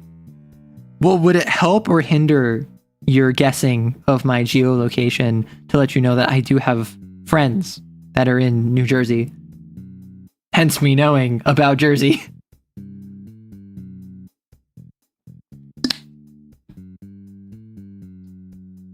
Dang, 4 hours? Yeah, so again, anyone who is new to stream, I will often go like 7 to 8 hours. I don't know if I'm going to keep doing that. I might be cutting it off at like 5 hours generally going forward, just because my schedule has changed. But I love yapping. When I first started, I was unable to talk for 4 hours. My voice would give out after like 4 hours. I am now at the point where if I don't yap, not just like stream, not just game, not just do whatever, but like if I don't actively chat and have a back and forth with the community, I feel like I didn't stream enough. Are the friends in New Jersey right now? My condolences. Conversation is difficult. Yapping is eternal. Does Twitch have a stretch point redeem? Very important question. What do you mean by that? Because if you mean, is there a goal for hitting a certain milestone? Built into Twitch, no. But I can set up stuff. For instance, if we want to say like, I don't know, I look it up and I'm like, hey, if we raise $1,000, I will commission a VTuber model, right? If we raise $100, I will spend $100 on emotes. Like, if the community wants something and is willing to put money behind it, I can do that. But I'm not going to sit here and say like, hey, if you get me $2,000, I'm going to do feet pics. Like, that's just, no, thank you. No, the points you get from... Yes. So, question. Is anyone here in chat a goon? Where are my goons at? The goons are what we call Twitch viewers. The community are the arrow kissers. Because again, arrow kiss rights, arrow kisser. It started as a joke. How many of you are goons? How many of you have seen what happens on Twitch? Because we have a redeem. Where for one channel point, you can ban another chatter for like 15 seconds.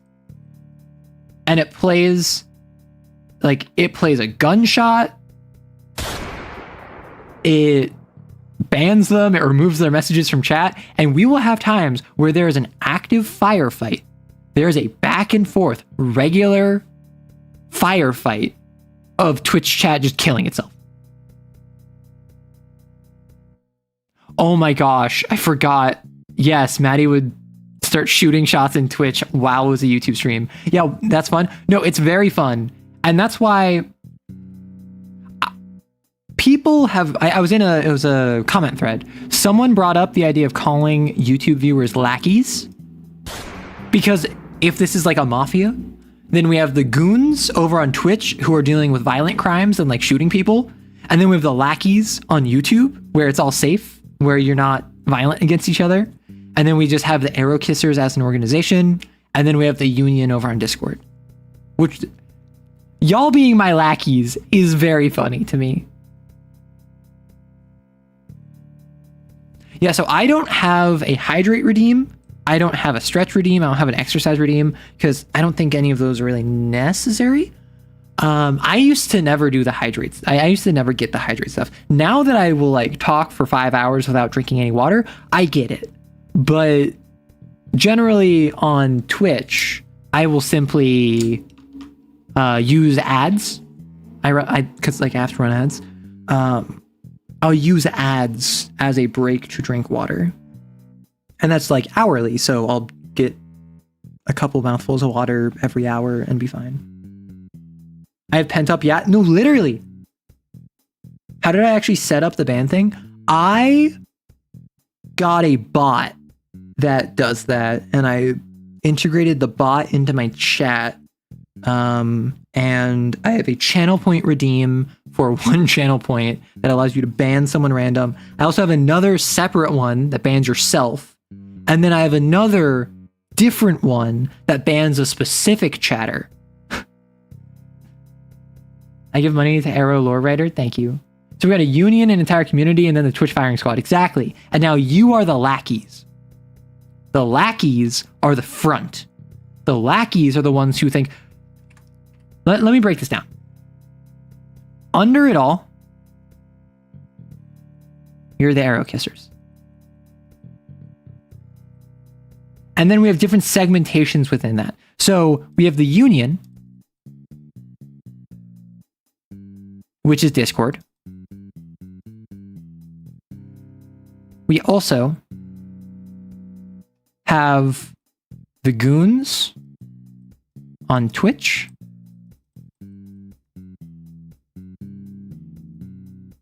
We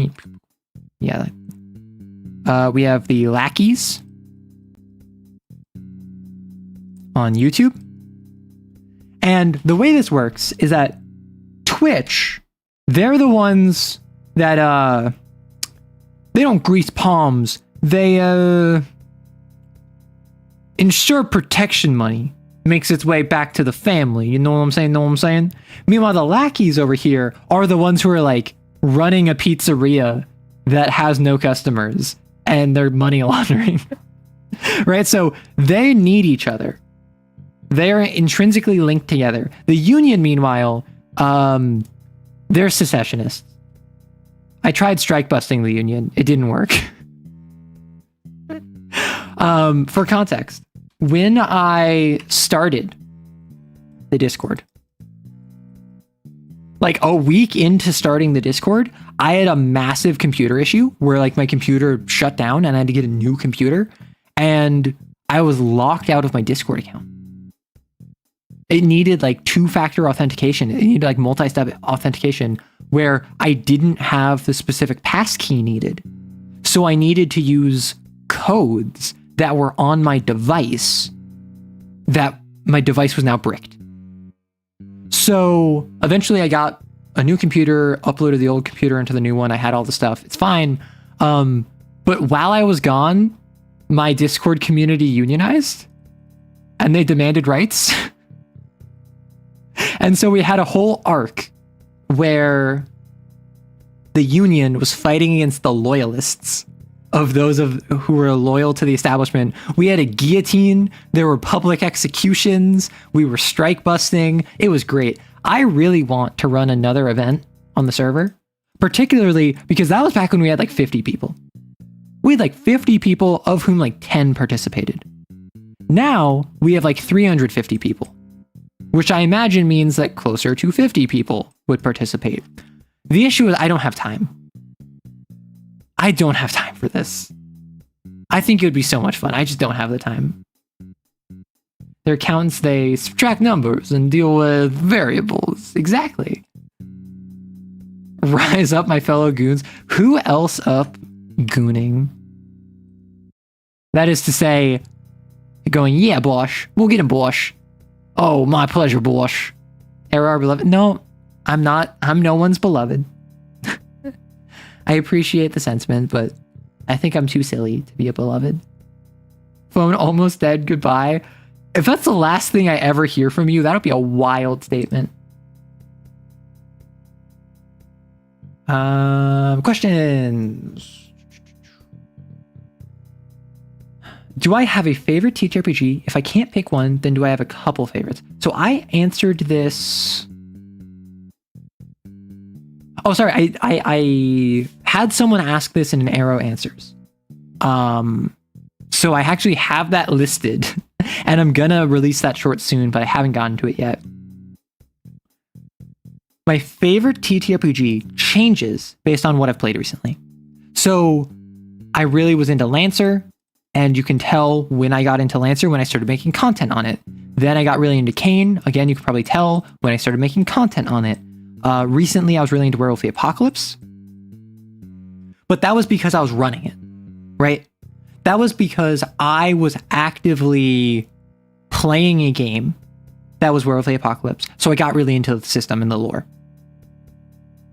So it really fluctuates over time. I don't have one favorite. I like to bounce around, particularly in recent years. Up until like 3-4 years ago, I was not a 5e only, but my main exposure to TTRPGs was D&D, specifically 5e. I hadn't played too many others. I'd played like Paranoia, but I hadn't played like Lancer, for instance. But sticking with me as one that I have played and that I want to go back to and I want to explore more, City of Mist. I was talking about this earlier with the Logos, the Mythos, the kind of like character integrated mechanics. It's just such a narrative oriented system that doesn't stop you from being cool and having fight scenes. Because I feel like a lot of narrative oriented systems struggle to introduce mechanics without it disrupting the narrative. But the way City of Mist works is that you have tags for everything. So if I'm someone who moonlights as like a cat burglar, I might have the tags move. So I might have like unseen, unheard.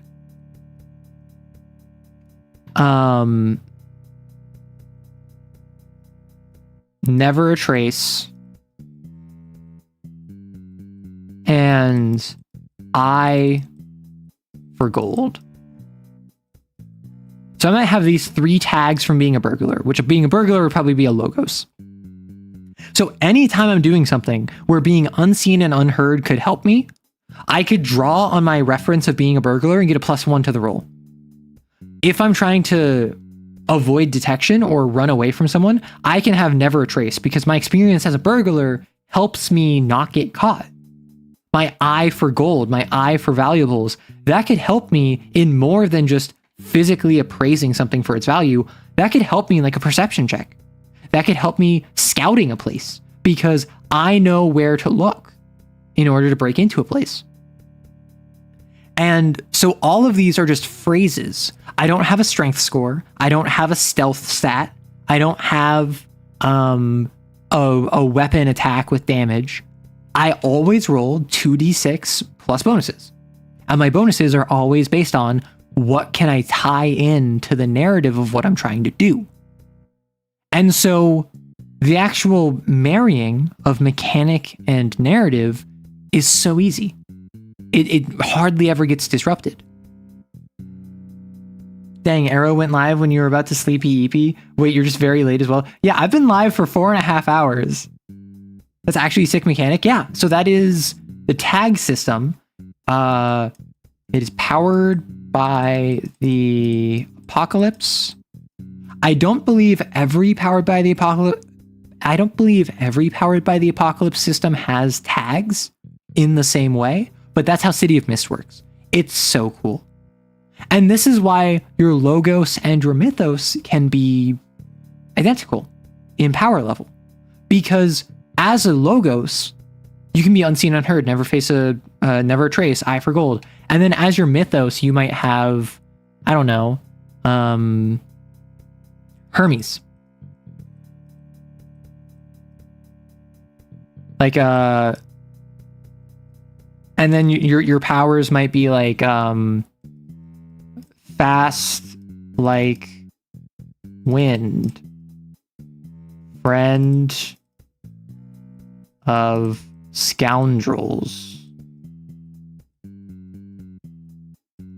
thief's honor, right? So it's the sort of deal where I'm a burglar, I have the spirit of Hermes in me, but if I want to,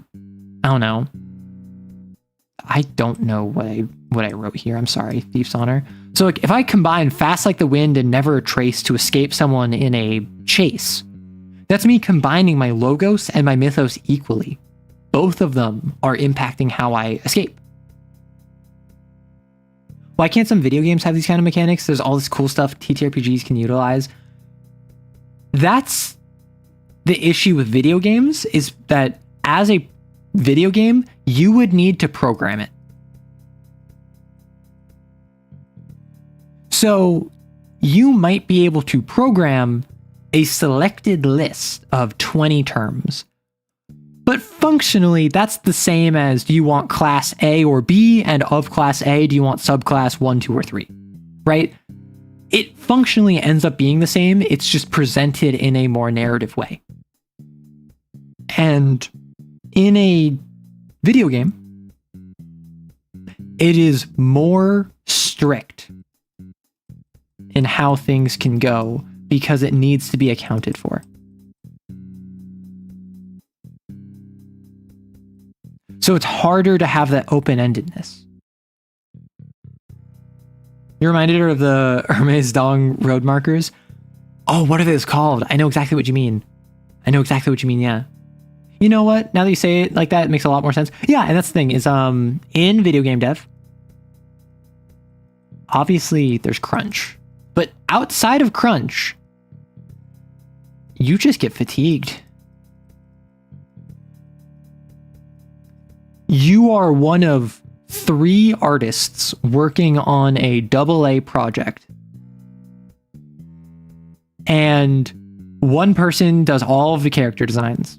One person does all of the backgrounds and terrains. You're in charge of all of the special effects and all of the particle effects and all of the lighting and all of that scene composition. At a certain point, you've spent like 50 hours just working with particle effects and how to get the perfect blue for your magic system and how to get the green of necromancy to mesh well with the red fiery environments of the volcano level. Eventually you're just tired of it, right? Even if you're excited about the project, even if you want to keep going, even if you want to put in your best effort and you're not being crunched, you have a limit.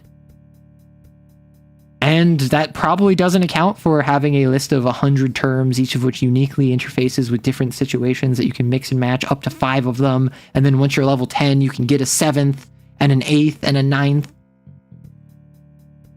Herms? Yeah, I think they're called Herms. Me when the Minecraft villager looks at me weird. Herm. Will we ever get the Onic book for Lancer? I don't think so, Wumpus. I think that you'll get the Onic book after you get Wallflower parts 2 and 3. What monster would you base a Horus mech on? So if I was to make and then you get PTSD every time you see a particle editor. Exactly. What monster would I base a Horus mech off of? So Horus mechs in Lancer the Mech TTRPG are based off of classical monsters, mostly Greek. So you have a Gorgon. You have a Goblin. You have a Baylor. But you also have a Pegasus. Like, the Baylor kind of fits Cyclops. It has a whip, but it has, like, the one eye in its concept art. So, like, I've thought a couple times about a Cyclops-themed mech. They have the Hecaton Cherries. They have the Lich. I think Zombie would be cool. Because they have, like, Ghoul and Ghast under the Hydra. But I think a zombie mech whose whole thing was being really stupidly hard to kill and dealing heat damage at melee, because it's the idea of they're infecting your system, but like their sensor range is like 5, but they're a hacking mech that's super hard to kill. So their whole thing is that they're hard to kill, they're hard to get rid of, they're really good at hacking you, but they have like a sensor range of 5, so they have to get really close. And on top of the rigidity of machines, there's the fact that hardware-wise, the human imagination would turn a supercomputer into a flaming pile of silicate scrap metal. We are quite a ways off from uploading your brain into a computer fully. All right, it was lovely seeing you, but it's early in the morning and I gotta sleep. Enjoy your sunglasses, Dayton. That's a spicy Baylor with cataracts. I mean, yeah, kinda. Melee hacker with scanner swarm, let's go. I mean, that is kind of Baylor, right? Like, what else? What other? I mean, I know that this is a D&D monster, but like a Beholder. Oh, why don't it be so much fun? An Aboleth.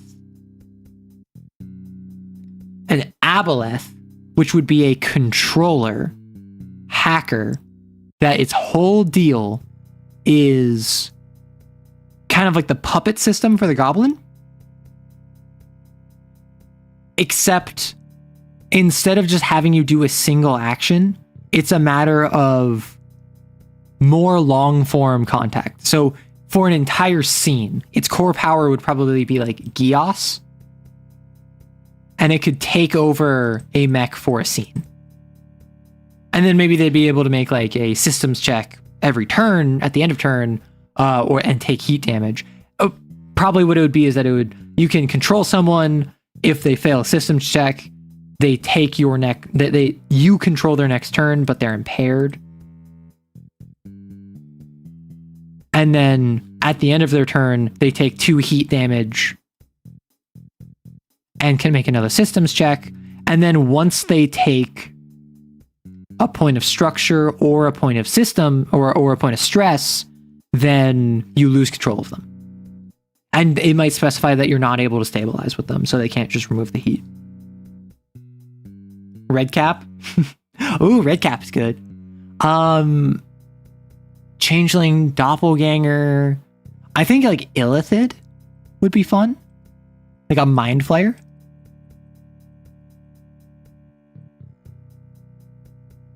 I mean, obviously Dragon. Ooh, an Umber Hulk. I love Umber Hulks. An Umber Hulk that has like a cone 3 like stun ray. It has like a cone 3, kind of like how the Umber Hulk in D&D has this like mesmeric gaze that if you look into, your eyes will get transfixed. Like it screws with your sensors if you're within like range 2 of it or something. Or as a protocol, it can choose one character to look at within like range 3, and that character gets probably like a difficulty on, my guess would be a difficulty on any attack or check or saving throw against anyone but the Umber Hulk. Like a big like aggro tank, someone whose whole deal, like a controller tank, whose whole deal is shutting down the opposition and making them focus on you. That could be fun. Hook horror. Ooh, a hook horror. I like that. Creating a soft cover, ignoring soft cover, melee attacks, sonic that allows you to communicate even if someone is jammed. My phone stuttered and all I got was fail the system check. They take your neck. Redcap has an alt frame to Goblin for melee hacker. Oh my gosh. That sounds actually really fun. You always hear something other than hook horror? Well, just, I say horror weird, okay? Hook horror. Horror. Horror. Horror. Hook horror. Basin. Anonymousness. I'm imagining a goblin leaping onto another mech. Goblins can do that. They can leap onto other mechs. Let me... Whew. I've gone through all of the Q&A. How do I acknowledge? Hog. Let me drink some more water.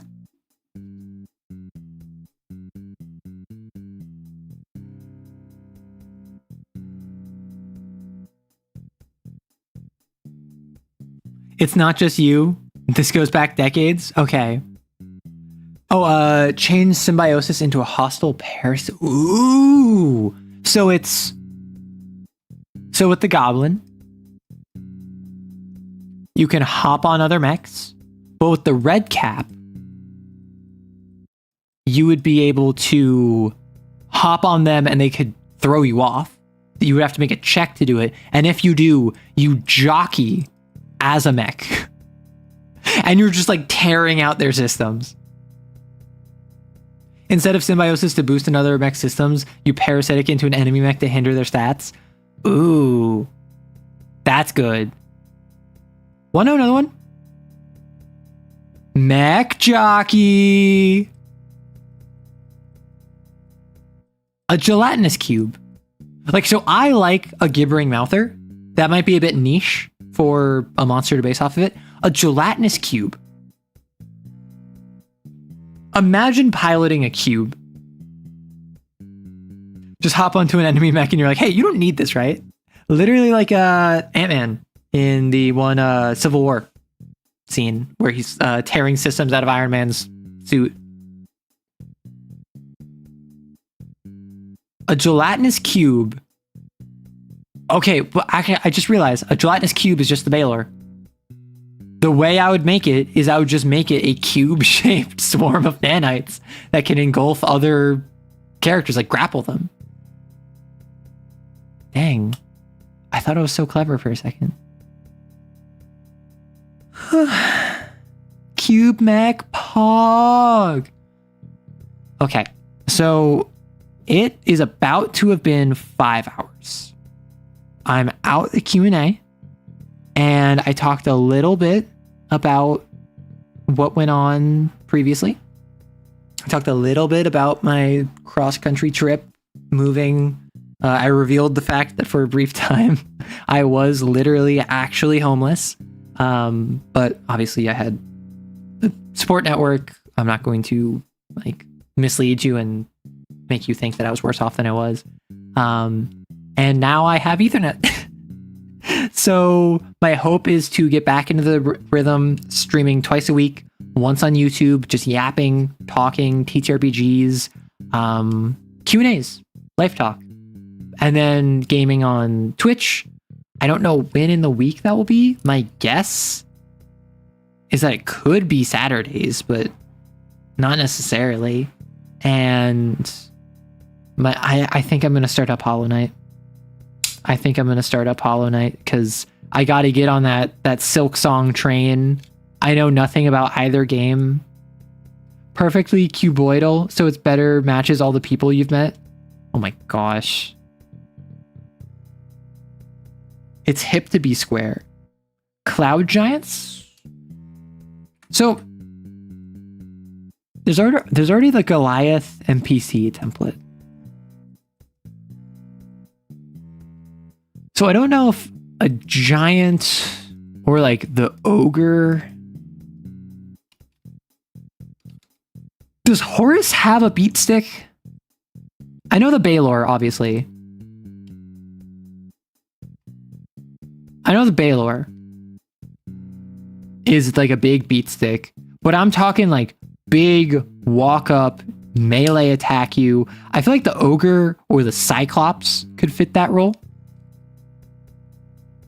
Because it's big, bulky, has a lot of health, hard to kill, slow, melee weapons. What would its like core power be though? Like a charge, maybe? Cloud giants are very special though. They can float in the air perpetually. That's just called flying. Well, so I am against a size 4 mech. Because, as far as I'm aware, there are no size 4 mechs in canon. Outside of, like, 2, like, adventure-specific NPCs, right? So, adding a size 4 mech would be kind of silly. Although, maybe something where it's size 3, but it counts as though it's size 4 for the sake of like pushing, pulling, knocking down. Or maybe it's size 2, counts like it's size 3. If you can't go up or down, are you really flying though? Ooh. This is back to the immortality question, just with flying instead of life. So not at all like the immortality question. What are you doing, Arrow? You like being silly? I like being silly too. That's why I make content. It's because we need more silliness in the world. That's also why I try to avoid talking about too many, I'll say hot button issues. Even though I have my opinions and I feel very strongly about certain things, I recognize that this is a silly space.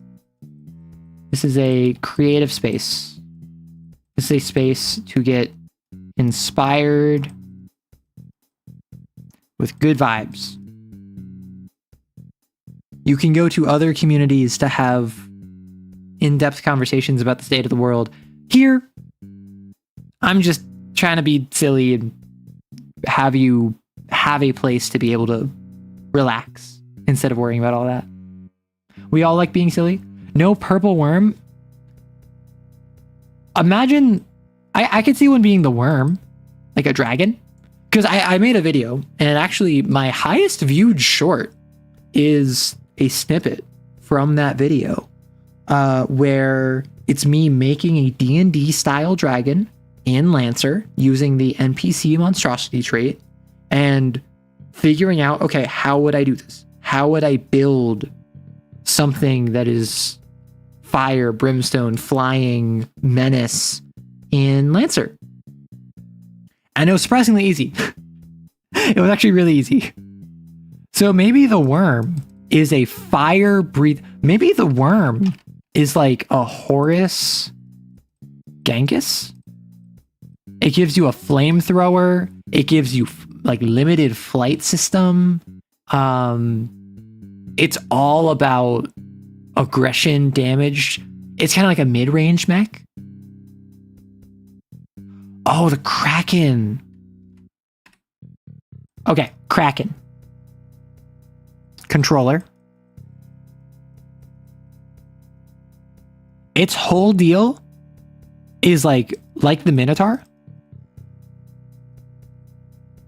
It wants to it wants to deal with like people around it. It has an AoE, like its sensors, but instead of slowing them, it is grappling them. It is knocking them to the floor. It is the idea of you have a fight, and at its center, tentacles are just whipping around. Right?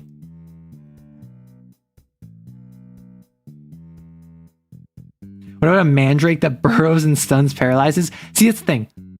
I have a hot take. And I don't know how hot of a take this is.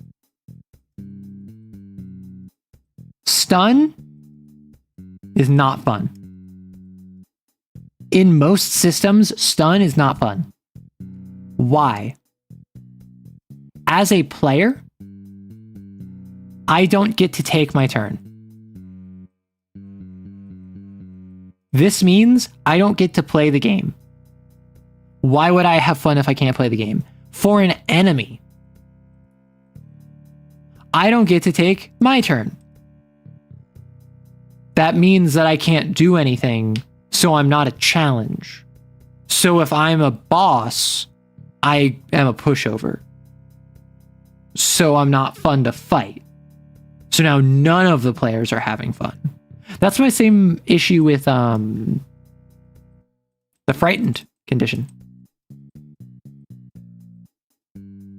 I had a fight one time. Players were fighting a dragon.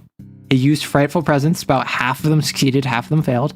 And like at least 2 or 3 players, it's like a 7-8 person party. At least 2 of the players just didn't get to do anything because they couldn't move closer because they kept failing. Which is why I have since decided that the frightened condition acts as it normally is, but after the first turn, if you fail again, you are able to move. You just still get disadvantage. And that's actually inspired by Matt Colville in talking about revamping the Thorak fight from Critical Role Campaign 1. Where he brought up the idea of just frightening them and then they pass-fail. It's kind of boring. So what if after you succeed the frighten check, after you succeed being no longer frightened, you're shaken and you still have disadvantage. So you have to succeed a second check 2 layers deep because of how horrifying and overwhelming this force is. So what I did is I was like, that's a really good idea. I'm going to take that. But what I'm going to do is I'm going to take the frightened condition and make it naturally mature into that after 1 turn. Because then players are allowed to move wherever they want. They just still have to deal with the fact that they're scared. Oh, being stunned sucks. Inflicting stun is nearly impossible to balance. Exactly. That's why I think it's one of the worst mechanics to involve in a game. And I like the idea of stunning, but it's so wildly unbalanced that it just ends up ruining more fun than it creates, in my experience. Imagine a Kraken-inspired mech, but it can burrow into the ground like a purple worm and ambushing from below. That's wild. I'm curious, would you rather have agility over strength, or would you want to be slow and level a building by kicking it? I love my glass cannons.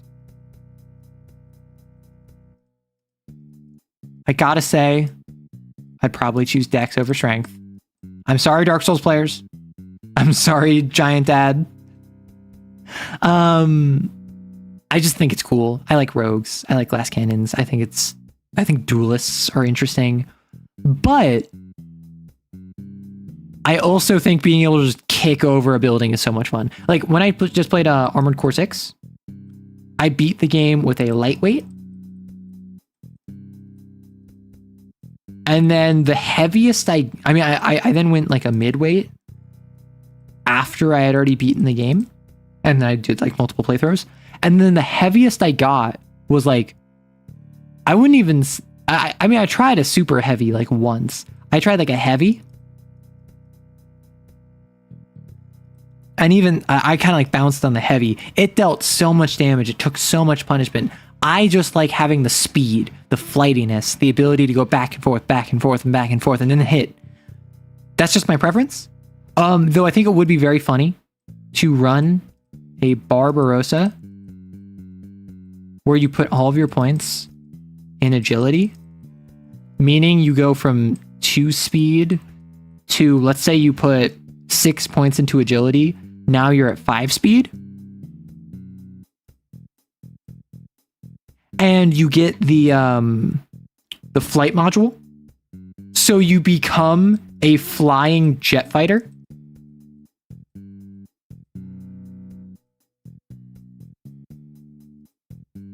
You become a flying jet fighter that allows you to fly from location to location. And then you set up your apocalypse rail, looking down on the sit rep. You annihilate a portion of the sit rep, and then you fly away. I do miss the degrees of fear from 3.5, but even then I thought it could have used more layers. That's the thing. You don't want to overcomplicate it, but you do want to make it so that the agency is always in the player's hands. The issue with stunning, the issue with fear, the issue with paralyze is that it makes it so that the players can't be active participants. And you might be thinking, yeah, it sucks when a player gets stunned. It sucks when a player is paralyzed. No, I'm also talking when an enemy gets stunned. Why? If there's an enemy and we have 4 people surrounding it and it gets stunned, then everyone's just kind of beating on a wall that isn't reacting to them. You're not an active participant in the fight. You're kicking a sack of potatoes that's on the ground, right? You are beating a brick wall and slamming your weapons against it and hoping that you can kill it before it can retaliate. And that's just not that fun. Like, players will minimize risk even at the cost of fun. Have you ever encountered a game that is so boring because the obvious, best, most broken build is so easy that you can just steamroll the game? And then you encounter someone's like, just don't play that build then. Just play a different build. It's a psychological hurdle for a player to go through, to go from this game is boring because it's too easy because I broke it, to, okay, I'm just not going to break it. Players, and this is just like a psychology thing, players are more likely to stop playing a game that they broke, that they managed to min-max, that they managed to break through, than they are to just not do the offending build and continue playing and having fun. And I don't know why that is. I've done that. My friends have done that. People I've seen online have done that. It's just something people do. And it's something to be aware of, both in yourself and in players with you. Yeah, it takes agency away from the target, which isn't dynamic for anyone. See, that's the thing. If you charm an enemy, that takes agency away from the enemy, but it keeps the fight dynamic.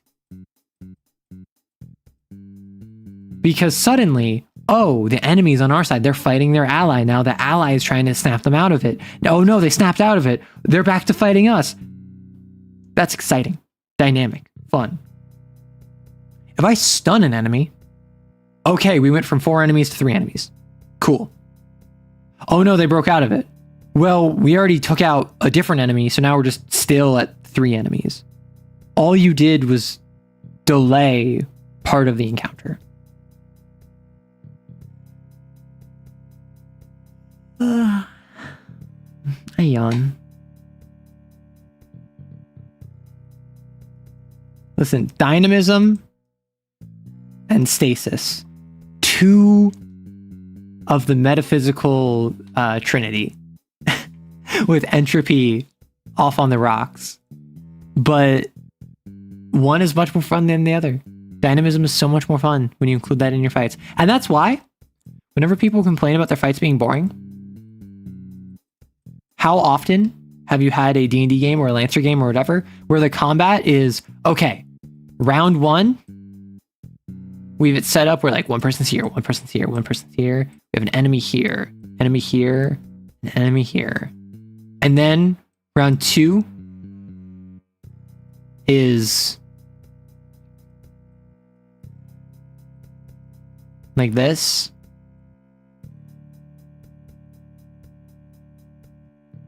And then this is also round 3, and this is also round 4. And then like one of the enemies dies, so they like move around to flank.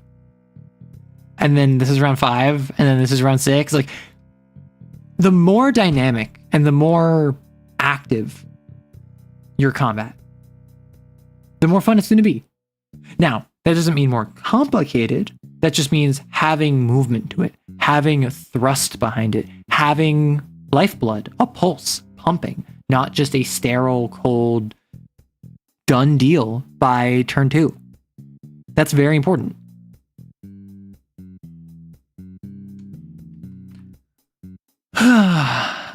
Goodness gracious. All right, we have just hit 5 hours. I think, unless I have any other questions to go through, which I don't seem to have, I am going to wrap up because I want to take care of myself and my throat. I want to take care of some editing I have to get done. And oh my gosh, I missed this. I missed streaming, chatting, yapping, TTRPGs, and I can get back into clips. So I'm still gonna do arrow answers. My plan is to still receive questions, answer questions, particularly ones that folks who can't catch streams are gonna watch. But I'm gonna balance that with clips. So if you ask a question and I don't get back to you, there was a question that was asked. To give myself some snacks. I need some snacks. Yeah. Oh, I gotta go on a walk. I take care of myself. It's awful. I make sure that I walk around outside, and that's why I've been getting freckles recently. But I have to be productive. Anyway, it was a pleasure having you all by. Thank you so much for swinging by. Winged serpent mech? No, Lulu. You can't keep doing this. I'm going to want to keep talking about cool mechs. Enjoy your day. Enjoy your night. Enjoy your evening. Oh, well, welcome on into your very first stream. To anyone watching the VOD, thank you so much for swinging by. Check out the Kickstarter on my channel page if it's still live. Otherwise, thank you so much. Have a lovely day. Have a lovely night. And have fun. Oh, wrong one. I swear, I've been doing this for a while. Don't judge me. I know what I'm doing. All right. Bye.